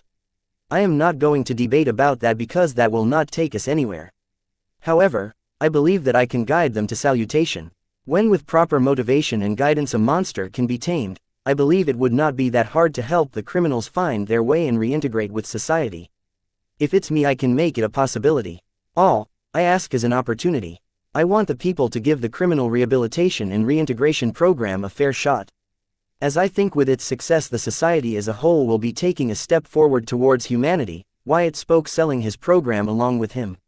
He planned to sell the royal instructor on him, just like he had managed to with Diana, Courtney, Cindy, and the field marshal. Ha ha ha, young people are sheltered these days. Back in my times, when me and my friends risked our lives to protect our world from demons and their minions, would never have thought about giving the demon worshippers a second chance, talking about humanity and whatnot. Those traitors of humanity do not deserve my humanity. The royal instructor laughed, trying not to snap at Wyatt while still he could not bring to say anything good about Wyatt's idea, yet ended up making negative remarks about it. The royal instructor's anger was understandable considering how Wyatt planned to give the very people the royal instructor and his friends fought to put behind bars a second chance. Especially considering that royal instructor's dead friends would not get a second chance at life because of these traitors of humanity. I couldn't agree more with you, Royal. Luna's father agreed with the royal instructor and wanted to add his thoughts, but his mother stopped him in time. After all, mothers loved their youngest the most. Chapter 2068 Big Plans. Date the 18th of April 2321. Time 1733. Location Card World, Southern Region, Blossom District, Sky Blossom City, Airspace. The field marshal's stern eyes warned her son to keep quiet and not cause trouble. Meeting his mother's stern gaze, Ransom had no choice but to stop trying to break her invisible restraints on him and behave. Being silenced and subdued by his mother, Luna's father was ignored by Wyatt and the royal instructor. Instead, the royal instructor locked eyes with Wyatt. Right now, apart from what he said already, he was holding back a lot. Yes, he had a lot more to say about Wyatt's cockamamie program, but fortunately for him, the field marshal's timely mental reminder helped him control himself before he could say something that he could not take back.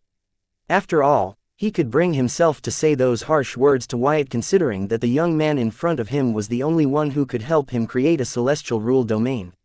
Had it been someone else pitching this program to him, the royal instructor would have used all his authority and influence in the southern region to destroy their life and watch the poor sap's life crumble from the front row while enjoying a buttered popcorn.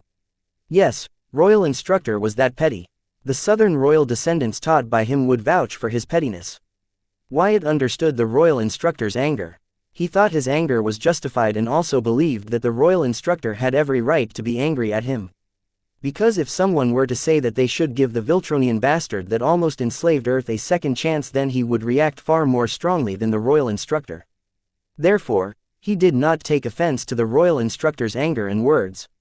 Right now the only thing he cared about was using the royal instructor to get his criminal rehabilitation and reintegration program started. The reason Wyatt was so keen about getting royal instructor and elite families to back his criminal rehabilitation and reintegration program was not just because with their support the program would be smoothly sailing, but also because he needed their support to get his hands on the truly hardcore criminals with extremely dangerous origin cards, physique, traits, skills, and expertise that could prove to be disastrous. Even if Wyatt forces the Southern royal family to green-light his criminal rehabilitation and reintegration program, they will only give him low-level criminals at best. The Southern royal court, even when not in their right mind, would not let out criminal masterminds with the power to destroy cities, believing they could change their ways. Instead of hurting people, they would help humanity. For Wyatt to get his hands on these kinds of criminals, his influence alone wasn't enough. After all, these criminals by themselves were weapons of mass destruction that even the Southern royal family did not dare to use. Wyatt was sure he wasn't the first to think about using criminals to do the dirty and dangerous work. But seeing how the Southern royal family did not have such a squad among its hidden forces, it can be seen their attempt had failed. Though the Southern royal family failed in their attempt, they would not just gift wrap and give these criminals to Wyatt. Even if the Southern royal family wanted to, the Southern royal court would not allow them to and petition against it. Therefore, Wyatt needed the royal instructor and the Southern capital's elite families to back him on this. If it's the combined authority and influence of these powerful people, then Wyatt might get access to these criminals. If Wyatt had these people on his side, then more than half of the Southern royal court would be on his side. Then, using his love-hate relationship with the Southern royal family, it would not be difficult for him to gain access to these criminals. Not to mention, Wyatt's ambition did not end with just recruiting the criminals of the Southern royal family. He wanted to get his hands on the most dangerous across all the 5 regions. Considering how challenging it was for Wyatt to convince his home, the Southern region, to support his program, one can only imagine how much resistance the other regions will put up toward Wyatt's program. However, a good review from the elites of the Southern region would help him a long way.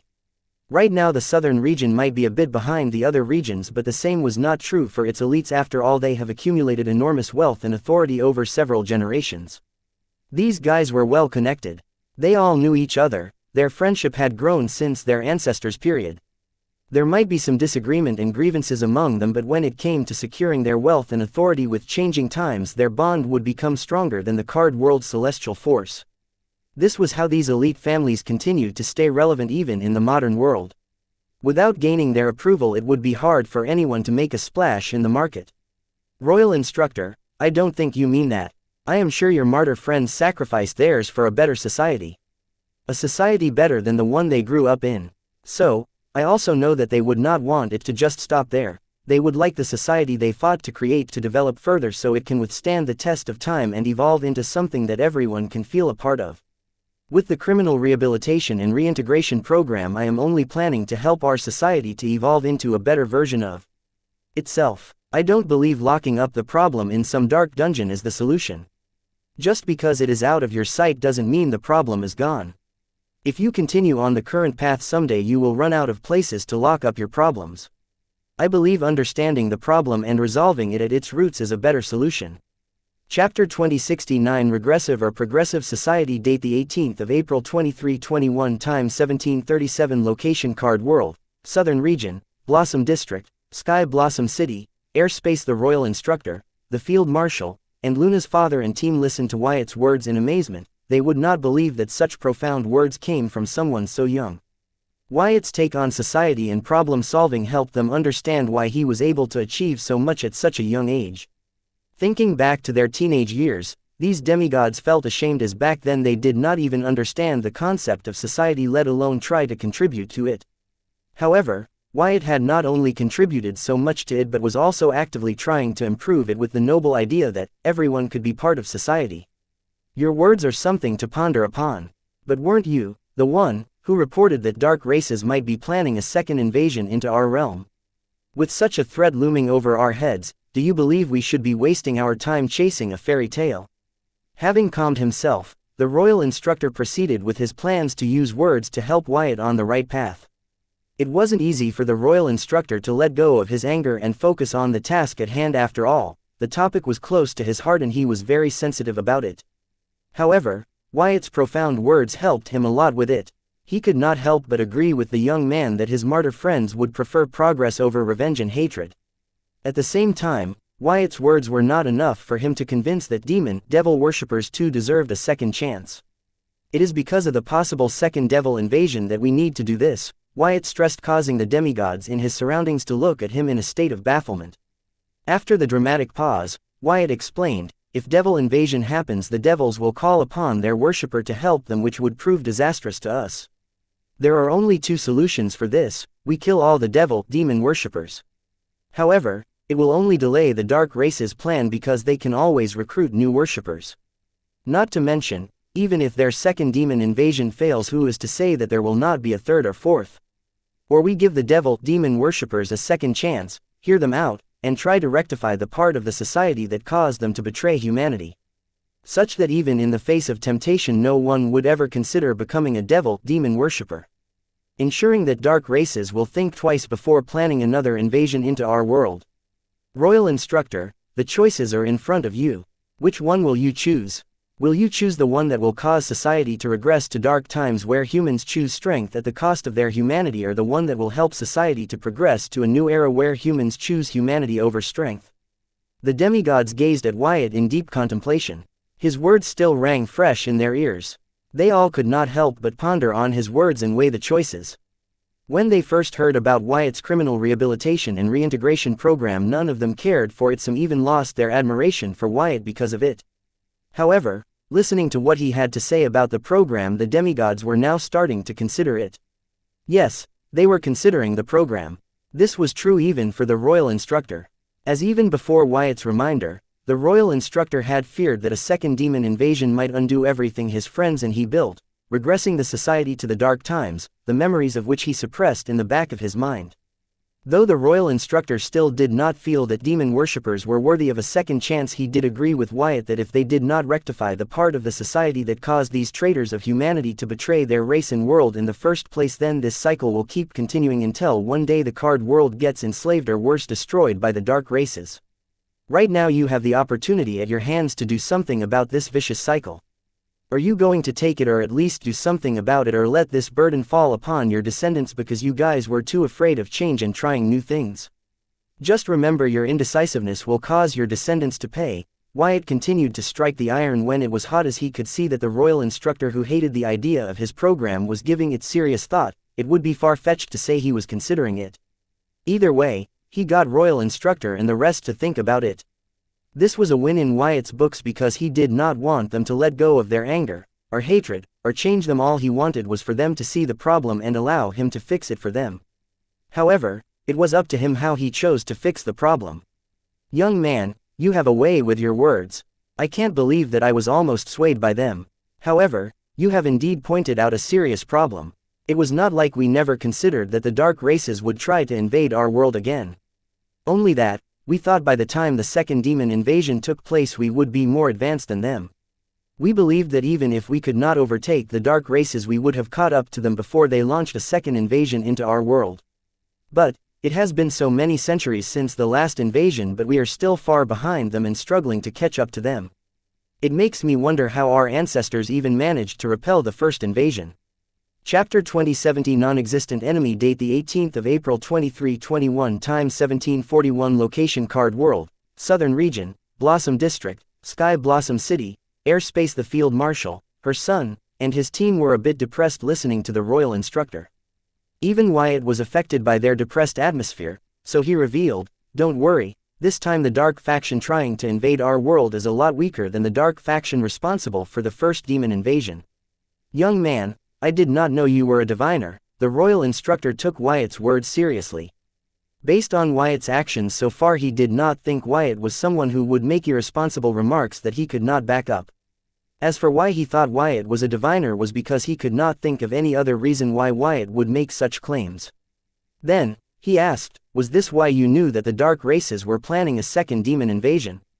Though Anna's mother had shared the information Wyatt had provided her about the demon invasion and Gideon Grimm, she did not share that her source was Wyatt with everyone but a select few. Fearing it would reach Gideon Grimm's puppet's ears, further endangering Wyatt. Even with those select few, Anna's mother did not share how Wyatt got the information, because once others knew Wyatt's source of information was a demon, then her information would not only lose credibility but also all hell would break loose, as they would use it as a reason to get to Wyatt. After all, there was a limit to what the Southern royal family could help Wyatt get away with. Befriending a demon wasn't one of them. Therefore, though the top brass in the Southern royal family knew that it was Wyatt who warned them about Gideon Grimm and a possible second demon invasion, they never knew about Wyatt's source. They would not further investigate it, as Anna's mother used the Southern royal family's name to vouch for Wyatt's information. It was a very bold move, but thankfully everything turned out as Wyatt warned them. Not to mention, Wyatt came through with evidence related to Gideon Grimm's existence and his dangerous origin card, but also with evidence related to his demonic connections and plans for a possible second demonic invasion. If it had been someone else in Anna's mother's place, they would not have been so decisive about this, even with all the evidence Wyatt provided. After all, no one liked an alarmist, especially when it's a false alarm. If things had turned out as a false alarm, then the Southern royal family's name would have turned into a joke. Diviner. No, I have a Just as Wyatt was about to reveal his alter ego Chaos Dwarf Ezra to the royal instructor as his source of information, the field marshal hurriedly interrupted him. "Wyatt, let us not get off topic." The royal instructor, Luna's father, and the other demigods could not help but lift their eyebrows seeing the field marshal stop Wyatt from revealing his source about all the information he had. However, none of them pressed the field marshal and Wyatt to continue. They all served the best interest of the southern region, so if the field marshal felt they did not need to know this information, they would not prey on it. However, Wyatt frowned after being interrupted by the field marshal from revealing Chaos Dwarf Ezra to the royal instructor and others as his source because it was crucial for his plans in the Dark Realm. He hoped that Anna's mother and field marshal would do it for him, but these two were too tight-lipped about this, being plagued by unnecessary worries. Wyatt and Corey Park were planning to start a fast food chain in the Dark Realm to help her forces in the Dark Realm regroup and get back on their feet. After all, they at least needed to be self-sufficient if they planned to attack the Seven Princes of Hell faction while the latter invaded Card World. However, that was easier said than done. Once the forces belonging to Corey Park begin to move, let alone regroup, Belphegor and his faction would attack them first. Now that Little Beam had rebelled, Belphegor might have guessed something was up and be closely eyeing the scattered forces of Corey Park. This was why Wyatt wanted to bring Chaos Dwarf to the focus. After all, the manpower at Belphegor and his faction was limited. How many treats could they deal with at once? Will Belphegor and his faction invade the Card World since they have invested all their accumulated wealth to buy its inter-realm transportation from Devil Merchant Code? Or will Belphegor and his faction expand their already thin forces to put an end to whatever Corey Park's forces were cooking by regrouping? Ultimately, Belphegor and his factions will choose to focus on their priority. That was to regain their investment and make a profit, because if they do not do that, unable to sustain themselves, they will be forced to declare bankruptcy.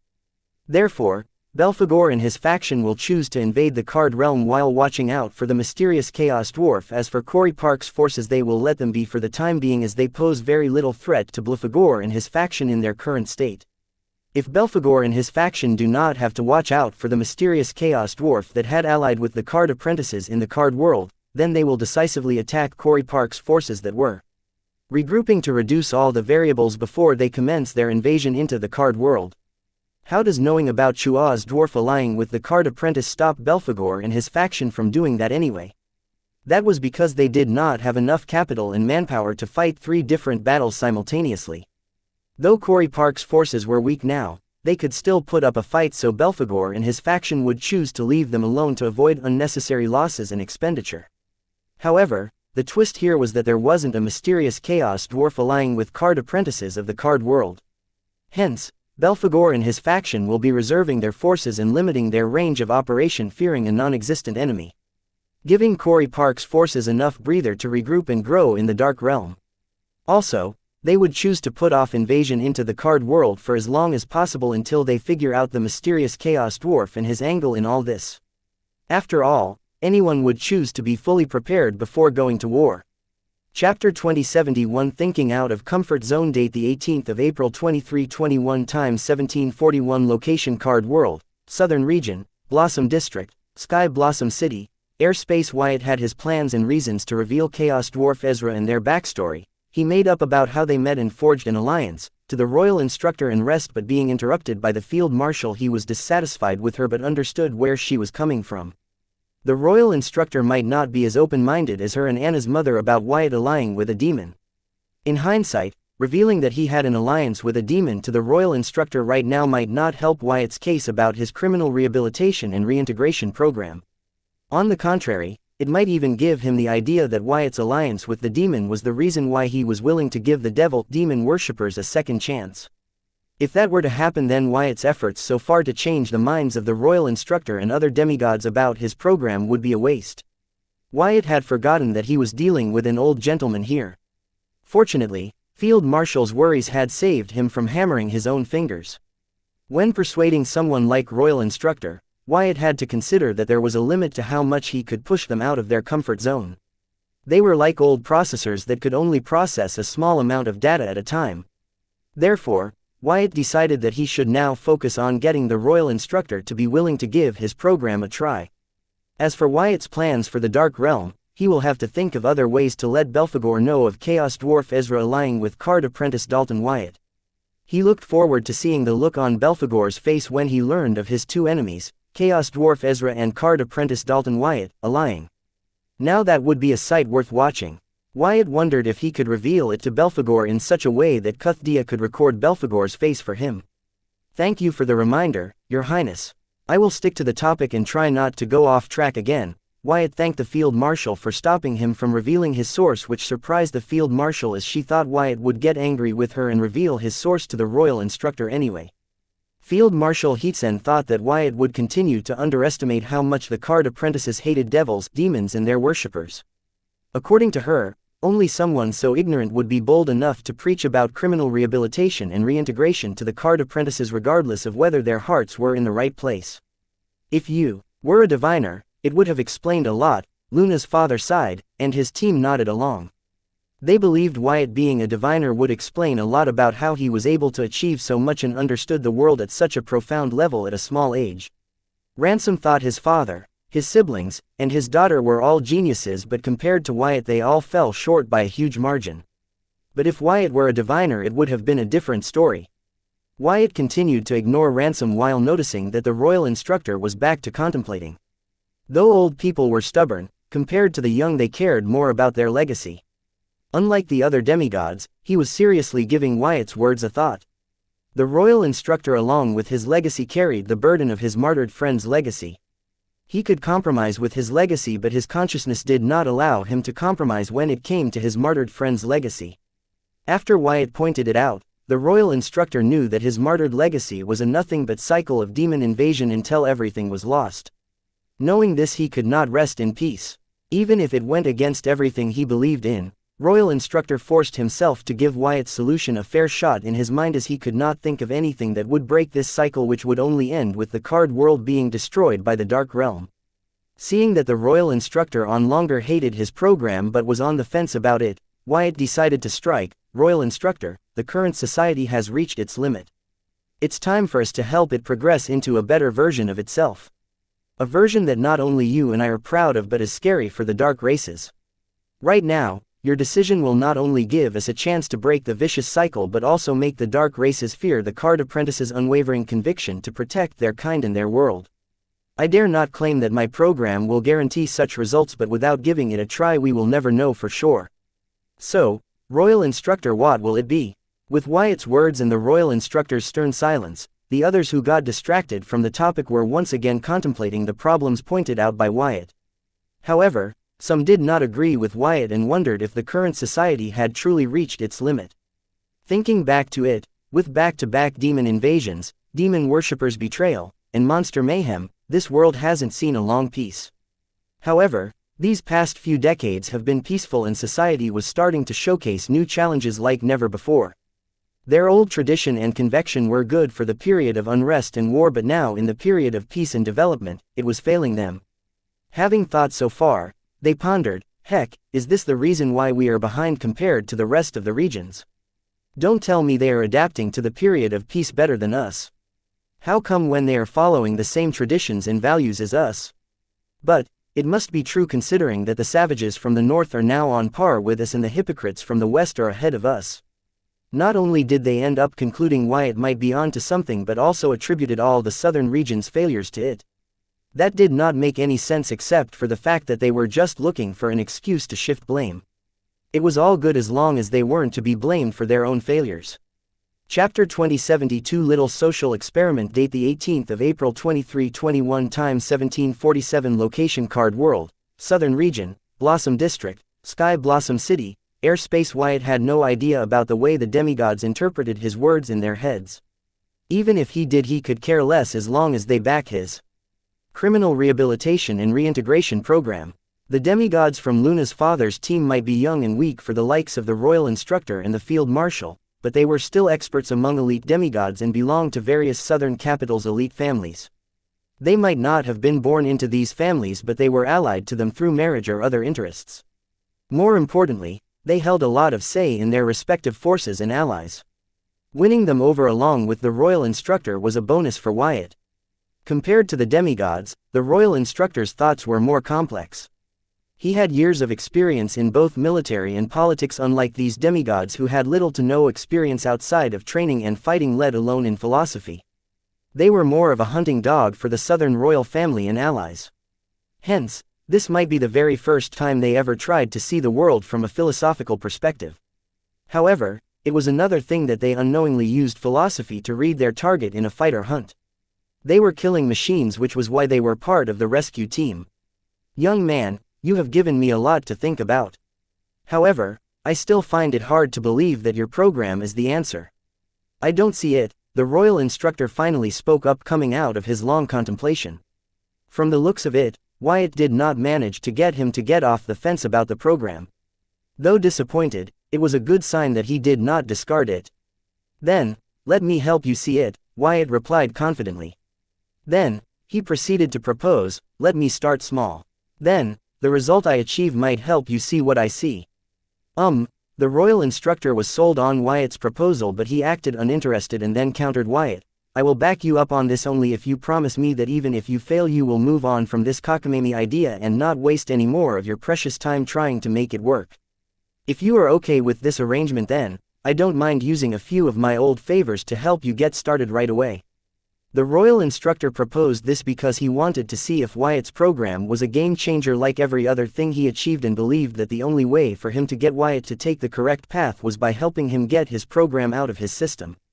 Regardless of the result, the southern region would be the final winner. Because it would be heartbreaking to see the southern region lose a genius like Wyatt over something like this. Sounds good to me, Wyatt agreed to the royal instructor's counteroffer. Great. Give me a few days, I will talk with a few ministers and have them round up a few criminals from the Blossom District's penitentiary for your little social experiment. 24 of them sound good for starters. The royal instructor on board with Wyatt's program, thinking of it as a social experiment. Though he was quite sure the program would fail, he was willing to go through with it if it meant he could guide the Southern Hope in the right direction. Thank you, royal instructor. But please take your time, I still have to develop the facilities for the program.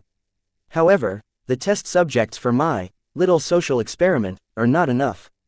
I want a minimum of 200 hardcore criminals with criminal records thicker than a grade schooler's textbook, and also all the members of Robin's Nest gang that have been incarcerated in the Southern Capital Penitentiary under the suspicion of using demonic cards. Wyatt thanked the royal instructor, informing him that there was no rush while putting forward his demands. Reforming 24 normal criminals would not help prove Wyatt's program works in any way. It would be a waste of time. Therefore, Wyatt made it clear that he needed a minimum of 200 hardcore criminals. As for the Robin's Nest gang, Adrian and Arya's bitch fight have him curious about them and their leader. He would deal with them based on the truth he learns from them. If they were really demonic worshippers, then each one of them would be rewarded a Calamity Daughter gem, but if they were innocent as Arya claimed, Wyatt did not mind training them. Young man, have you heard of the phrase biting off more than one can chew? 200 criminals and adding to that an entire gang, that's too many. How about 50? The royal instructor did not accept Wyatt's demand and instead asked him to demand something more reasonable. Royal instructor, this matter is not up for discussion, either I get them through you or I get someone else to get me what I need. Wyatt made himself clear to the royal instructor, making sure that he understood he was not dealing with one of his students but his equal. Fine, I make the arrangements for you.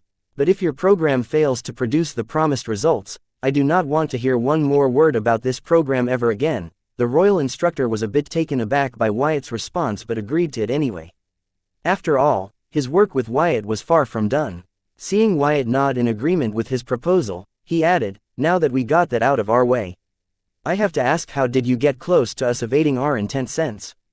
That is because my mastery of the state, one with the world both spiritually and physically, is far greater than yours, Wyatt replied honestly. Chapter 2073 Liar Date the 18th of April 2321 Time 1751 Location Card World, Southern Region, Blossom District, Sky Blossom City, Airspace. Wyatt wasn't lying. The reason the field marshal, the royal instructor, and Luna's father and team were not able to detect his arrival using their intense sense was because his mastery of the one with the world state in both spiritual and physical forms had broken past the limit of mortals and reached a new level comparable to that of a newborn celestial, giving birth to celestial force in him. That day Wyatt had evolved into a higher form of being, both spiritually and physically. He had gotten the feeling that with every increase in his synchronization rate, his spiritual and physical body were growing and evolving. However, with the increasing synchronization rate he would require more pixie dust than before because, unlike a new celestial being who's still growing and has a lot of potential, Wyatt had already reached his limit and has to rely on external substances like pixie dust to increase his synchronization rate. For celestial beings, pixie dust will speed up their growth process and break through their bottlenecks. But for Wyatt, pixie dust would help him unearth the potential of the world calamity seed that he used to mutate his ego gem, allowing him to break past the limit of a mortal and enjoy the synchronization rate that was only enjoyed by a handful of blessed beings in myriad realms. In his actual realm, Wyatt cannot display the full extent of the one with the world state in both spiritual and physical forms. However, in his current form, as a demigod, Wyatt did not even have to try, and he was able to evade the sense of those ranked as strongest demigods.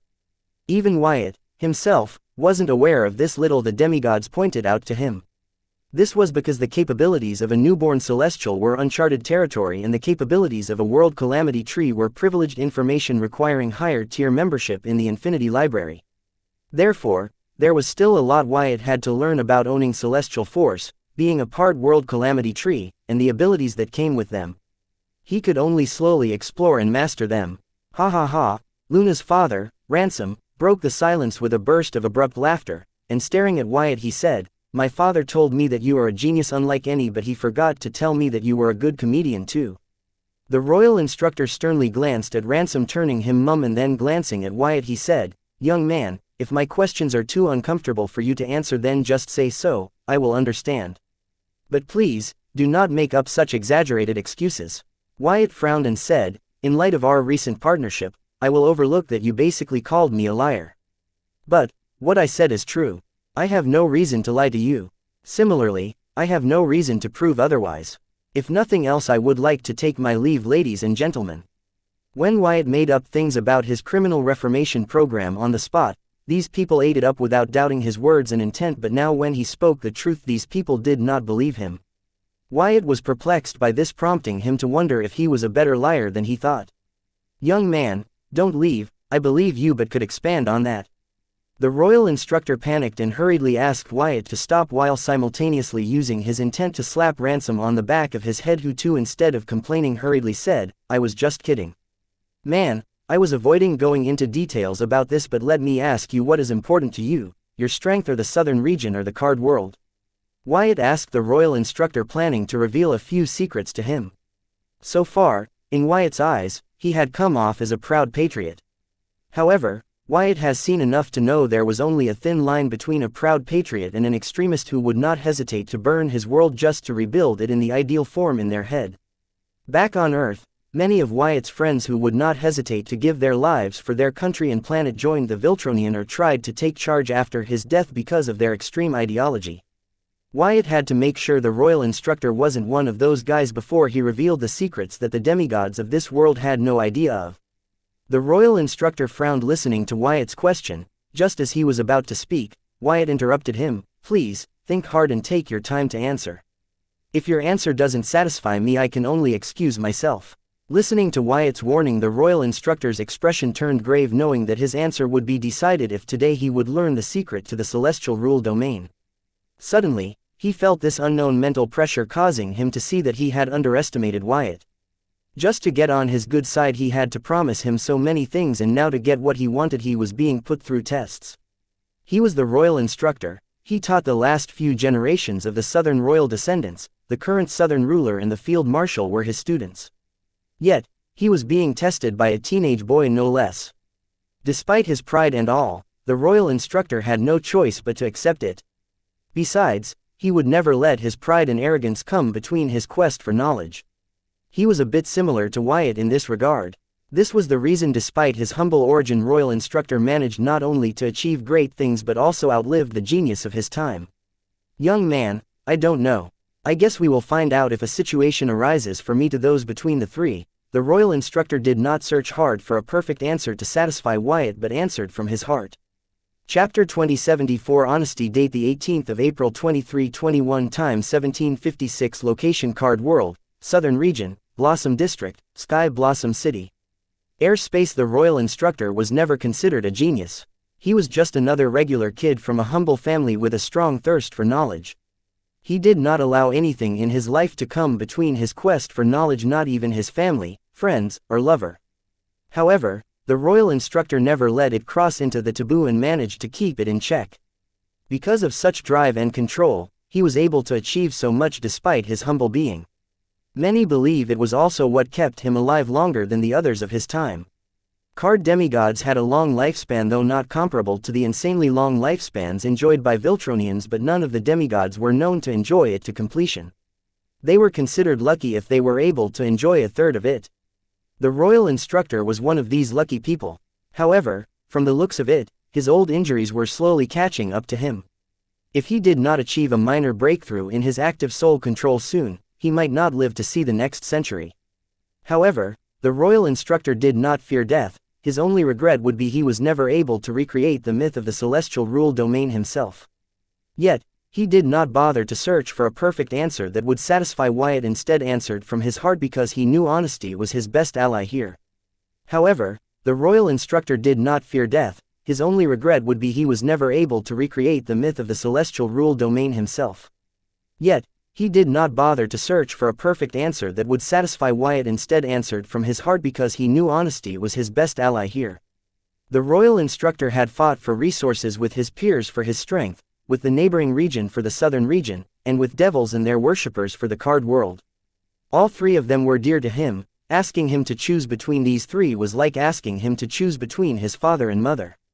One would never know the answer to these kinds of questions until such a situation arises. Hence, his answer. Listening to the royal instructor's answer, the field marshal nodded in understanding, even though she would preach to her soldier to choose the southern region over anything, anybody, and in any situation. She and other demigods along with the royal instructor waited for Wyatt's response with grim expression. With them realizing, Wyatt's words have begun to hold a lot of weight and sway in their minds and hearts. Good enough, Wyatt declared, causing the demigods to sigh in relief, especially the royal instructor. The only thing stopping him from the knowledge he sought had been cleared. The royal instructor's gut was correct. Wyatt's intent behind his question could not be clearer. He wanted to see what kind of person the royal instructor was, so if he were to answer what he believed would satisfy, then he would fail as anything but honesty would only make him a liar who would say and do anything to get what he wants in Wyatt's eyes.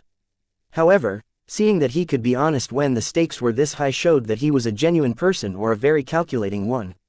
There was no way to be certain, but it was good enough for Wyatt. Wyatt had to prepare the world for the possible second demon invasion. That involved helping the strong of the card world grow stronger to face the incoming threat. He had to start somewhere, and starting with his allies seemed as a good plan as any. The demigods were celebrating that the royal instructor's answer satisfied Wyatt, but their expression turned complicated hearing Wyatt say, "Field Marshal, please isolate our surroundings. I don't trust these guys yet." Before the demigods could complain, the Field Marshal isolated the Wyatt, royal instructor, and herself from the rest.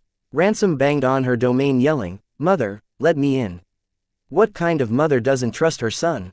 Wyatt used his soul pupils to check the isolation was through and the other demigods could not eavesdrop on them before proceeding to ask, "Tell me, what did you not understand about my mastery of the one with the world state being greater than yours?" Inside the isolated space, the royal instructor's stern face now had a gentle smile, but listening to Wyatt's question he frowned a little, wondering if Wyatt was testing him again, but he felt belittled to be asked such a question. Still, maintaining his gentle smile, he prepared to reply. However, before the royal instructor could speak, "Please like, share, and follow the Cultivation Audiobooks channel to motivate me to create more videos. Thank you." The field marshal, not wanting a misunderstanding to arise between Wyatt and her instructor, elaborated on the royal instructor's behalf. "Wyatt, your mastery of the one with the world state can't be greater than that of the royal instructor who has been practicing it for many centuries, while it hasn't been a year since you became a card apprentice. Even I, despite the help from my high-grade ego gem and unique eyes, had to practice for centuries before catching up to him in terms of mastery of the one with the world, yet I still do not dare to say I am as skillful as him." "Oh, I see what's the confusion here." Wyatt nodded, understanding what was the problem. Then, he pointed it out to the duo. "Why do you keep letting the incomplete knowledge limit you? Especially when you know it is incomplete." "Wyatt, details." The field marshal rolled her eyes and exaggeratedly demanded Wyatt to stop with the mystery and explain himself. She had been lectured by Wyatt so many times that she no longer felt shame like she did the first time. Increasing one's mastery of one with the world state through regular practice was the traditional method. In the myriad realm, there are other ways to increase one's mastery through external means. I happen to be lucky enough to use one of those said external means to increase my mastery of the one with the world state both spiritually and physically, Wyatt revealed, only to hear the field marshal and the royal instructor exclaim simultaneously, "Impossible." Chapter 2075 Turning Disaster into Fortune. Date the 18th of April 2321. Time 1802. Location Card World, Southern Region, Blossom District, Sky Blossom City, Airspace. Both the field marshal and the royal instructor looked at Wyatt in disbelief, unable to believe the information that he just revealed to them. They could not believe that there were external stimulants that could help one increase their mastery of the one with the world state both physically and spiritually, because it went against their years of understanding. One has to understand that the one with the world state was directly related to a card apprentice's synchronization rate, which was determined when the card apprentice forged their ego gem and was considered permanent. Therefore, the limit of one's mastery over the one with the world state was pretty much determined. However, card apprentices like the royal instructor practiced this state over and over, honing their mastery of this state to the point where they could borrow the celestial force of the card world and use it in the battle. However, regardless of how long one practiced this state, the card apprentice found that there was a limit to the mastery they could achieve in this state because of their mortal origin. This limit they could not cross no matter how hard they tried, making it possible for Field Marshal to catch up with the royal instructor despite him practicing this state for many centuries before her birth. So, for Wyatt to claim that he knew of ingredients that could increase their mastery of this state would not only go against their centuries of belief but also their understanding of the state, because Wyatt would be claiming that he knew of ingredients that could increase one's ego gem's synchronization rate, which was considered permanent. Oh, it is possible, I assure you. But these ingredients I speak, please like, share, and follow the Cultivation Audiobooks channel to motivate me to create more videos. Thank you are scarce. Honestly, it was a miracle that I managed to get my hands on one of them and survived to tell you guys the tale. Wyatt did not exaggerate. The ingredients he was speaking about weren't just scarce but were high in demand for their magical benefits for other beings. Young man, which ingredient do you talk about? Let us be the judge of it. The royal instructor asked Wyatt to stop teasing them and get to the matter. I am talking about the realms will fragment, Wyatt revealed without creating any suspense, causing the royal instructor and the field marshal's breath to get heated and rapid. They too have heard of the realms will fragment in the myths of the card world, but they did not know the particular use of the realms will fragments. However, if what Wyatt told them was true, then they can understand why the dark races would go around destroying realms for them. Unlike the general public who thought all the invaders were the same, demons, devils, the world leaders like the field marshal and the royal instructor knew their invaders were actually not all the same but belonged to different dark races of the dark realm. They also knew about the myriad realms and the notorious reputation of the dark races among other realms.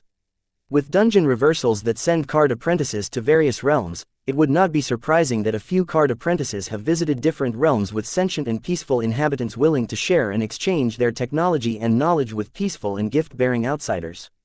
Hence, the world leaders were not totally oblivious to what was happening in the myriad realms.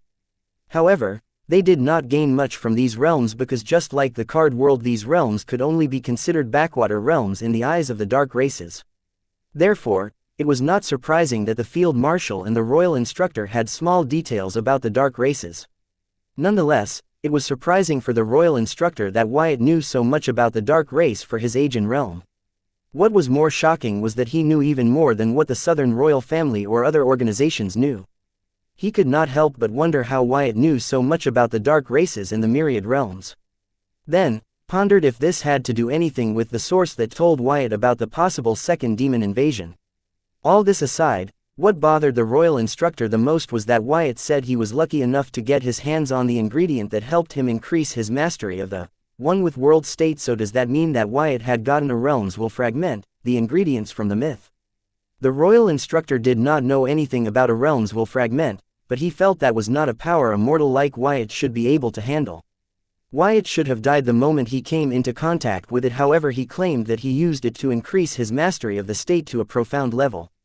The royal instructor found it very hard to believe all this. However, even before he could his doubts about Wyatt's claims, the field marshal spoke up. as this related to how survived the plague egg you were forced to incubate within yourself by the devil. Listening to the field marshal's words, the royal instructor recalled the reports he read on the southern capital incident.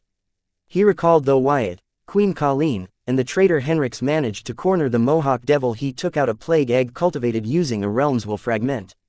Remembering this, the royal instructor immediately now knew how Wyatt managed to get his hands on the ingredients from the myths. In his shock, the royal instructor muttered, turning disaster into fortune. Seeing that the imaginations of the field marshal and the royal instructor were running wild, Wyatt had a satisfied grin on his face, as this saved him the trouble of concocting another series of lies. It was best if they fooled themselves. This was why Wyatt always said don't be quick to jump to conclusions. But the field marshal and the royal instructor were not to be blamed here, as Wyatt abused their trust in him and practically led them to reach such a conclusion. Chapter 2076 Temptation. Date the 18th of April 2321. Time 1808. Location Card World, Southern Region, Blossom District, Sky Blossom City. Airspace. Listening to the royal instructor utter, turning disaster into fortune, the field marshal looked at Wyatt with a dignified look, as recalled his history and found that Wyatt overcame numerous crises, and each time he came victorious his fortune took a sharp rise. For example, the time Anna learned about the silver milk powder. Back then Wyatt was just a card student or soldier. No matter how she wrecked her brain, the field marshal could not think of how Wyatt managed to get Anna to let him keep the patent and a major chunk of its supply and distribution shares, while ensuring that the southern royal family could not kill him but also were responsible for his protection. Marking Wyatt's rise in the southern region. Thinking all this, the field marshal shook her head, as she still could not comprehend how Wyatt got her to switch sides. But this did not stop her from giving her 100% to Wyatt. Then, her mind wandered, making her ponder if Anna's mother was another one of Wyatt's disasters and where he would be able to overcome it. You old people and your superstitions. Don't misinterpret something you don't understand into a miracle or act of God, Wyatt promptly corrected the duo's thought process.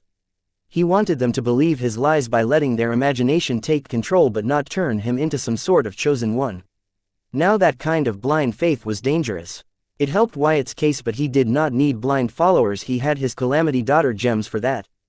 The only reason he was willing to share profound secrets with the field marshal and the royal instructor was because he wanted them to grow strong and shoulder the burden of protecting the card world. Now all that would be moot if they started believing that Wyatt was the chosen one and became lazy, wanting him to shoulder the burden of protecting the card world. Sorry, your chance encounter is nothing short of a fairy tale. I have heard and had my chance encounters, but yours takes the cake. Even the Mohawk devil would not have expected you to survive the plague egg and also make use of its precious realm will fragment to increase your synchronization rate. I mean, how did you get rid of the plague egg, and how did you know that you could use realm will fragment like that? The royal instructor, who was here for the secret to the celestial rule domain, now found himself at the crux of something more profound and could not believe his luck. All of that is related to my secrets, so I will skip the details. However, I will share how to use the realm fragment to gain various benefits.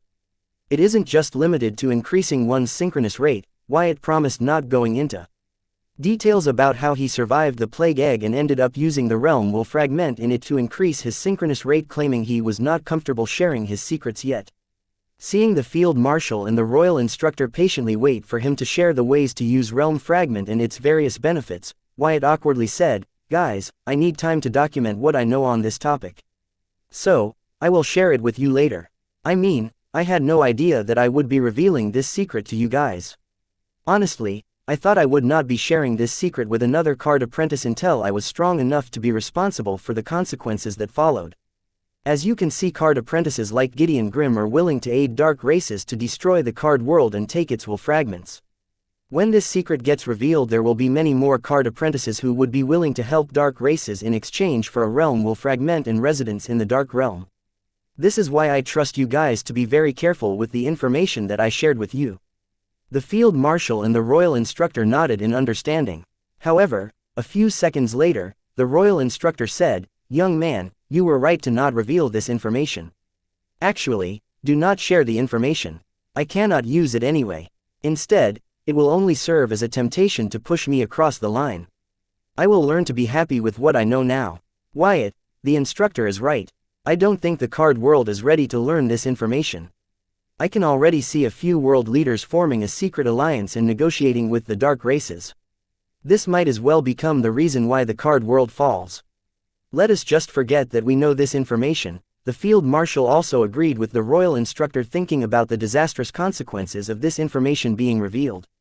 The card world was not short of demigods that would not think twice before allying with demons if it meant they could increase their strength and get a new beginning in the dark realm. Therefore, the royal instructor and the field marshal who did not have realm will fragment did not want to learn more about it, as it would serve contrary to its purpose and act as a temptation to cross over to the dark side.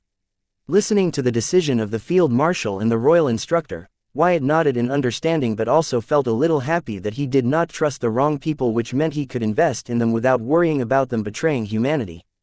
The duo betraying him would not matter to Wyatt as much as the duo betraying humanity. Wyatt could not bear the responsibility for something like that again. Once was more than enough. Young man, thank you for explaining why you were able to avoid our intense senses.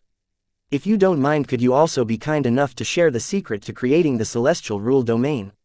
Chapter 2077 Simple and straightforward. Date the 18th of April 2321. Time 1814. Location Card World, Southern Region, Blossom District, Sky Blossom City. Airspace. Resisting the temptation of learning about how to use realm will fragment, the royal instructor asked Wyatt to let him in on the secret to creating the celestial rule domain, which honestly surprised Wyatt. He was not surprised that the royal instructor and the field marshal knew about the celestial rule domain, but the fact that they needed him to tell them how to create the celestial rule domain. From Wyatt's experience, creating a celestial rule domain was simple, by mixing the celestial force with rule power to the extent of one's strength. He did not know what secret the royal instructor and field marshal wanted to know about it. There wasn't really much to creating a celestial rule domain. Unable to understand what the royal instructor sought from him, Wyatt frowned in puzzlement. Seeing the confusion on his face, the royal instructor and the field marshal's hearts sank, fearing that Wyatt was not comfortable sharing the secret to the celestial rule domain. Wyatt had already shared a lot of his secrets with them, so they were reluctant to demand the information from Wyatt. However, their hearts elevated when Wyatt asked, "Creation of the celestial rule domain is simple and straightforward. I don't know what you want to know about it. Everything you can share about creating the celestial rule domain," the royal instructor responded like an eager student, minding that he doesn't come out too strong and make Wyatt uncomfortable. "There isn't much to it. Channel a little celestial force with the rule power when you deploy a rule domain." While explaining the process, Wyatt demonstrated what he was talking about by producing blood rule energy in his right arm and celestial force on the other. Bringing them together, he created an orb, forming a mini celestial blood rule domain. "That is it," the royal instructor and the field marshal blurted stupidly, because they have tried doing the same for centuries and they were never able to achieve the results that Wyatt achieved with ease. "Yes, that is it," Wyatt nodded, scratching the back of his head. He could not help but feel that his explanation was kind of a letdown to the field marshal and the royal instructor. Their expression in reaction to the explanation said it all. Wyatt felt he was not the one to be blamed because there really wasn't much he could talk about creating a celestial rule domain, as it was pretty straightforward and simple. "Is there a specific ratio you mix the celestial force and rule power to deploy the celestial rule domain?" the royal instructor asked, feeling there was definitely more to it, otherwise numerous card apprentices would not have failed to achieve something so simple for centuries. "No, it's up to you. Though I personally prefer going with equal parts of each," Wyatt answered and gave his recommendation. "Are you sure you are not doing something differently without you realizing it? Think hard." The royal instructor pressed Wyatt impatiently. The more Wyatt claimed that creating the celestial rule domain wasn't complex and there wasn't any secret to it, the more frustrated and irritated he felt. After spending centuries of their life trying to figure out something that others figured out in an instant, who wouldn't? However, the royal instructor never once doubted that Wyatt might be lying to him or not telling him the full truth. Previously, during the whole realm will fragment dilemma, it wasn't just Wyatt testing the royal instructor, but the other way around was also true. The royal instructor tested Wyatt based on how he presented himself and acted. He monitored every action and word of Wyatt from the beginning to the end. Even when he appeared to be lost in thought, he would sometimes watch Wyatt's reaction and response through the corner of his eyes, as his intense sense was completely useless against Wyatt for some weird reason. The royal instructor was thoroughly impressed by the way how Wyatt revealed the secret information about the realm will fragment. Especially, the part where he had the field marshal isolate the space with him inside, claiming that he could not trust the other demigods with the information he was about to reveal. Other demigods might have believed Wyatt because his concerns were legitimate. However, the royal instructor believed Wyatt had another reason to take such extreme measures. He strongly felt that if his response and actions upon learning the truth about the realm will fragments did not satisfy Wyatt would not hesitate to join forces with the field marshal to kill him while the space isolation barrier cut off his escape route.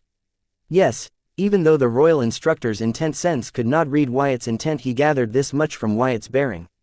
The royal instructor felt that even the field marshal too understood Wyatt's intentions when asked her to put up the isolation barrier around them, which was why she tried her best to mediate between them and resolve any misunderstanding that arose. What baffled the royal instructor the most was that the field marshal understood Wyatt's assignment for her and went along with it. He could not believe that she was prepared to attack her instructor following Wyatt's orders. Now, the royal instructor was certain that the field marshal was Wyatt's subordinate and it was not just an act. Understanding this, the royal instructor felt that the southern princess's reaction wasn't totally unreasonable. After all, Wyatt did snatch one of her most trusted aides, key to her control over the southern region, from the shadows. Without the field marshal by her side, the southern princess's grip on the southern royal court would loosen a lot. The minister will grow rowdy now that the southern princess who enjoyed total reign had a competitor. The royal instructor did not know if Wyatt wanted to fight with the southern princess for power, but by stealing the field marshal from her he had declared war, or at least that was what the rest of the world would think.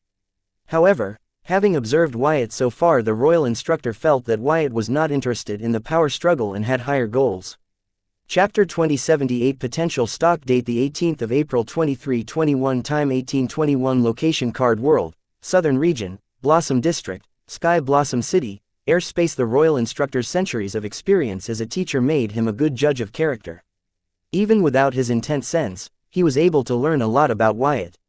Just based on how Wyatt was handling him around him, the royal instructor understood that Wyatt did not see him as a threat but rather as a potential stock. Which honestly astonished the royal instructor. Because it should be the other way around. It should be him judging Wyatt's potential and if he was worthy of his time. However, it wasn't. Honestly, the royal instructor had no complaints, instead was happy that Wyatt found him as a potential stock and was willing to invest in him. With Wyatt willing to share the secret to the realm will fragments with him, this one was obvious. Therefore, the thought that Wyatt might be lying to him or not telling the whole truth about creating a celestial rule domain did not cross the royal instructor's mind. Instead, he believed that Wyatt himself might not know what he was doing differently and that he was able to succeed where the rest of the card apprentices failed. Nothing comes to my mind. There isn't really much to this except using both powers in unison, Wyatt thought hard and replied, seeing he wasn't being of much help to the royal instructor and the field marshal. Let's do this. You observe me attempt the same and tell me what I am doing differently from you. The royal instructor decided he would try following Wyatt's demonstration and create the celestial rule domain. Even though he knew would fail, he believed Wyatt could observe his failure and then tell him what he was doing differently for his attempt to end up in failure. Sure, I guess, Wyatt, who had no idea why the royal instructor was so sure that his attempt would fail even before he tried, decided to go along with it as he wanted to help the field marshal and royal instructor in their pursuit of creating celestial rule domain, as it appeared really important to them. It was written all over their face. Here I go. Before the royal instructor could proceed to attempt creating the celestial rule domain, the field marshal interrupted him, saying, "Instructor, why don't you let me attempt it first?" Seeing his student trying to save face for him in front of her new liege, the royal instructor shook his head and said, "Recruit, when it comes to learning we all are equal. Besides, failure is the mother of success. If I had let fear and shame of failure stop me, I would never reached where I am today." The field marshal and Wyatt nodded, agreeing with the royal instructor's words as he borrowed celestial force from the card world and channeled it along with rule power to create a domain. However, the domain never appeared.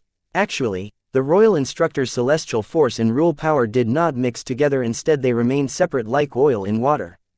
The royal instructor forcefully tried to mix the celestial force and the rule power together, like stirring the water and oil to mix them. Soon there were signs of a celestial rule domain forming, but as soon as the mixture of power left his influence they separated and depressed, just like how once you stop stirring the oil and water would slowly separate and settle, forming two different layers. Sigh. The royal instructor sighed, giving on forcefully trying to mix celestial force. He even took Wyatt's recommendation to mix them in equal parts, but it was of no help. "Oh, Seeing the royal instructor fail, Wyatt shook his head in realizing why the royal instructor was so sure that he would fail. From the looks of how the royal instructor managed to forcefully mix his borrowed celestial force with his rule power for a decent moment, Wyatt understood that this was not the first time the royal instructor had attempted to create a celestial force. He also learned why the royal instructor failed despite trying so hard when he easily succeeded. Realizing the royal instructor's dilemma, he now understood that the questions the royal instructor was asking about the celestial rule domain were not silly but real doubts. As you can see, no matter what I do, I cannot get my celestial force to mix with my rule power. Did you see what I am doing wrong? The royal instructor asked Wyatt with great hope. Yes, I did, Wyatt nodded, and after a pause, he added, the reason you keep failing is because the celestial force you are using isn't yours but borrowed. You seem to be forgetting that. I don't understand, the royal instructor said in confusion. After all, according to the royal instructor, the celestial force borrowed from the card world was the same as his celestial force because there was no other way for the card apprentice to gain celestial force. So when Wyatt claimed otherwise, the royal instructor was confused. If the royal instructor were to consume Wyatt's words as they were, then it would mean that Wyatt was successful in mixing his celestial force with his rule power because, unlike the royal instructor, he did not borrow celestial force from the card world but he used his own celestial force. Now that was impossible. The whole idea of a mortal having access to celestial force seemed absurd to the royal instructor, so he asked Wyatt to expand on his words. Seeing the royal instructor attempt to create a celestial rule domain and fail, Wyatt immediately learned that the reason the royal instructor failed was because the celestial force he used to create the domain did not belong to him, which was why both the powers did not mix with each other. However, Wyatt could not just tell this to the royal instructor because then the field marshal and the royal instructor would ask why he was able to succeed when they failed. Wasn't he also borrowing the celestial force from the card world? Now the answer to this question went into the category of secrets that Wyatt was not prepared to share with the royal instructor or the field marshal.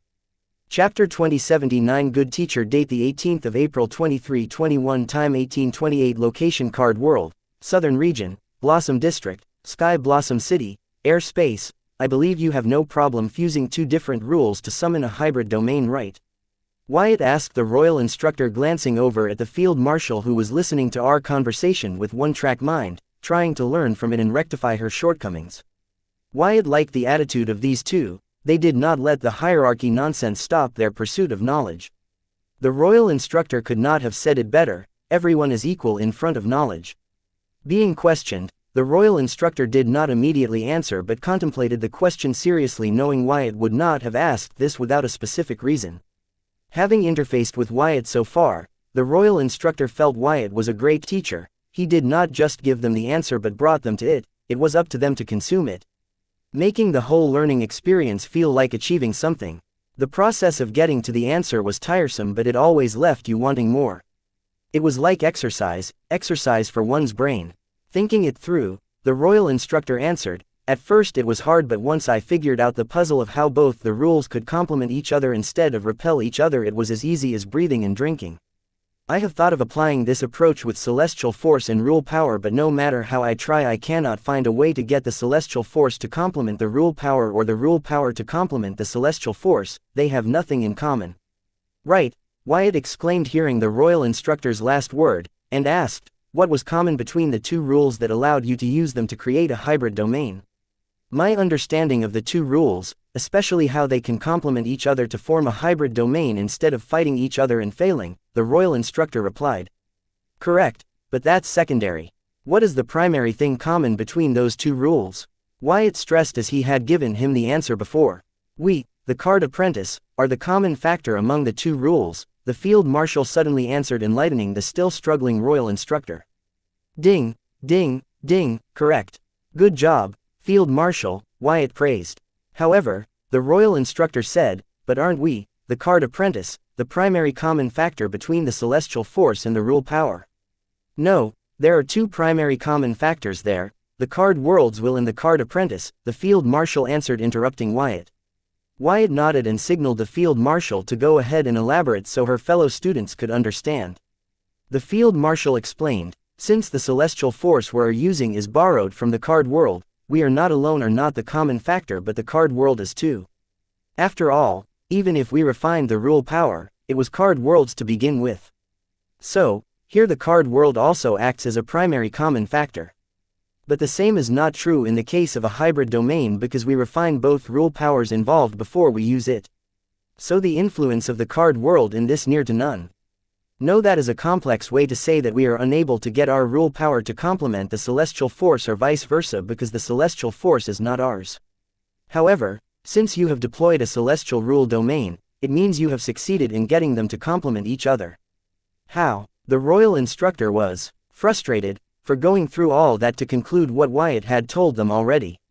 As advertised, the process of getting to the answer was indeed very tedious. The only thing keeping him going down this path after failing for centuries was knowing that this time he was guaranteed to find the answer at the end. The answer is simple actually, Wyatt said, pausing for a dramatic pause. Only to hear the field marshal ruin it saying, "Do you want us to refine the celestial force we borrowed from the card world?" No, that is not possible, since the celestial force is a fundamental force of nature that acts continuously. However, the energies resulting from it can be refined. Now that is a whole different topic, Wyatt corrected the field marshal. Then how do we get our rule power to complement the celestial force we borrowed from the card world? The royal instructor pondered aloud, listening to the exchange between the field marshal and Wyatt. Having learned a new approach that he never considered before for the dilemma at hand, he was contemplating various possible solutions to it. However, it was easier said than done as celestial force and rule power were very different in nature. Should we just use the raw rule power instead of using the refined rule power?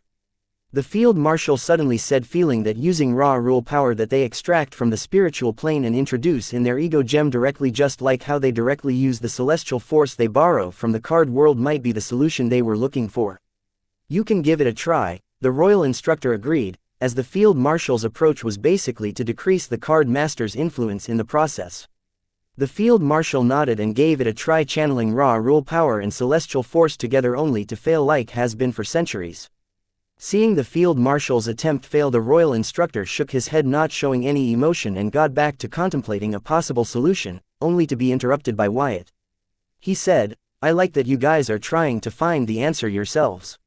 You guys might have the time to spare for that, but I don't.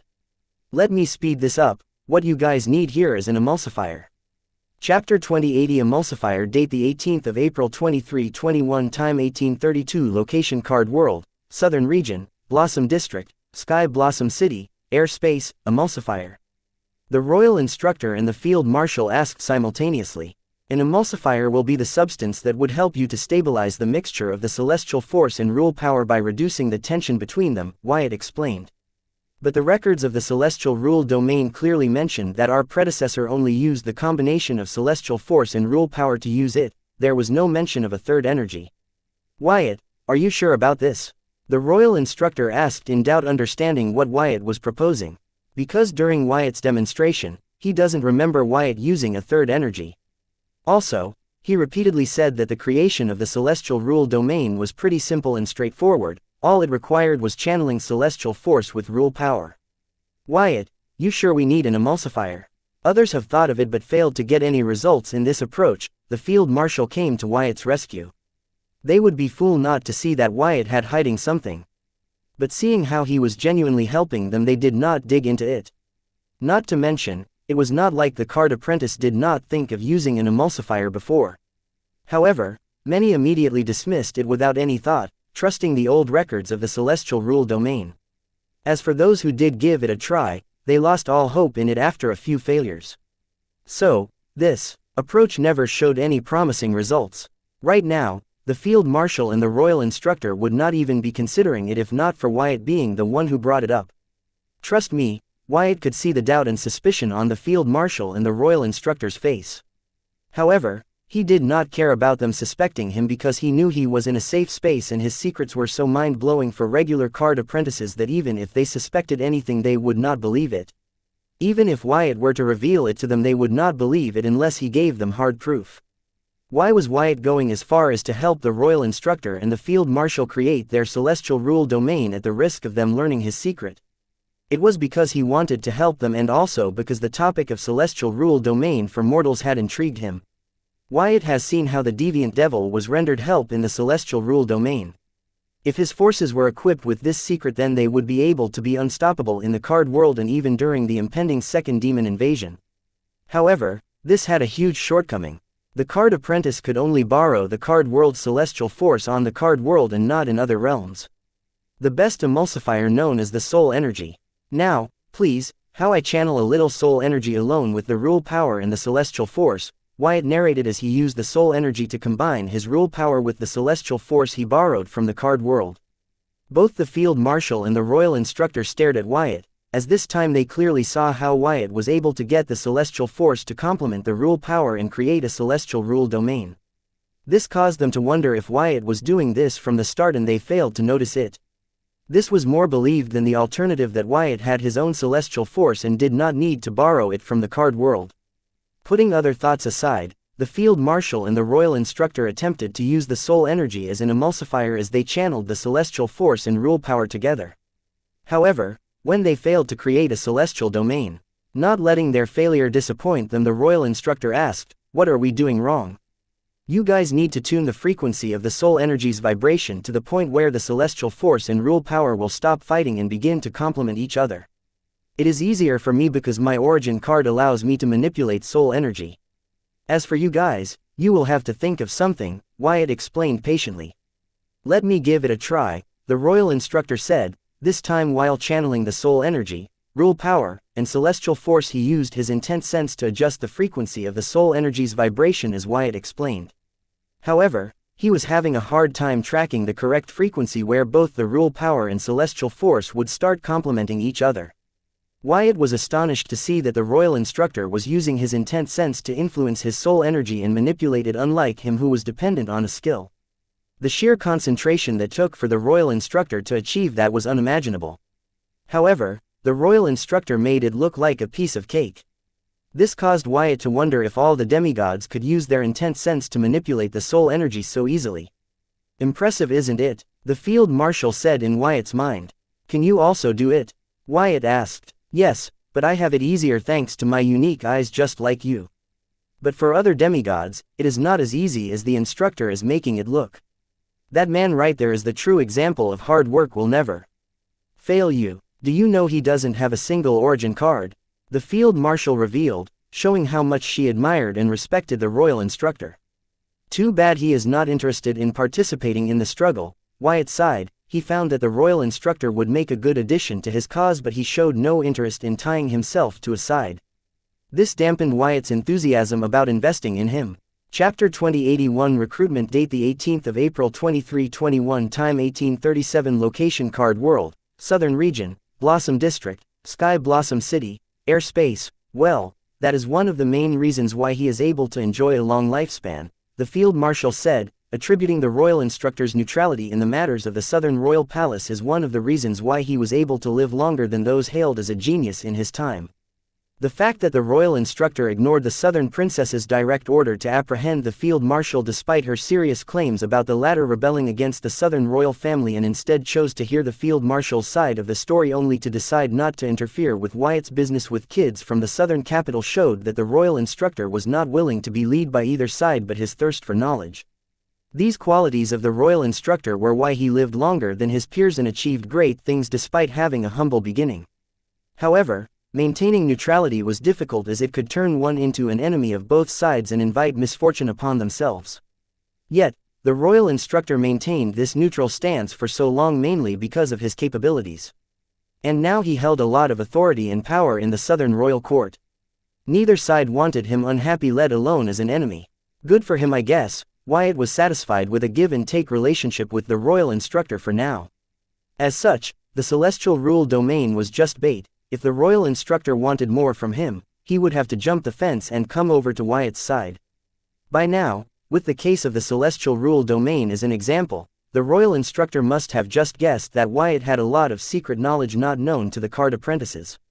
Wyatt had already laid out the honey. If royal instructor wanted more of it, he had no choice but to knowingly walk into Wyatt's trap. Royal instructor had a wide range of capabilities. He would make a good general for Wyatt's cause.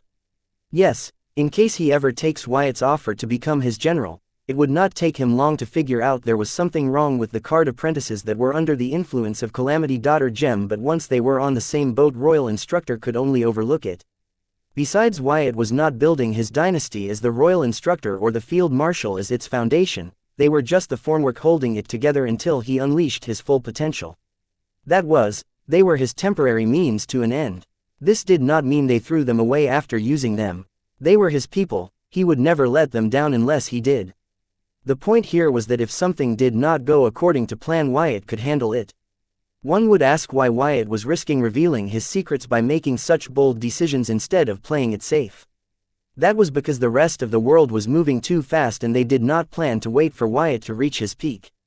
With Wyatt's current abilities, he could hardly keep up. He needed strong allies like Field Marshal and Royal Instructor to be his hands and mouth. And for that, he would have to risk being vulnerable in front of them. However, if plans did not work out as he thought, he always had himself to fall back on. Being in hiding and playing it safe was never an option. Be it the Southern region, the Card World, the Dark Realm, or the Inter-Realm City, Wyatt had to establish his power everywhere, even at the risk of being stomped and having to start all over again because he had to get started at some point. It was not time for that as he was still in the recruitment phase. "Are you not going to give it a try?" Wyatt asked the Field Marshal, seeing that she was not trying to create a celestial rule domain using the emulsifier method. He said, "No, let him do it first. He has been waiting for this moment longer than me." The Field Marshal decided that she was satisfied with being the third card apprentice to create a celestial rule domain. Wyatt shook his head, seeing the Field Marshal's filial pity toward her teacher. He knew that, unlike the Royal Instructor who was struggling to find the correct frequency at which the soul energy would act as an emulsifier to help rule power complement the celestial force, the Field Marshal would be able to achieve it with ease because of her unique eyes.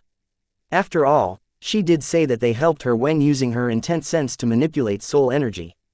Even Wyatt, thanks to his soul pupils, easily identified the frequency at which the soul energy would be able to act as the best emulsifier between the rule power and borrowed celestial force, allowing them to complement each other and form a celestial rule domain. "Do I have to be here for this? Or should just tell him the frequency?" Wyatt contemplated with the Field Marshal, only to hear her request, "Please, entertain him, Wyatt. You do not know how much it would mean for him." What the Royal Instructor was attempting right now was trying to blindly tune the radio without knowing the channel frequency number, hoping to get lucky and catch a broadcast. It was difficult even though there were not many frequencies at which radio was broadcasted. Imagine the same, only with a bigger pool of frequencies to choose from.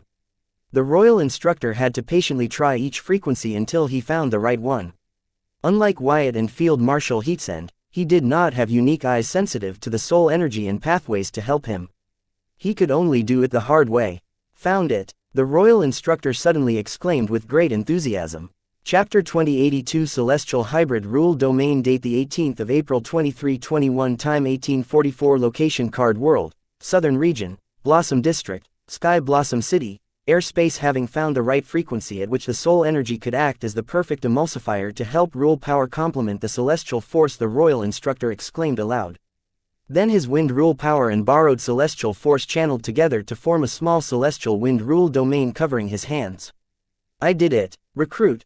I finally did it." The Royal Instructor became emotional, achieving his centuries-long dream that he had almost given up. His eyes were red as he held back his tears. The joy in his eyes was indescribable. "You did it, Instructor." The Field Marshal was happy for her teacher and celebrated with him. Gathering his emotions, the Royal Instructor turned to Wyatt and said, "This was only possible because of you. I don't know how to thank you." "No need to thank me. I am just happy that I could be of help." Wyatt's words could not be more false, and the Royal Instructor knew it. "So," he said, "I can't believe you created the celestial rule domain doing all these calculations instinctively. You are indeed a genius unlike any." "Royal Instructor, I will be honest with you, there are many ways to create a celestial rule domain. I only helped you figure out one of them. Not to mention it is not the most efficient and a bit tedious. You will have to remember the frequency that you just set the soul energy at for it to act as a perfect emulsifier, as next time you can find the frequency for the perfect emulsifier within that range." Wyatt could not be more obvious about this intention. "I figured as much. I am just happy that you were willing to share your knowledge with us." The Royal Instructor did not dig deeper and instead backed off, knowing that to further satisfy his curiosity he would have to pay the appropriate price. and this time it would not be as simple as helping Wyatt with his criminal reformation program. It might come at the cost of his freedom. Field Marshal, why don't you give it a try? Wyatt said, ignoring the crafty royal instructor. Yes, he thought the royal instructor would make a good general for his cause, but he would not give more of his time and goodwill than required. Not because he did not want to be taken for granted, but because he believed he could find someone else like the royal instructor easily. Aurelia's mother was one of the candidates. Okay, the field marshal nodded, and following her understanding of the emulsifier method, she channeled soul energy, space rule power, and borrowed celestial force together. Then, using her unique eyes, she began to adjust the frequency of the soul energy's vibration. Under a minute she found the right frequency at which the soul energy acted as the perfect emulsifier, allowing the space rule power and the borrowed celestial force to complement each other and form a tiny celestial space domain on her palms. There is no comparison between the celestial rule domain and the regular domain, the field marshal commented, having felt the power of the celestial rule domain firsthand. Well, the celestial rule domain is kind of a hybrid domain, so comparing it with the regular domain would not be fair, Wyatt pointed out. In that case, the celestial rule domain is a lot more economical than any hybrid domain, the field marshal remarked. She was correct in a way, as the celestial force was borrowed power. Aren't you guys forgetting about the celestial hybrid rule domain? Now, this one is the true game changer, the royal instructor added, summoning a tiny celestial hurricane domain. What was surprising was that the hybrid rule power used here had 3 different rule meanings in harmony. Wyatt could not help but take a second glance at the royal instructor learning this. Wyatt could not try the same, as he had only achieved ultimate mastery in blood rule. He had yet to begin comprehension of other rules. His busy schedule had limited him to 1 rule so far. Yes, it is, the field marshal said, agreeing with the royal instructor. However, Wyatt pointed out, you guys do realize that the soul energy that is acting as the glue to bring this whole thing together is its weak point. However, it is one thing if your enemy is smart enough to notice this weakness. Wyatt was not trying to rain on the joy of the field marshal and the royal instructor, but warning them that if others learned about how they were able to create the celestial rule domain, they could use the same knowledge to break their celestial rule domain with ease. It was the same as the magic tricks. They were only magical until you did not know the trick behind them, but once you knew the trick, it was no longer magical. Wyatt's meaning was simple: the more people knew to use the emulsifier method to create the celestial rule force, the more people knew about its weakness. Now it was up to them to whether they shared it with their fellow card apprentices. As it did not affect Wyatt, since he had made it clear he knew other methods to create celestial rule force which were more efficient and less complex than the emulsifier method of creating the celestial rule domain. With Wyatt's reminder, the joyous atmosphere surrounding the royal instructor and the field marshal dampened. This was when the royal instructor realized that the celestial rule domain he created was just an imitation and not the true celestial rule domain, like the celestial blood rule domain deployed by Wyatt. While the royal instructor and the field marshal were still in contemplation, Wyatt nodded at the royal instructor, and said, "Since there is nothing else, I will be taking my leave now." While signaling the field marshal to lift the isolation barrier, "Wyatt, one moment," the royal instructor called out to Wyatt, stopping him in his tracks. Chapter 2083 Strong Self-Control. Date the 18th of April 2321. Time 1848. Location Card World, Southern Region, Blossom District, Sky Blossom City, Airspace. A grin appeared on Wyatt's face listening to the royal instructor call out to him. Hiding the grin, he innocently turned to face the royal instructor. Why else could the royal instructor ask Wyatt to stop? It was to ask about the other ways to create the true celestial rule domain. Having tasted the might of the imitation celestial rule domain, he should be more impatient than ever to learn the ways to the true celestial rule domain. Considering that the royal instructor was a smart man, he should know that Wyatt wouldn't give him what he sought without an appropriate price, in this case, his loyalty and alliance. Everyone had a weakness, you just have to find what it was. In the case of the royal instructor, it was his thirst for knowledge. Seeing things turn out as he expected, Wyatt waited for the royal instructor to say the magical words. However, his expression turned stiff when Wyatt heard the royal instructor ask, "Wyatt, if you don't mind, I would like to publish a paper on this emulsifier method of yours to create a celestial rule domain. Even if this is just an imitation, this is the closest we have gotten to creating a celestial rule domain. I think other card apprentices around the world will appreciate this method. Of course, you will be the primary author of the paper and I will be the secondary author." I hope you don't mind this old man riding your tailcoats. Motherphew. Wyatt cussed the royal instructor wildly in his mind, but his expression remained innocent with a gentle smile, though it was a bit forced and stiff. The royal instructor's intention could not be more obvious. The reason he wanted to write a paper on the emulsifier method of creating a celestial rule domain and share it with the rest of the world despite Wyatt's warnings about its weakness was the same reason why he shared the myth of the celestial rule domain with his students in the first place. To recruit their help to recreate the myth, celestial rule domain. So that they would see what couldn't and succeed where he failed. The royal instructor once again wanted to use the same strategy. To get the card apprentices around the world to come together and help him recreate the true, celestial rule domain using Wyatt's emulsifier method to create a celestial rule domain. The reason why Wyatt warned the royal instructor and the field marshal about the weakness of the emulsifier method was that he did not want the royal instructor to spread the method in hopes of finding a method that helped him create the true celestial rule domain. With that road closed, the royal instructor would have no choice but to rely on Wyatt to truly satisfy his dream. Ultimately, forcing him to side with Wyatt.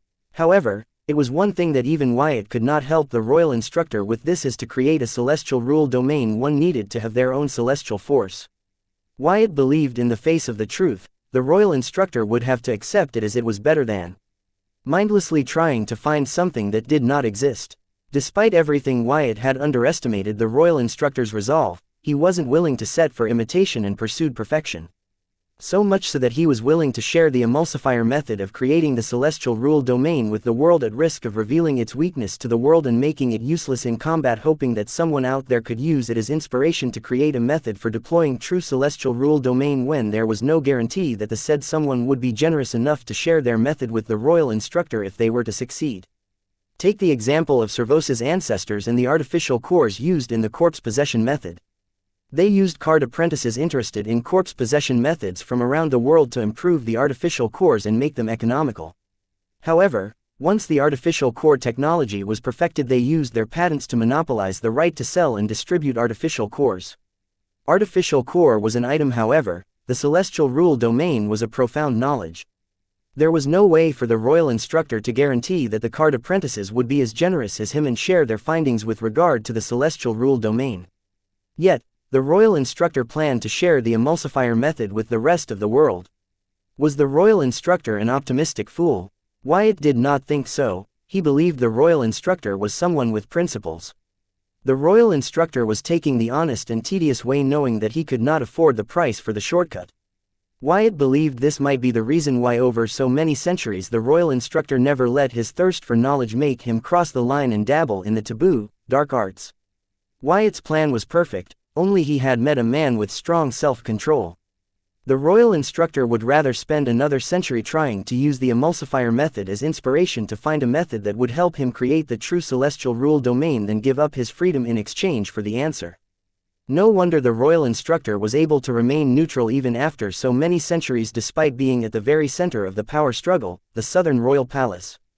Wyatt had never thought it would be easy to recruit the royal instructor.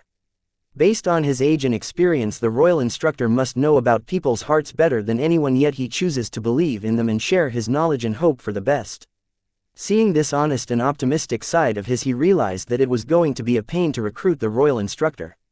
Chapter 2084 Condition. City Lord. Date the 18th of April 2321. Time 1851. Location Card World, Southern Region, Blossom District, Sky Blossom City, Airspace. Wyatt, the field marshal, called out, seeing he was taking too long to answer. The royal instructor lost in his thoughts. Wyatt awakened from his thoughts. He looked at the royal instructor and said, "Are you sure the Southern royal family would have no issue with this? After all, this can act as a hidden card for their forces if used with proper discretion." Wyatt now plans to use the Southern royal family to block the royal instructor's plan, not wanting to be outdone. Knowing Anna's mother, she would have the royal instructor's head if he planned to share such a killer move with the rest of the world for nothing but the hopes that they would share their findings with them. Haha, it will be difficult, but leave that to me. I am sure I will think of a way to convince the royal family on this matter. Before that, since you are its creator, I need your permission to go ahead with this plan. The royal instructor politely sought Wyatt's permission to share the emulsifier method of creating a celestial rule domain with the rest of the world. Listening to the confident words of the royal instructor and knowing his authority in the royal court, Wyatt was now certain that the royal instructor would not have a hard time convincing Anna's mother over this matter as long as he had his permission to share the information with the rest of the world. "You have my permission, but there is one condition." Wyatt agreed to give the royal instructor his permission since the emulsifier method was flawed and he had no need for it. Not to mention, the royal instructor was doing all the work while giving him the credit. However, Wyatt put forward a condition. "Let me hear it." The royal instructor calmly nodded as if he was expecting Wyatt to put forward a condition. "It is nothing serious. I want you to publish the paper through the Southern Academic City once I take over it, as its city lord," Wyatt revealed. The royal instructor was confused listening to Wyatt. He wondered if he heard him right. He turned to look at the field marshal to get confirmation. Seeing her nod, it was his time to be astonished. "How?" "In return for not attending college out of the southern region, Wyatt will become the new city lord of the Southern Academic City. The royal family is preparing to announce it before the start of the new academic year." In hopes of recruiting more talented students, the field marshal informed the royal instructor. "It seems a lot has happened when I was busy with the Southern Princess's silver milk powder improvement project," the royal instructor said, finding he had a lot to catch up on with regards to the royal family's recent moves. It wasn't that he was behind or lacking, but the things were happening too quickly. "I am sorry, this decision was made with quite haste because of the situation involved," the field marshal apologized, not wanting the royal instructor to misunderstand the royal family. Even though they were the rulers, they could not decide such big things that would affect the state and its citizens unilaterally. A proper hearing would be held, but considering it was related to Wyatt, Anna's mother took the decision into her own hands. "It is okay. Though it is surprising that the Southern royal family would make such a big move just before the start of the new academic year, I believe you are more than qualified for this job, young man." The royal instructor regained his composure and congratulated Wyatt.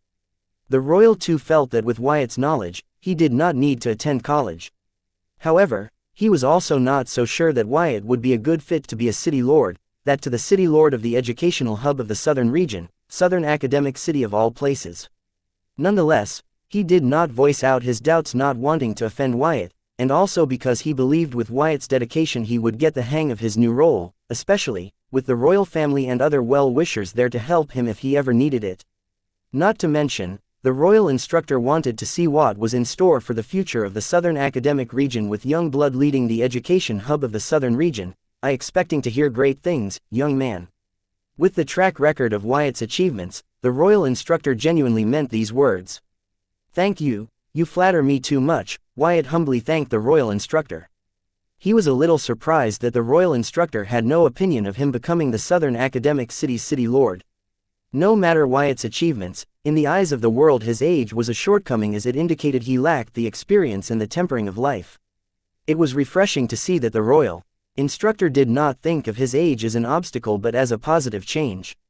"No need to be humble, but young man, can you give me a specific time? It would be easier for me to plan things accordingly for the big reveal." Though he accepted Wyatt's condition, which might delay his plans, the royal instructor could not wait to share the emulsifier method with the rest of the card apprentice community.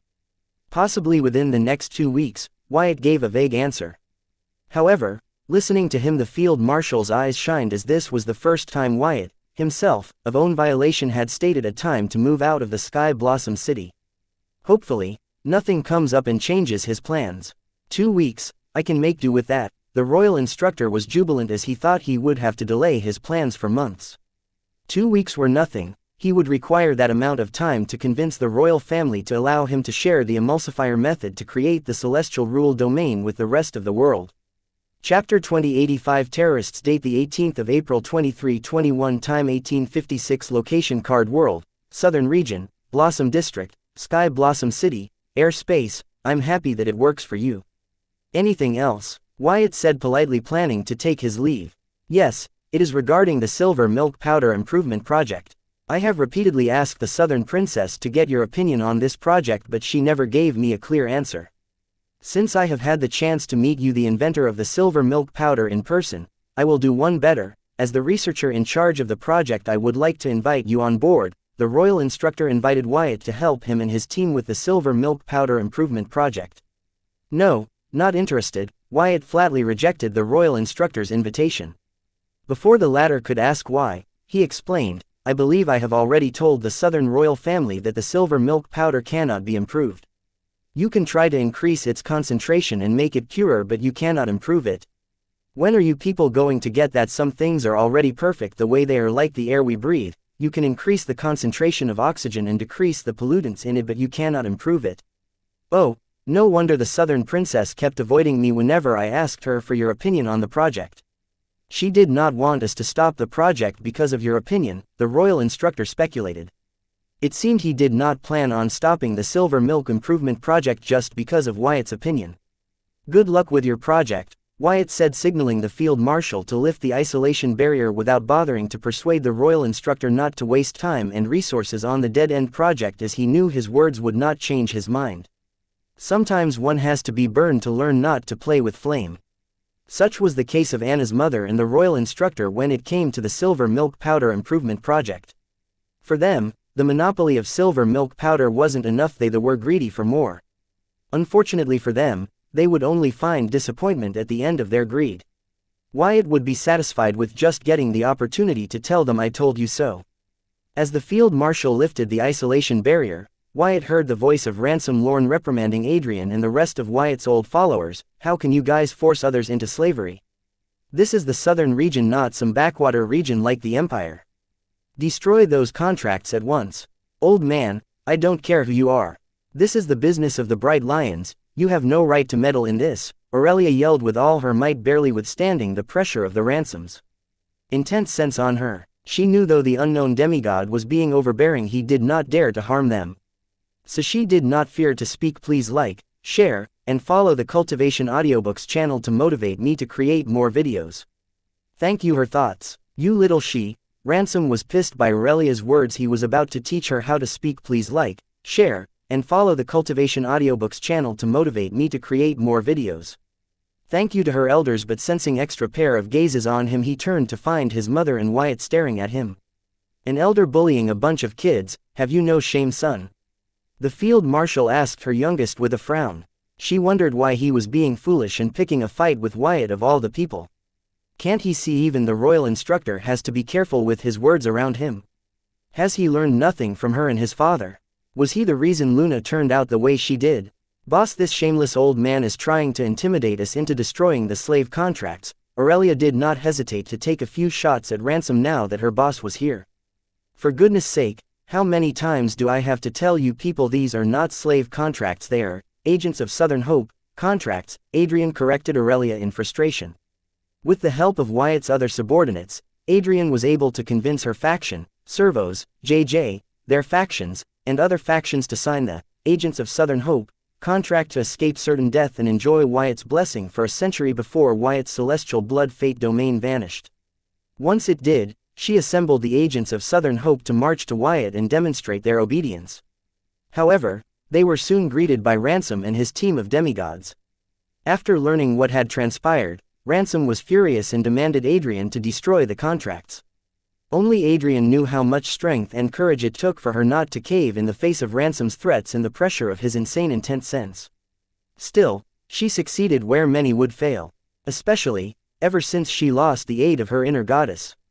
However, what she did was nothing compared to Aurelia standing up to Ransom. In her defense, Aurelia was not normal, she was built differently. "Field Marshal, they forced the other children to sign a slave contract on his orders." Ransom did not back down from his mother's warning, and pointing at Wyatt he accused him of being the mastermind. To Ransom's surprise, the field marshal nonchalantly asked him, So, what do you mean? This is the southern region, the greatest region of regions, where people have basic human rights. As its hero, you should give them justice," Ransom spouted in a single breath. "You done?" the field marshal asked uninterestedly. "Yes, I guess." Ransom did not dare speak. "Please like, share, and follow the Cultivation Audiobooks channel to motivate me to create more videos. Thank you." Any more nonsense. Feeling his mother's cold stare, his siblings, and his father were not new to this stare. They knew they had to shut up when the field marshal gave them this stare. First of all, as the little one claimed, they did not sign a slave contract but the Agent of Southern Hope contract. Secondly, if anybody deserves justice here, then it's Wyatt, as they all rushed over here to kill him. since they all were prepared to kill someone they should have been prepared to die. Them signing a slave, I mean an agent of Southern Hope, contract was them getting off easy for their crimes. Lastly, they all planned to kill the hope of the southern region. So, in my eyes, they are nothing but terrorists. Last I checked, terrorists had no rights in the southern region. Any objection? The field marshal explained to her youngest, who did not dare to retort and only nodded his head like a bobblehead doll. Chapter 2086 Objection. Date the 18th of April 2321. Time 1903. Location Card World, Southern Region, Blossom District, Sky Blossom City. Airspace. Listening to the points put forward by the field marshal in defense of Wyatt, the kids from Southern Hope who still held a little hope of their parents bailing them out of the so-called agents of Southern Hope contract finally felt the despair that JJ, Servos, Armini, and the rest were feeling. As a result, they all lost the last bit of resistance to their new status as agents of Southern Hope. No objections, Ransom said, wiping the sweat off his forehead, as he believed if he continued to defend the kids from the Southern capital, his mother would not hesitate to label him as a terrorist and sign the agent of Southern Hope contract as a punishment. However, Ransom still strongly felt that labeling the kids terrorists and forcing them to sign slave contracts was a bit too much as a punishment for them fooling around. He felt his mother was going overboard, just like how she did in his daughter Luna's case. Recalling his daughter, Ransom had a sudden change of heart. Enough was enough, he had to learn to stand up to his mother. Thus he said the words he would soon come to regret, "Yes, I do. I object." Ransom's sudden outburst against the field marshal took his teammates, the kids from the southern capital, Wyatt, the royal instructor, and the field marshal herself, by surprise. While the field marshal had yet to react to Ransom's challenging her authority, Wyatt ordered her, "Field marshal, get your family in order." He has been tolerating Ransom, considering the field marshal's face, just like how one would tolerate their colleague's child in the workplace. But there was a limit to his patience. Therefore, seeing Ransom act out, he ordered the field marshal to settle it, or he will settle it for her. The field marshal nodded to Wyatt, and then turned to her youngest. She said, "We will talk about this later." Celestial Mystic Dimension Domain. Seeing a starry pitch black orb head his way, Ransom sneered and said, "These tricks of yours will no longer work on me. I am a lot stronger than before." Ransom was swallowed into the Celestial Mystic Dimension Domain even before he could complete his sentences. His countermeasure against his mother's mystic dimension failed against her Celestial Mystic Dimension Domain. After swallowing Ransom, the orb vanished, closing the gate to the Celestial Mystic Dimension. The Mystic Dimension was a hybrid rule domain developed by the field marshal. She used it to train and punish her kids. As they grew up, each of them figured out a way to resist her hybrid rule domain. The field marshal could not be more proud of them. This was why Ransom was not afraid to see his mother's starry pitch black orb, but he failed to comprehend that the field marshal had upgraded it. It wasn't her regular hybrid rule domain but a celestial hybrid rule domain. In a way, the field marshal was happy that she had better means to train and punish her weak and unruly kids. Seeing the field marshal handle Ransom with a single move, the kids from the southern capital who had no idea about her mystic domain sucked in cold breath, understanding that her reputation of being one of the top 10 strongest in the world wasn't just for show. If they had any hope or resistance left before, now it was all gone. They had no choice but to accept their new fate as Wyatt's slave, or a fancier way to put it, as agent of Southern Hope. Was that a celestial rule domain? One of the eager demigods from Ransom's team asked the field marshal. It was celestial hybrid rule domain, but yes, the field marshal nodded. She did not mind telling them about it, as the royal instructor planned to share it with the whole world soon. Therefore, there was no point in keeping secrecy. Getting confirmation from the field marshal, the demigods were enthusiastic to know for sure that the celestial rule domain was no longer a thing of myths. However, before one of the daring demigods asked about its creation process, the royal instructor stepped forward and said, "Wyatt and I are writing a paper on the celestial rule domain creation. You can read all about it with the rest of the world." "What?" the demigods exclaimed in unison, and one of them even asked, "Why would you do that?" "You will come to know the reason for that when you read our paper. Have patience," the royal instructor sternly stressed, hinting to the demigods that he would no longer entertain their questions. Taking the hint, the second in command of the team said, preparing to leave without their leader, "Since we have confirmed the safety of the kids, Sir Royal Instructor, Madam Field Marshal, our work here is done and we will take our leave now." With that, the demigods returned to their posts without wasting any more of their time in the Sky Blossom City. As soon as they left, Arya rushed to the royal instructor's side and said, "Royal instructor, you owe me an apology." The royal instructor could not help but lift his brows listening to Arya and asked, "For what, child?" "I was right and you were wrong," Arya informed and then explained. "Do you remember you scolded me for blaming JJ for stealing my cookie without proper evidence?" "I was right about that. JJ agreed that he stole my cookie in front of everyone." "So, how was I wrong, child?" The royal instructor asked Arya. "I was right but you did not believe me. Instead, you believed JJ. You even lectured me about proper evidence, due process, and everything." "I was right and nobody believed me." Overcome by her emotions, Arya began to babble with teary eyes, threatening to burst into tears. By recounting what happened that day, she felt like she was reliving it. "I see." The royal instructor nodded in understanding but still asked, "Child, where was I wrong? Was it wrong of me to ask you to provide proper evidence before blaming someone for stealing your things? Was it wrong of me to ask you not to take matters into your own hands, follow proper channels and due process?" Quote. Arya stared at royal instructor with teary eyes and puffed cheeks in disbelief. Feeling wrong, she wanted to cry and yell aloud, but she stopped herself, trying hard to not embarrass herself in front of so many people once again.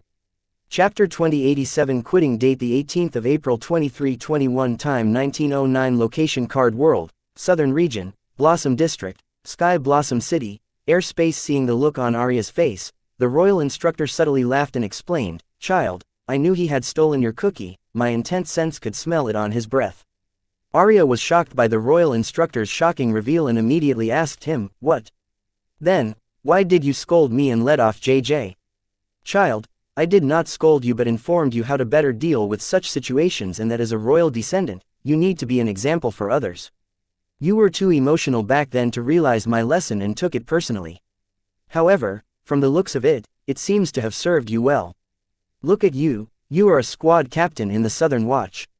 Despite your young age, you are already making a significant contribution to society. You are an exemplary royal descendant." The royal instructor praised Arya for becoming a squad captain in the Southern Watch.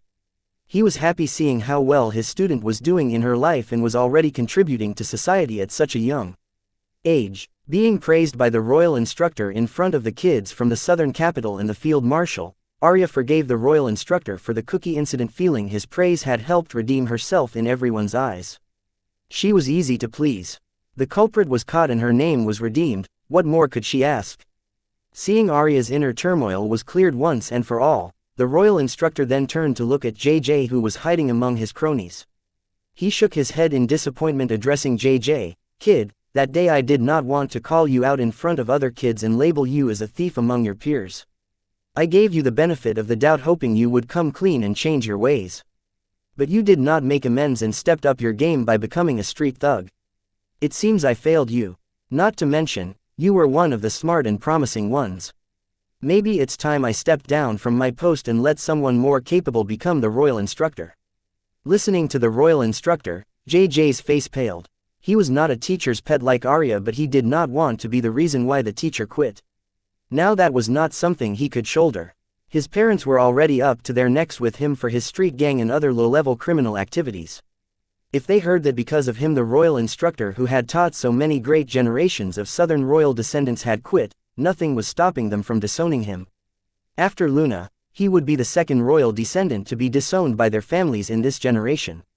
What bothered JJ the most was that he was not bothered by the fact that he could be disowned by his family, but by the fact that if it happened he would not be the first even on the list of disowned royal descendants in this generation.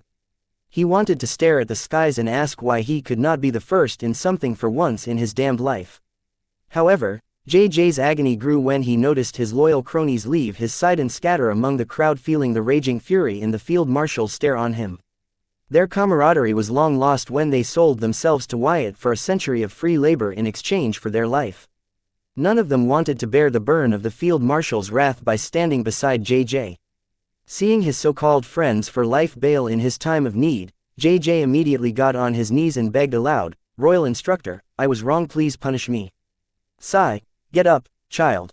How many times have I warned you, kids, that with the royal bloodline flowing in your veins, you should be careful with your words and actions. How can you easily kneel for such matters? Did you lose your pride along with your brain on the streets? Maybe the one to replace me will be able to properly guide you. Jay's dramatic apology only managed to further disappoint the royal instructor and the field marshal. Listening to the royal instructor and feeling the glare of the field marshal intensify, JJ screamed in his mind, "Just kill me already." He was at a loss for words. He opened his mouth to defend, but no words came to his mind. He could not think of any possible way he could salvage the current situation. So he gave up trying to defend himself and just kept his head down waiting for the finishing blow. "Royal instructor, have you made up your mind?" the field marshal asked, stripping her gaze from JJ. "Yes, due to the age difference, it is getting harder for me to connect with the students. The times have changed. Kids used to dream of joining the Southern Watch, but now they dream of becoming thugs and creating third-rate street gangs. Back in my days, I saw kids committing suicide because they could not be on the front lines with their friends. Tragic, but it was better than them. Forming a mob and rallying to kill one another. I will talk to the Southern ruler about finding my replacement and leave once someone capable is found," the royal instructor explained one of the reasons he was quitting.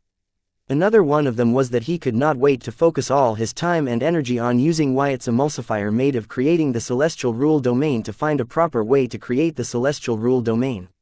Yes, he had given on it previously, but now that they knew it was possible and had a lot more data on their hands to go on with, he wanted to restart where he left off. At first, when they began, they only had some historical records to guide them and did not even know if it was true, yet they spent centuries researching it. Now that they knew it was possible and had proper guidance, how could he not give it a try?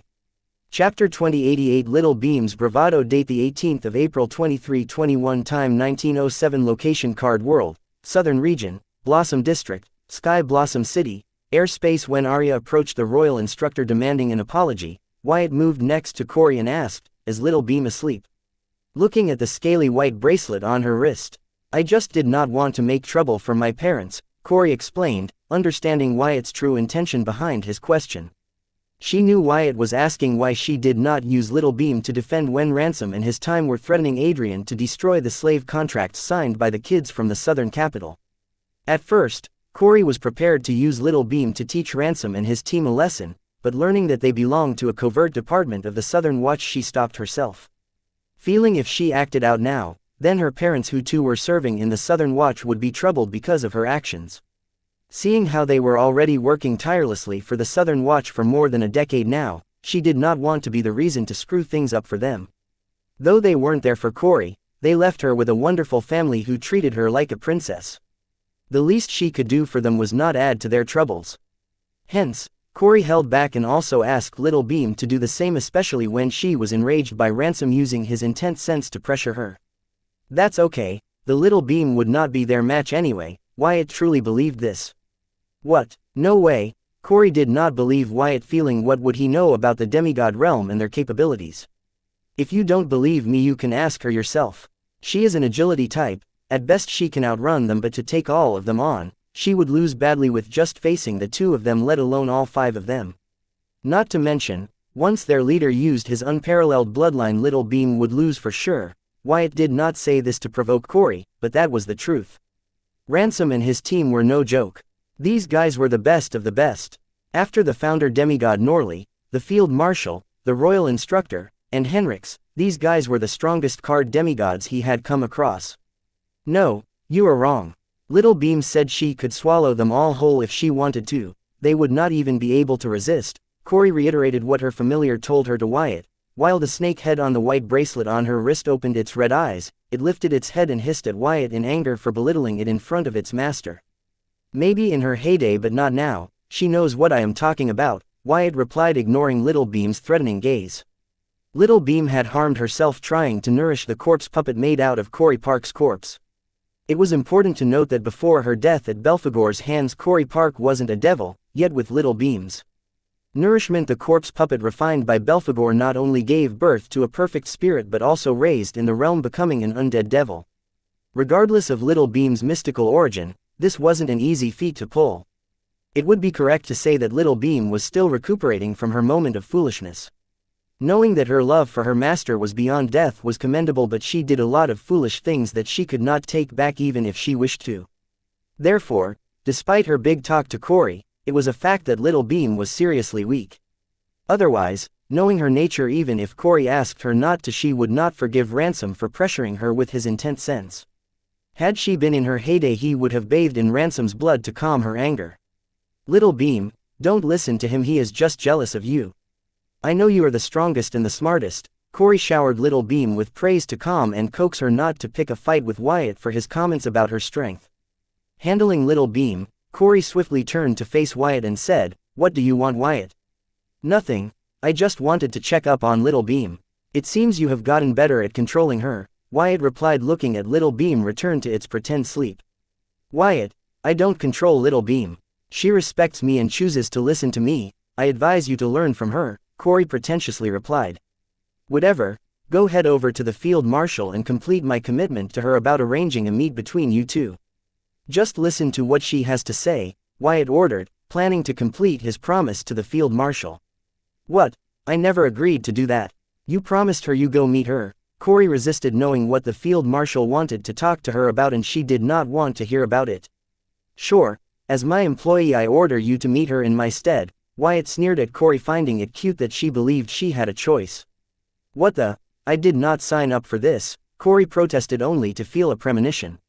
Then, recalling the contract she and Park signed, she stared at Wyatt hard before finally agreeing to his arrangement. "Fine. You can force me to meet her, but it is up to me when I choose to leave."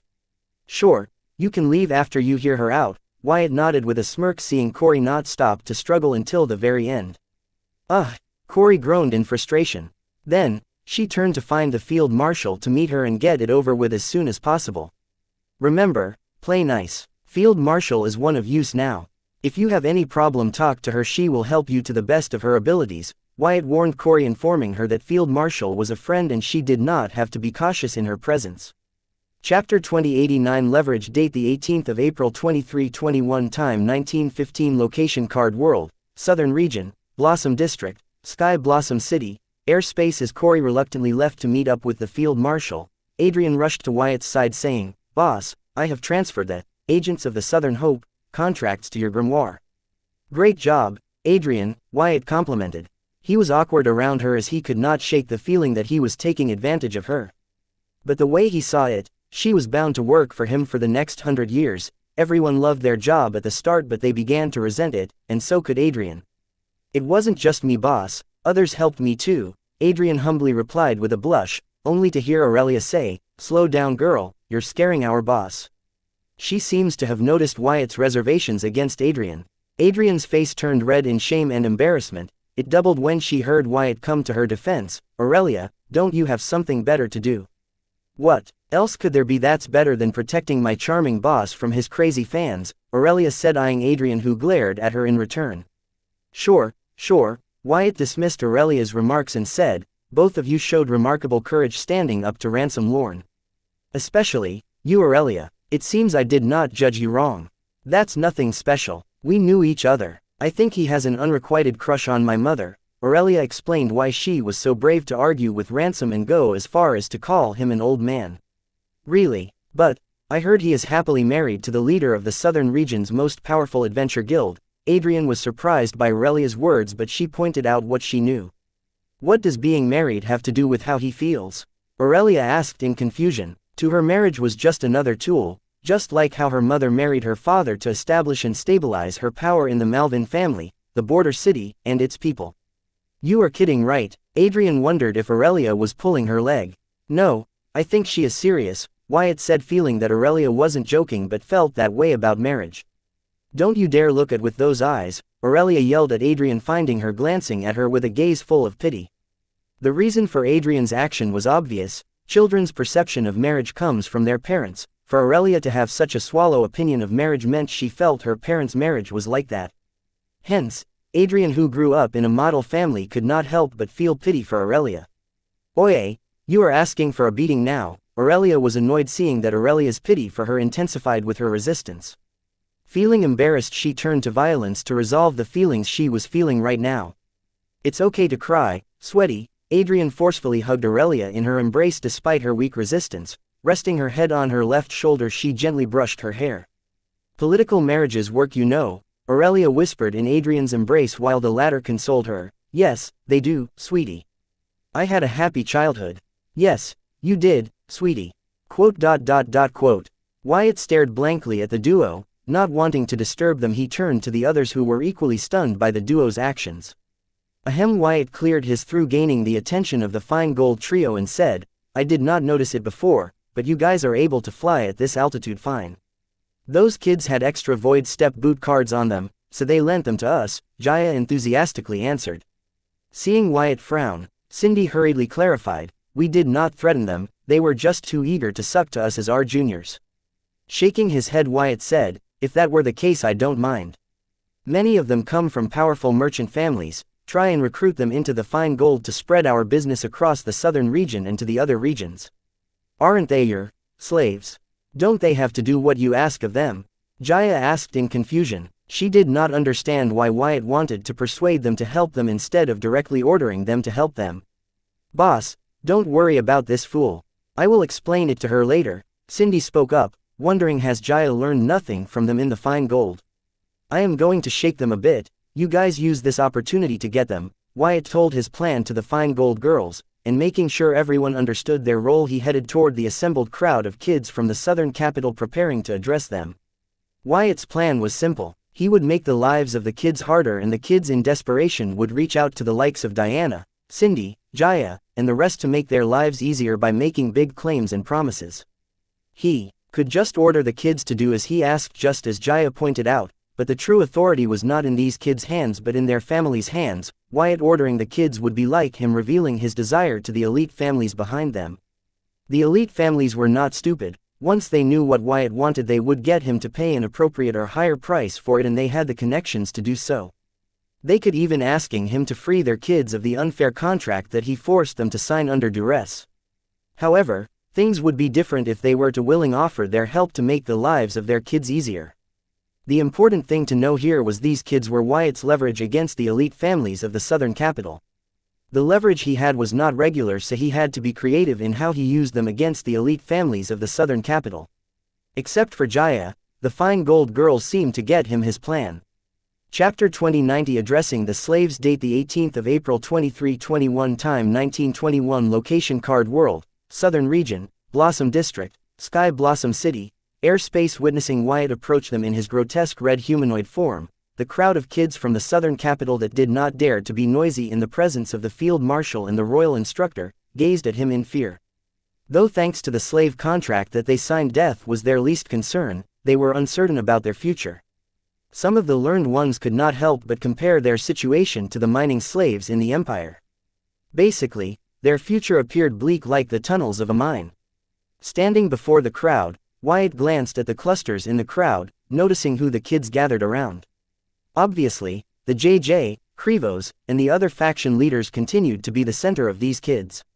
However, he noticed one of them was missing. It was Armini. He wasn't missing per se but hiding in the space. This one looked like a lone wolf compared to the rest of the crowd who were divided into various factions. Considering his abilities, any of these factions would like to have him on their side, his aloofness too hard to get past.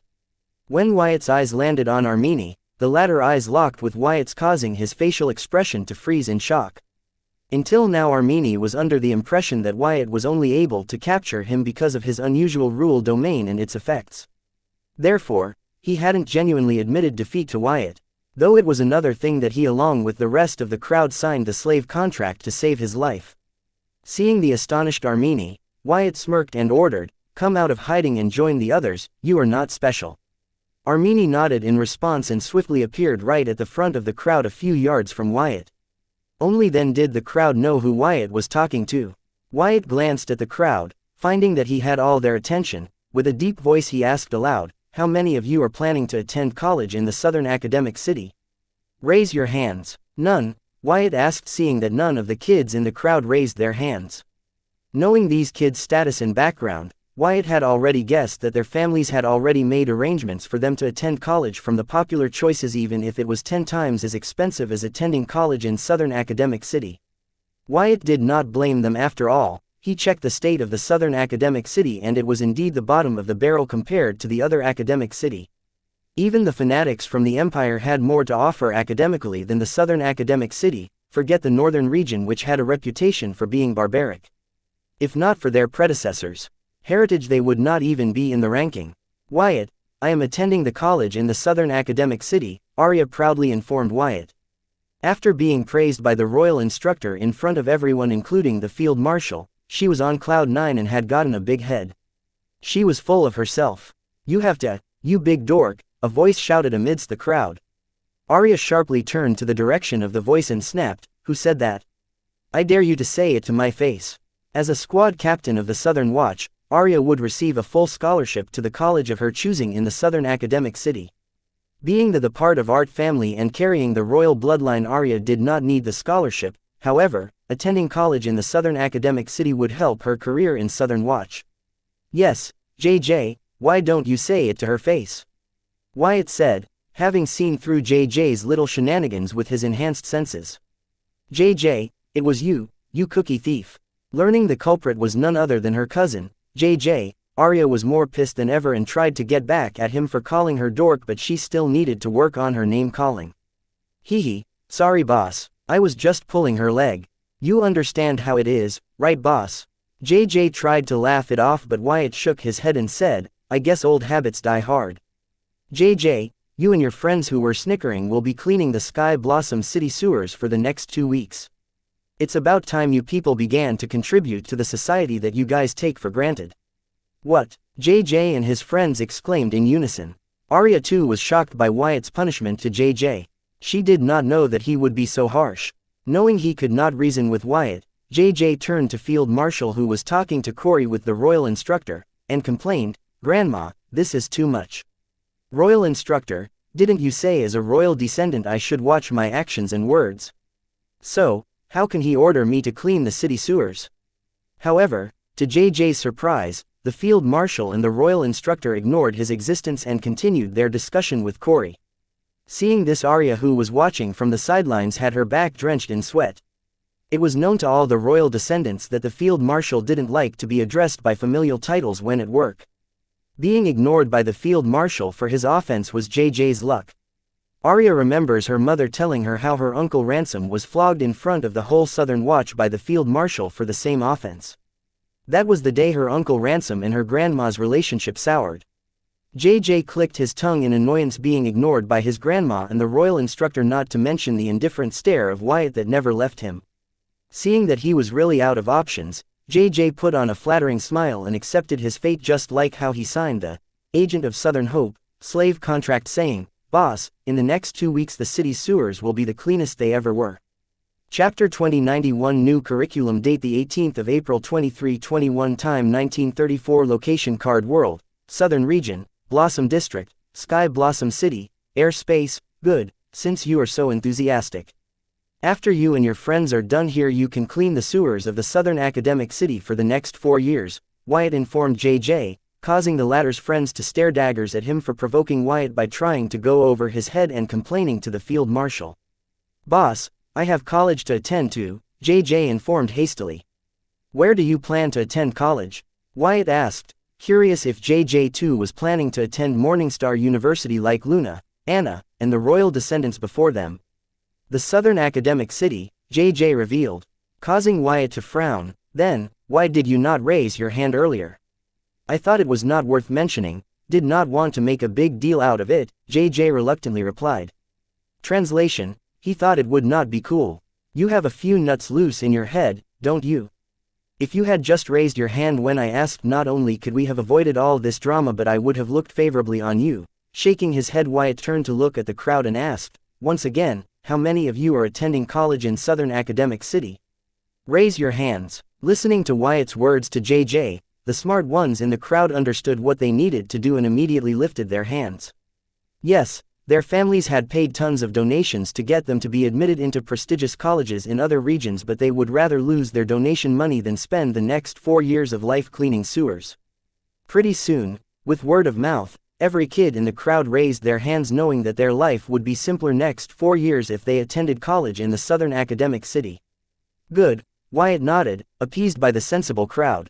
Then, he shamelessly added, I know your families must be pressuring you to attend a prestigious college in another region, but I like your patriotic spirit which did not give to their pressure and choose to attend college in your region.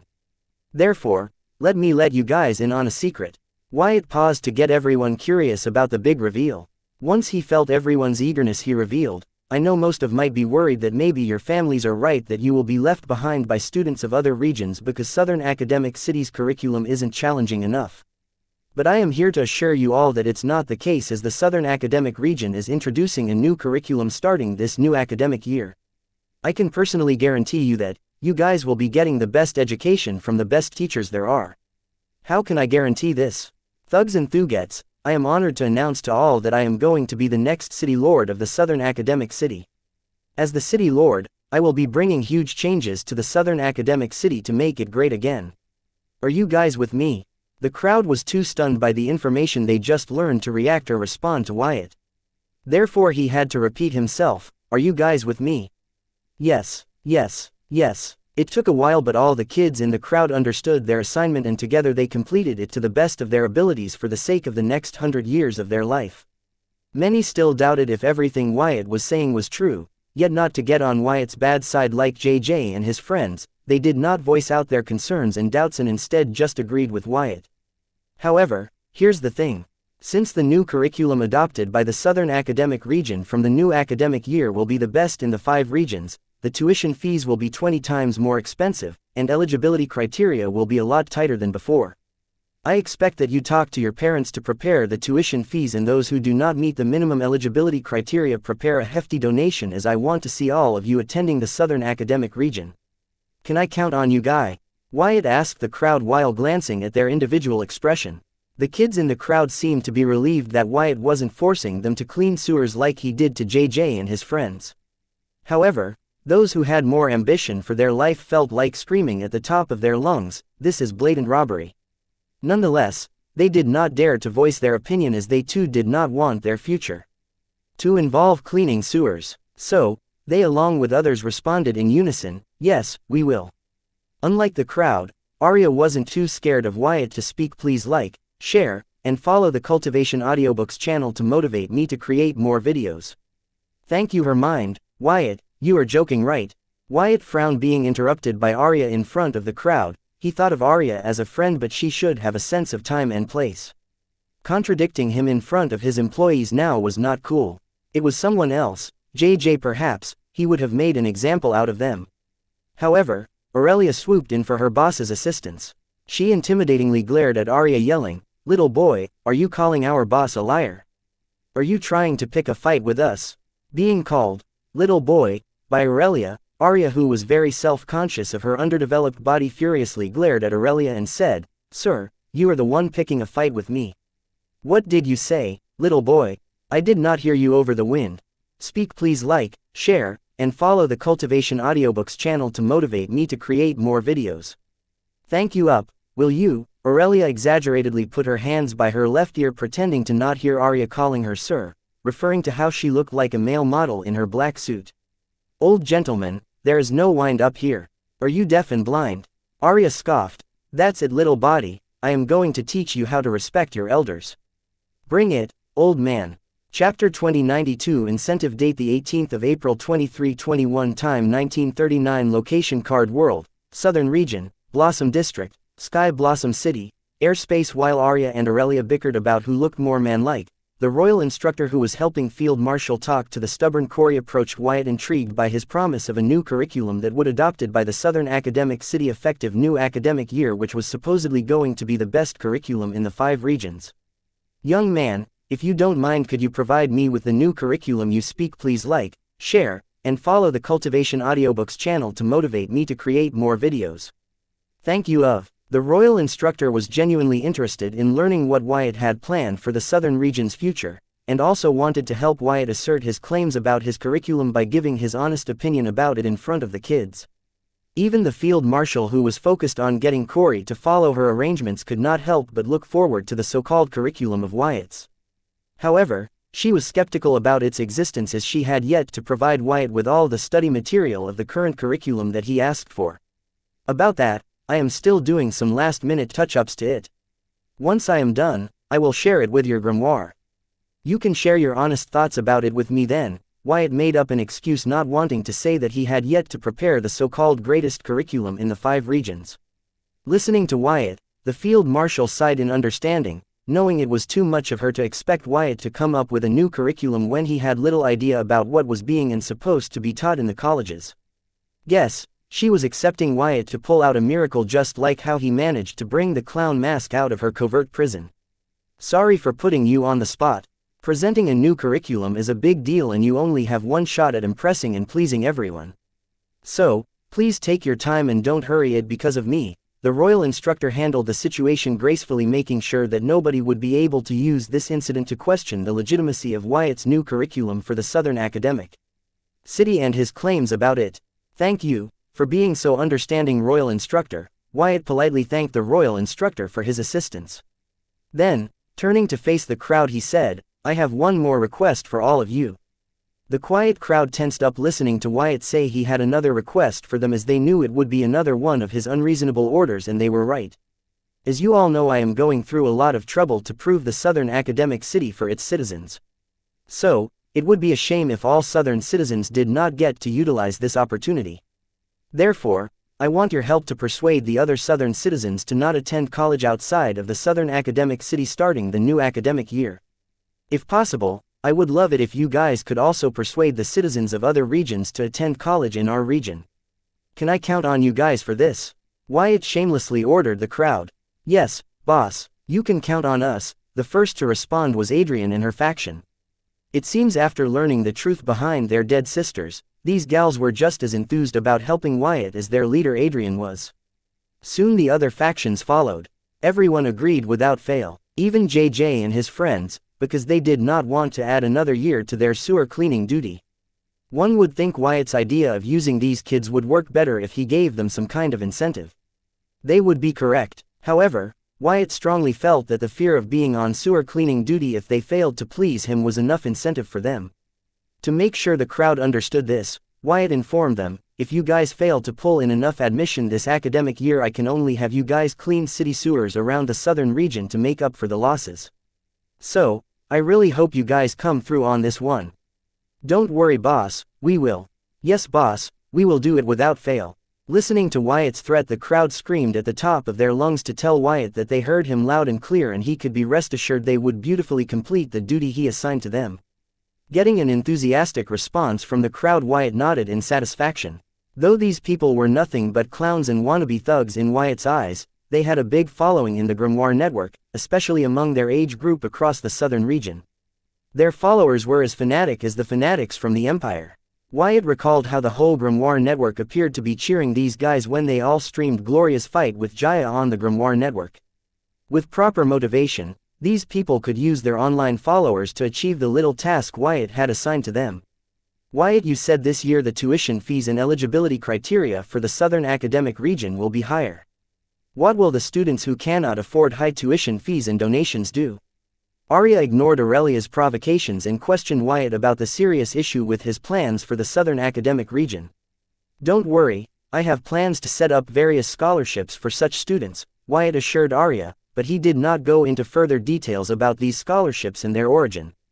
Arya nodded, satisfied with Wyatt's answer, and continued to ignore Aurelia, who resorted to exaggerated acting to provoke her. However, she kept her calm and did not react to any of the provocations, believing not giving Aurelia the satisfaction was her win. Seeing Arya remain unresponsive to her provocation tactics, Aurelia thought Arya had conceded and stopped clowning around, thinking it was her win. Chapter 2093 Tempting Fate. Date the 18th of April 2321. Time 1945. Location Card World, Southern Region, Blossom District, Sky Blossom City, Air Space. Now that everyone knows their assignment, I hope you do your best to fulfill them. If you have any doubts about them, you can approach my people. They will help you or point you to someone who can help. You are dismissed for now. If there is anything else, someone will contact and update you regarding it. Make sure you leave peacefully and don't cause any more trouble for the city and its citizens, Wyatt warned the crowd to behave on their way back. Then, he added, Diana, make arrangements for JJ and his friends to clean the Sky Blossom City sewers. But make sure that the regular and the part-time workers who usually clean the sewers get their compensation as per usual. I don't want others to suffer because of these baboons. Recalling Marcy Davis's situation, Wyatt made sure that his whim did not rob others of their jobs and daily salary. Leave it to me, boss. I will make sure these kids pay for their foolishness and nobody else is wrong because of it. Danya nodded in agreement with Wyatt, feeling that her boss was the most thoughtful person in the world. Contrary to other initial doubts, she did not hate working under him, instead was proud of it. All right, I will take my leave now. Wyatt was a little worried by Diana's enthusiasm but turned to leave anyway, preparing to find Courtney and Bloodette to complete his end of the deal with the Card World's blood rule stream. As soon as Wyatt left, the royal instructor looked at the field marshal, who was in a heated discussion with Corey, but her intent sense was following Wyatt, just in case he needed her help.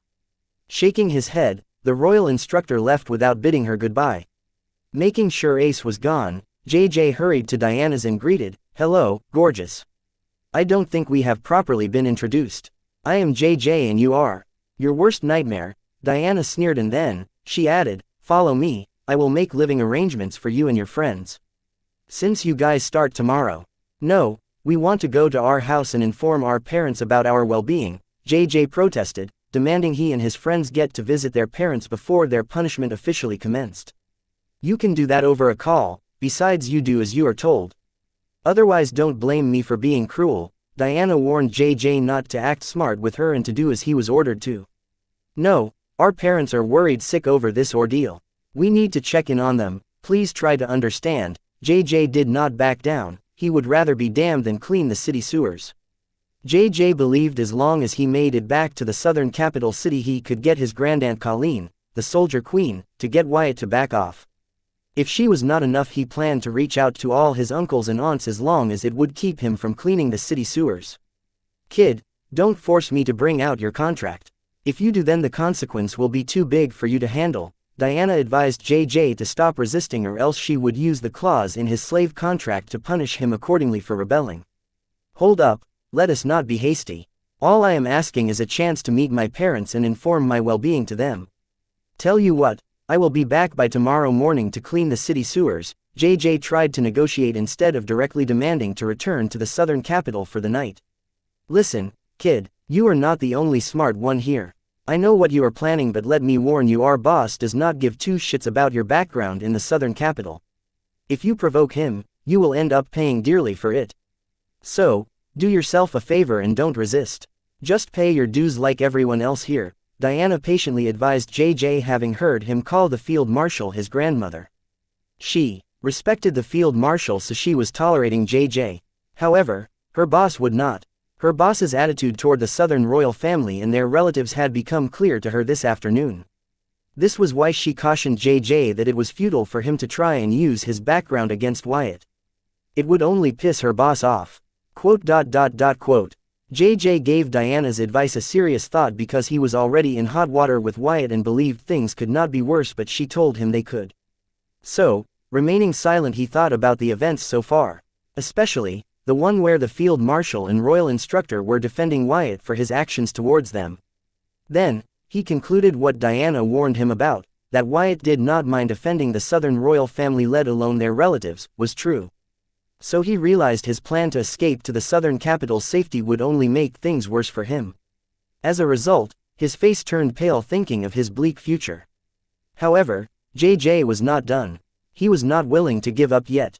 He turned to his grandma, who was in a heated discussion with Corey, and decided to give it a last try. Even if he were to be beaten by his grandmother, it would be better than cleaning sewers, he believed. "Don't even think about it," Arya's voice sounded in JJ's ears, breaking his chain of thoughts. He turned to glare at her and asked, "What do you mean? You are lucky that Grandma only ignored you when you called her earlier. Remember, Uncle Ransom was flogged by her in front of the entire Southern Watch for the same offense. He was her youngest son, yet she was merciless to him. Think what she would do to you if you tempt fate again, not to mention you are not her favorite or youngest grandchild. If you still want to try it after hearing all this, then be my guest." Arya warned JJ not to test their grandma's patience, otherwise he would end up paying dearly for it. Chapter 2094 Ambition, Fear, Worship. Date the 18th of April 2321. Time 1949. Location Card World, Southern Region, Blossom District, Sky Blossom City, Orphanage. Leaving Diana in charge of kids from the southern capital, Wyatt returned to the orphanage in his regular form. The reason he left Diana in charge was that with him being unapproachable and unforgiving, the kids from the southern capital would have no choice but to cozy up with Diana and the rest even though they looked down on them for being ignorant savages from a small third-rate city. To ensure their next 100 years of unpaid employment would be comfortable, they would be willing to compromise their bloated pride and try to please those they considered beneath them. Having seen the attitude of the field marshal and the royal instructor towards their situation, the kids from the southern capital had already realized they had screwed up big time and nobody could help them avoid the consequences.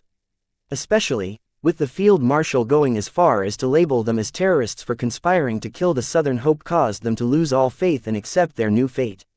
With all their usual doors shut, they had no choice but to do whatever it takes for them to avoid a miserable future. So as Wyatt expected, they all planned to make friends with Diana and rest to gain Wyatt's trust through them. Having gotten Wyatt's permission, Diana and the rest would take these kids from the southern capital for everything they got. Not everyone among the kids from the southern capital felt this way. That was because they had become Wyatt's fans. It would not be wrong to call them Wyatt's die-hard fans.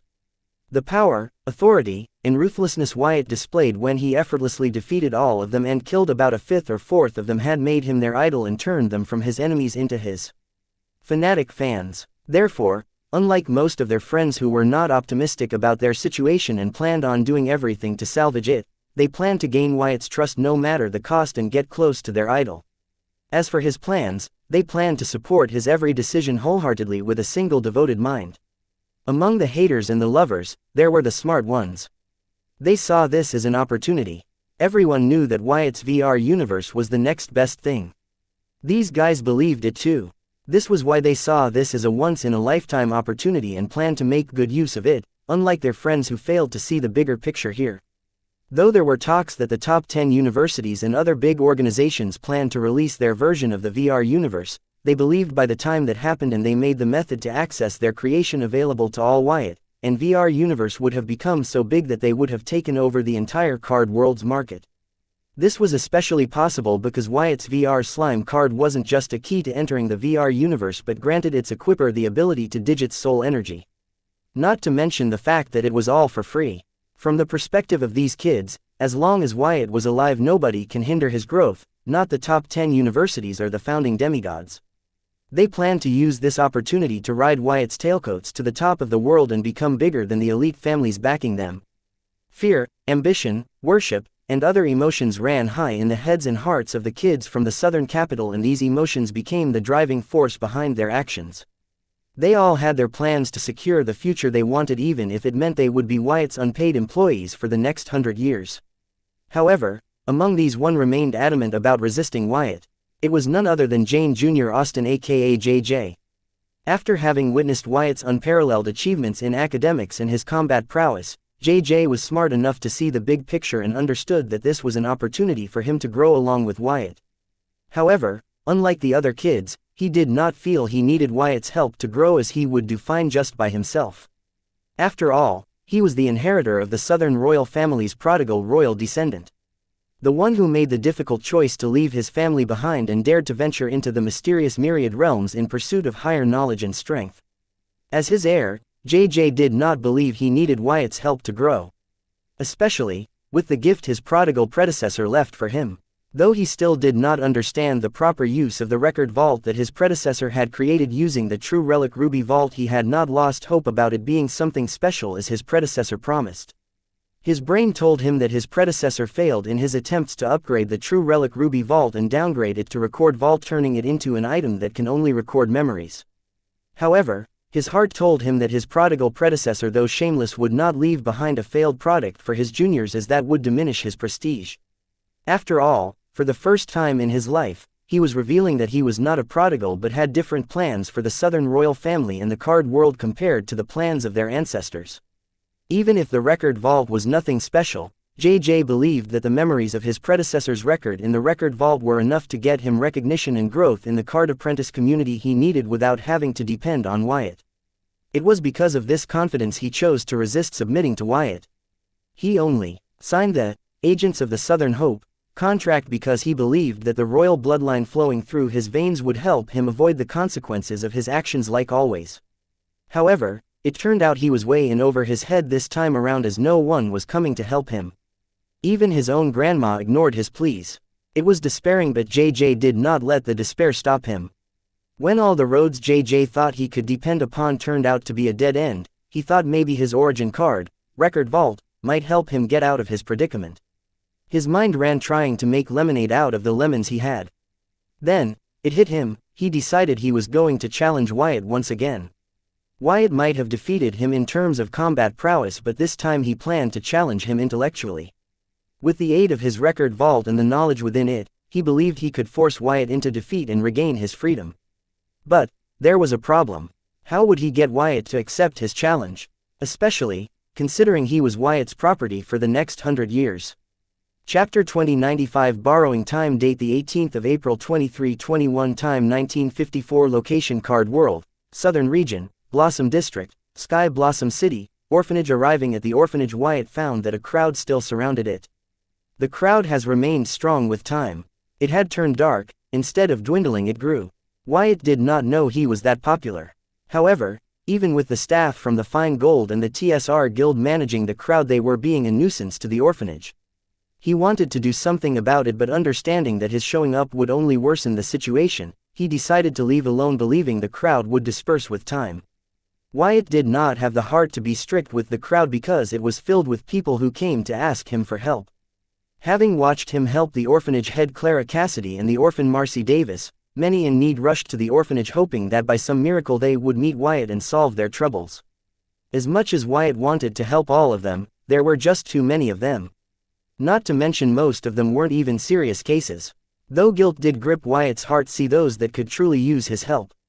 However, he forcibly stopped himself from acting out of guilt, as those in need were more than the time had his hands.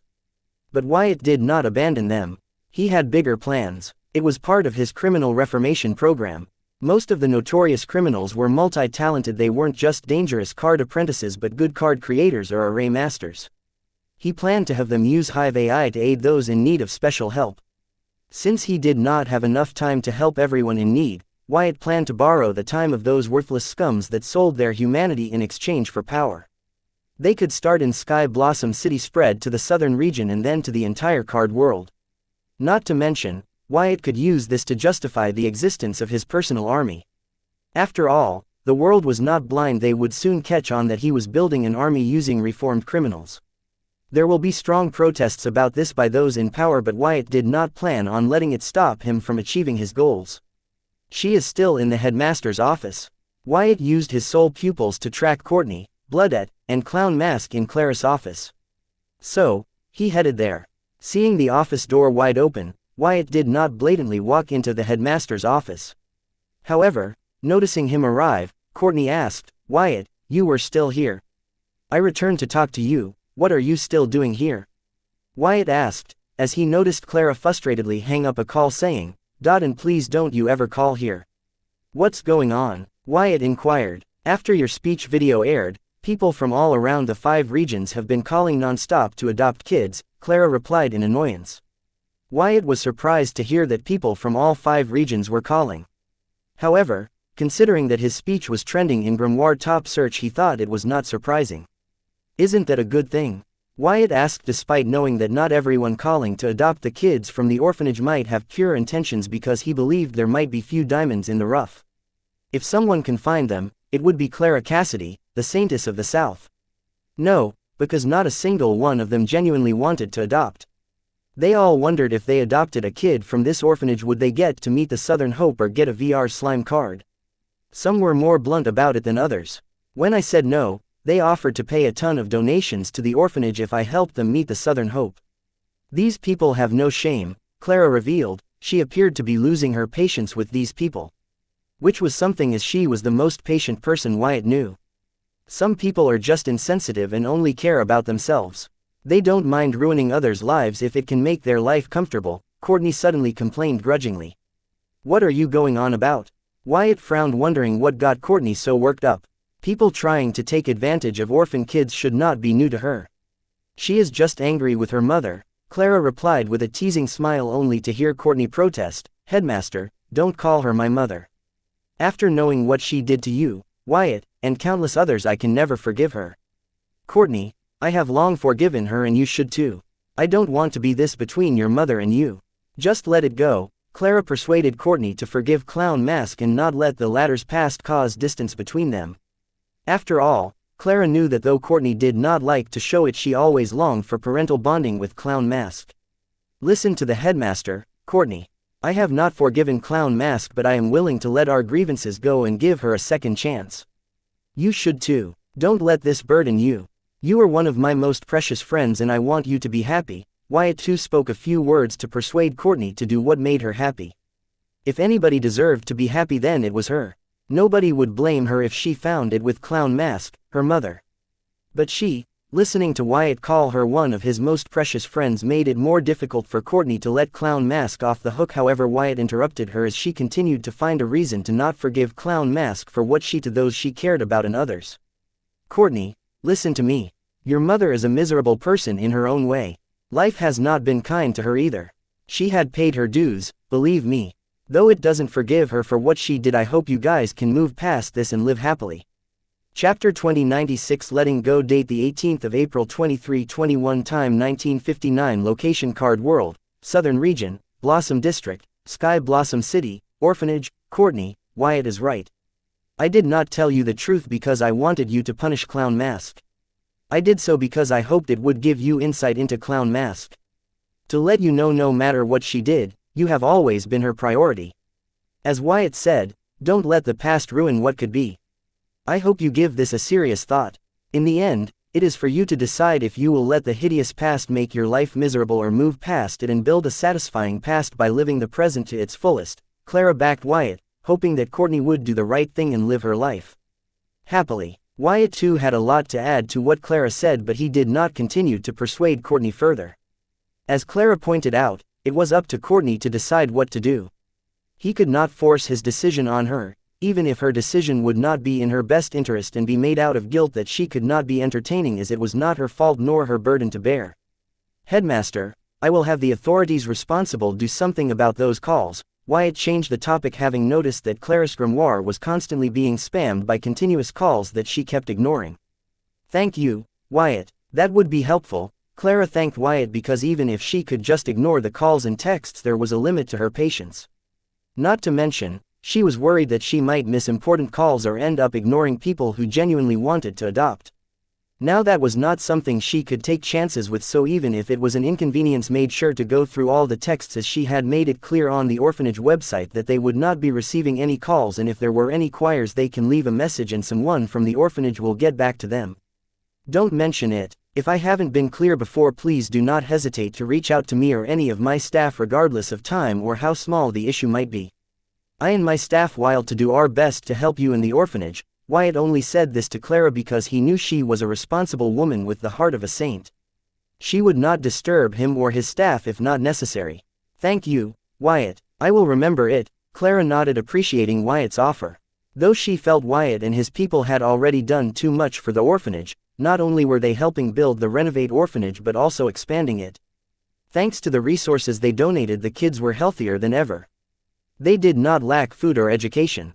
They all had new clothes, daily utilities, toys, etc. Not to forget Wyatt's staff volunteering their time to teach and take care of kids. Clara could not find the courage to ask them more. I mean it, Headmaster.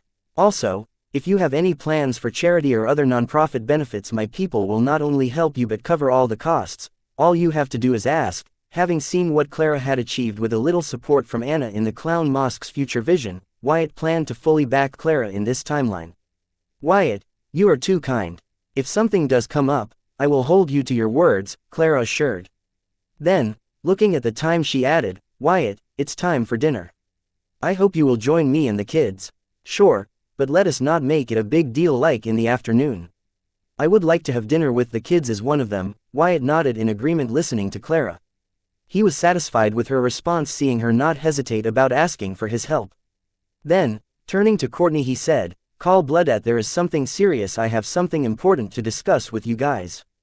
Can it wait until after the dinner? Bloodette hates it when I interrupt her during playtime, Courtney asked. She did not want to disturb. Bloodette was playing with her friends. So, she wondered if what Wyatt wanted to discuss with her and Bloodette could wait until after the dinner when the kids head to bed. Bloodette would be free then. Hasn't she been playing the whole day? This is important, Wyatt stressed. He had been clear that he had something important to discuss with them the first time, yet Courtney asked him if it could wait, as she did not want to disturb Bloodette's playtime. He was baffled by how Courtney's mind worked. Wyatt wondered what the card world's blood rule stream was thinking when it chose Courtney as Bloodette's guardian. Bloodette and Courtney together were the lethal combination of the Dumb and Dumber. Fine, but you explained to her why it could wait until later when she complains and whines, Courtney reluctantly called Bloodette, using her innate rune.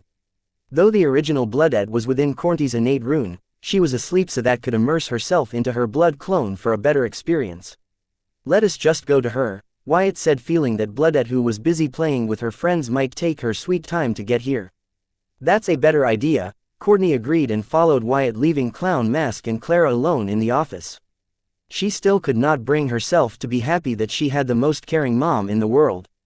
After all, Wyatt might have gotten over the fact that Clown Mask killed his parents, but she could not. Having lived most of her life as an orphan, she did not dare to wish it on her enemies, let alone her friend. The fact that her mother was directly responsible for her friend losing both his parents and becoming an orphan was too hard for her to get over or let go. She had no idea how Wyatt was able to let it go.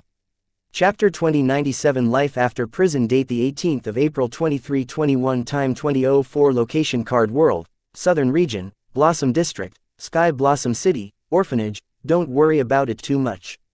Knowing her, she will come around soon. Just give her some time, Clara consoled her old friend, who shook her head saying, I don't mind. I am just happy that I get to see her grow. Clown Mask's eyes never left the retreating figure of Courtney.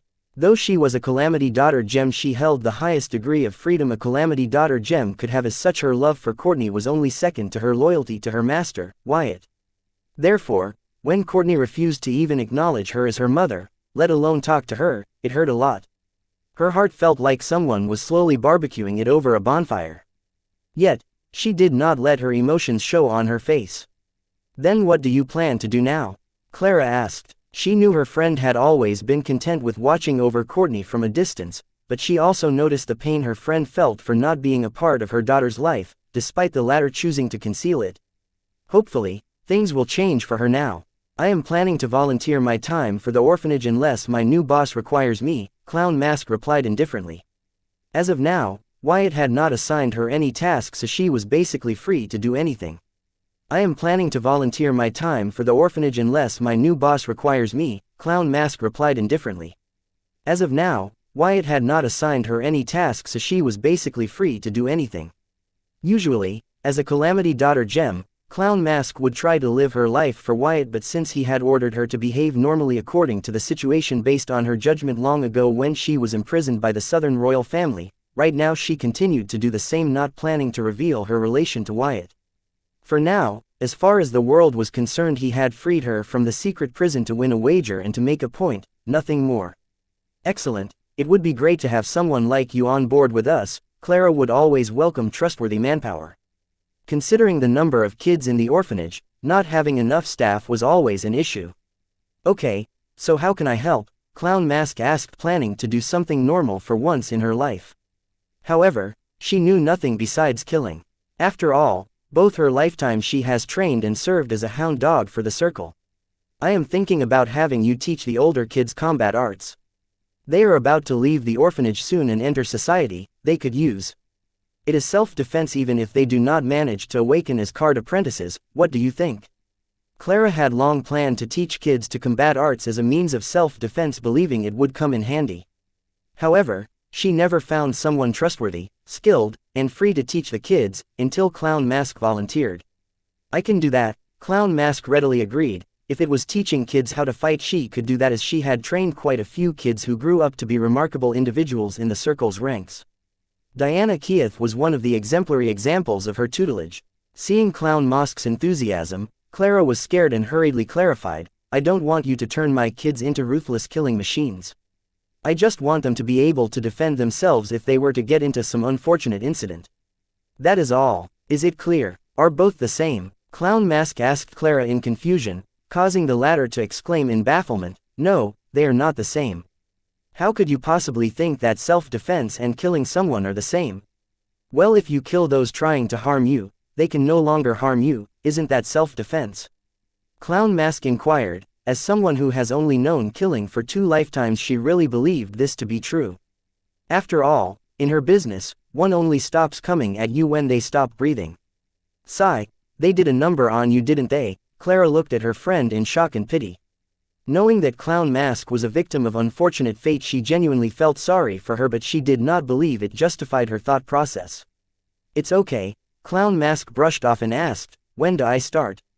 First, we find a suitable assistant for you. Someone who will help you differentiate between normal and not normal. To keep you on this side of the line. Otherwise, I will be worried for my kids' safety the whole time you are with them. Clara believed with a little assistance Clown Mask would be able to adjust and integrate with society, making her a good instructor for the kids. No need, I think I know what you are talking about, believe me, I have it covered. Why don't you judge after watching my first class with kids, what do you say? Clown Mask understood what was trying to say and used the Hive AI in her Calamity Daughter gem to help her correct her behavior, making her a model combat arts instructor for kids. Back in the top secret prison, Hive AI was key to her keeping her sanity.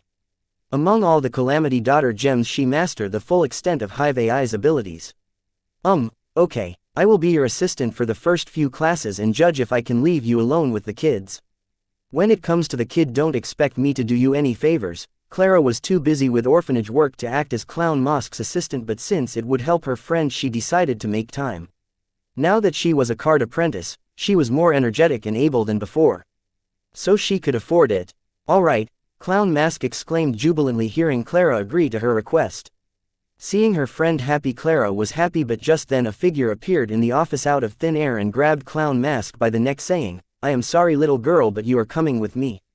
Chapter 2098 Interdimensional Travelers. Date the 18th of April 2321. Time 2011. Location Card World, Southern Region, Blossom District, Sky Blossom City. Orphanage. Clown Mask, being grabbed by the neck by an unknown man, was instantly rendered immobile from the neck down.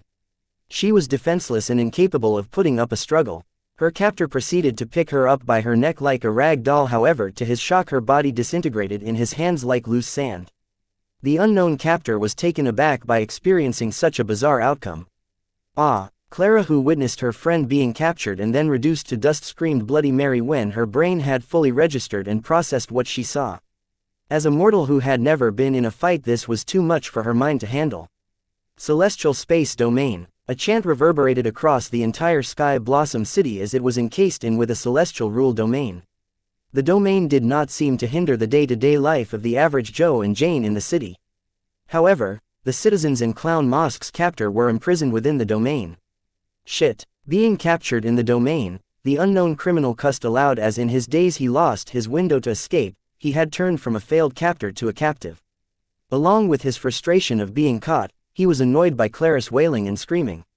So, he explained to her, little girl, stop screaming. I am sure your friend is fine. Really, you did not kill her? Clara asked the culprit while sobbing. From what she saw, she conferred that the unknown man in front of her killed her friend. However, her soul sensitivity triad told her that the man in front of her did not mean harm to her and was probably not lying. Yet, she could not get over what she just saw. It was too sudden and shocking. No, why would I?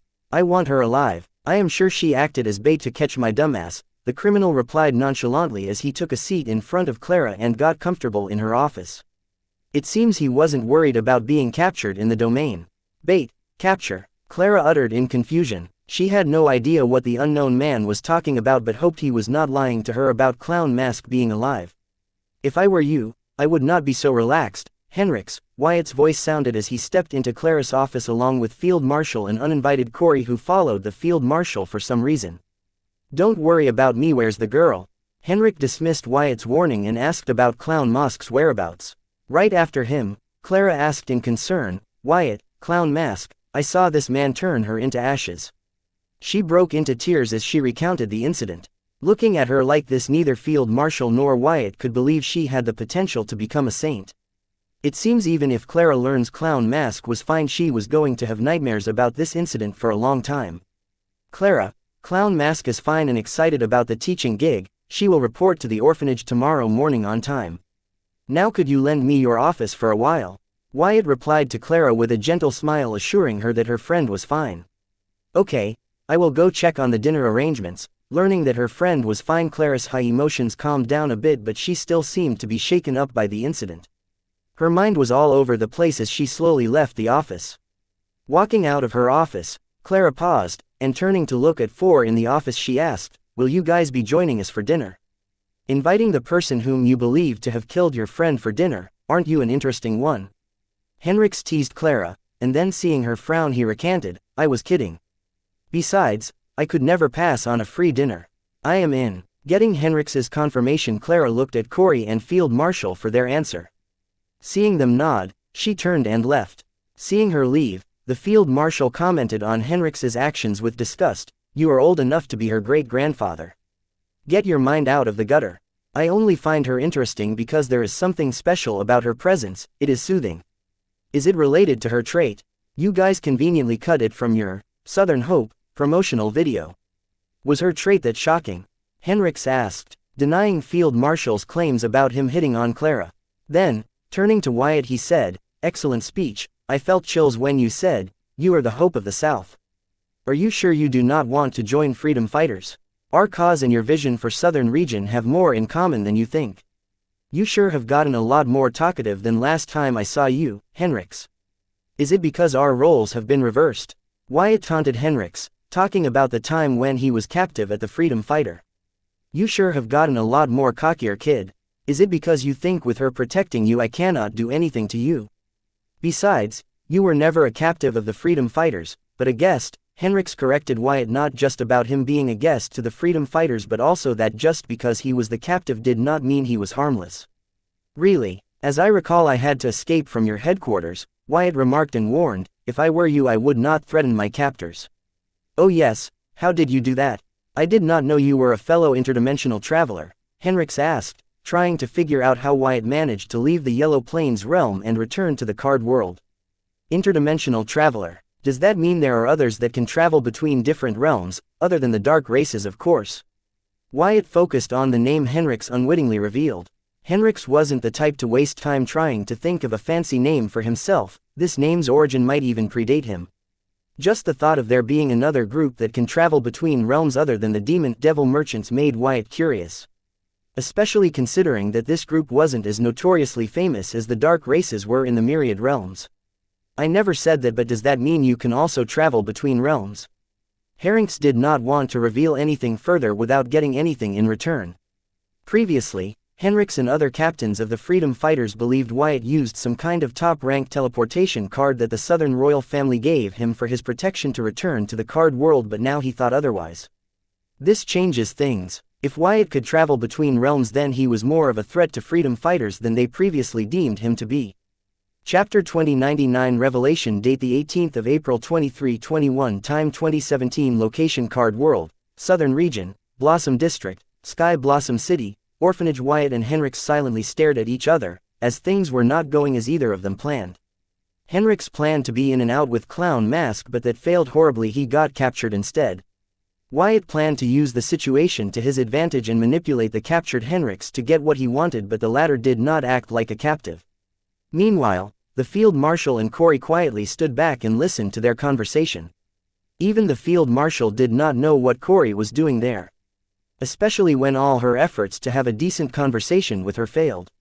Even the royal instructor was rendered helpless against this girl's stubbornness. "How did you know I would be coming to get the girl?" Henrix finally broke the silence. He could not figure out how Wyatt knew that he would be coming in to prepare a trap.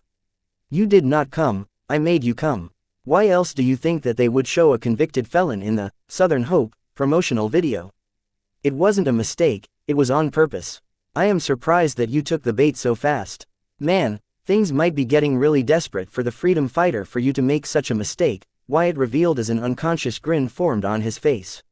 Then, he added insult to Henrix's injury, saying, "Thanks to your big mouth. We already knew Luna had told you about Clown Mask. So, it was easy." After losing the wager, the Field Marshal insisted that Wyatt return the Clown Mask to the secure facility as it was for her safety. However, Wyatt ignored her warnings, saying that she could try to take Clown Mask away, and he would free her gain. Having no idea how Wyatt managed to help Clown Mask escape the secure facility that held her captive, the Field Marshal had no choice but to follow Wyatt's arrangements regarding Clown Mask. After all, If he could free once, he could free her again. Once the field marshal stopped bugging him about returning Clown Mask to her cell and truly became his subordinate, Wyatt explained his plans for using Clown Mask as bait to lure Henrix out. Recalling her grudge with Henrix, the field marshal readily agreed to Wyatt's plan. Following Wyatt's instructions, the field marshal was the one who went behind Anna's mother's back and had the editorial staff not edit Clown Mask out of the Southern Hope promotional video, making it look like an oversight, a careless mistake on the part of the editorial staff. However, neither Wyatt nor the field marshal except Henrix catch their bait so soon. This was really unexpected. If not for Wyatt's prompt alarm, the field marshal might have missed the window to capture Henrix. At first, she thought Wyatt's plan was a gamble and might not pan out, as it totally hid on Henrix's desperation. They both believed Henrix would see through their trap, yet he would attempt to kidnap Clown Mask, considering her value to freedom fighters and their cause. And seeing how it all turned out, the field marshal was really impressed by her new liege. She was starting to find his mysterious ways profound. When the unknown works against you, you fear it. When the unknown works for you, you revere it. Haha, everyone warned me about you. I should have listened to them. Henrix laughed off the revelation, accepting his mistake. The everyone Henrix talked about here, a single person, the Southern Princess aka Anna's mother. During their deal, she warned him not to trust Wyatt or underestimate his means, but he dismissed her warning, thinking, the pot is calling the kettle black. Now that he was trapped, he could not help but regret not thinking it through before he rushed over to kidnap the Clown Mask. He should have held a council. His friends would have stopped him from committing such a stupid mistake. But it was too late to regret now. I guess it's because of my age. People just cannot help but underestimate me because of it, Wyatt said while eyeing Corey. He was surprised to see her remain so disciplined. By now she would have done or said something to piss him off. He really wanted to ask her, "What the heck are you doing here?" but did not want to lose the momentum he had gained in his conversation with Henrix. Therefore, reverted his attention to Henrix, swearing to himself that he would let her have it if she were to ruin this for him. "So you really switched sides, huh? I did not think I would live to see this day." Henrix eyed the field marshal, changing the topic, seeing he was not getting an edge over Wyatt at all. He wondered if this kid had always been so hard to talk with. "It looks like I failed to cleanse the southern royal palace of Luna's minions," the field marshal said, believing it had to be Luna's minions who had informed her about her leaving her niece's side. "I don't know about that, but it wasn't her. Your niece isn't invulnerable like she pretends to be. Gainover sure did a number on her," Henrix scoffed, only to have his face punched by the field marshal. Both Wyatt and Corey were surprised by her reaction. Especially Wyatt. He was watching out for Corey ruining things for him, but he did not expect the field marshal to be the black sheep. Grabbing Henrix by the collar, she asked, "Talk, what happened?" Wiping the blood trickling down his broken nose, Henrix replied, "There is no point in hiding it. The news should have reached the southern royal palace by now. Your dear niece had an episode of anger in the central capital. She went on a rampage. It took her 12 demigod bodyguards and a dozen more demigod security personnel to calm her down. It seems your betrayal completely broke her. Is that all?" The field marshal sighed in relief, letting go of Henrix's collar and dropping him on the chair. Soon she added, "You should not have underestimated her, thinking of her as a disgruntled divorcee. I guess you could not help it like the others. Otherwise, you would not recklessly rush over here and still would have been a freeman."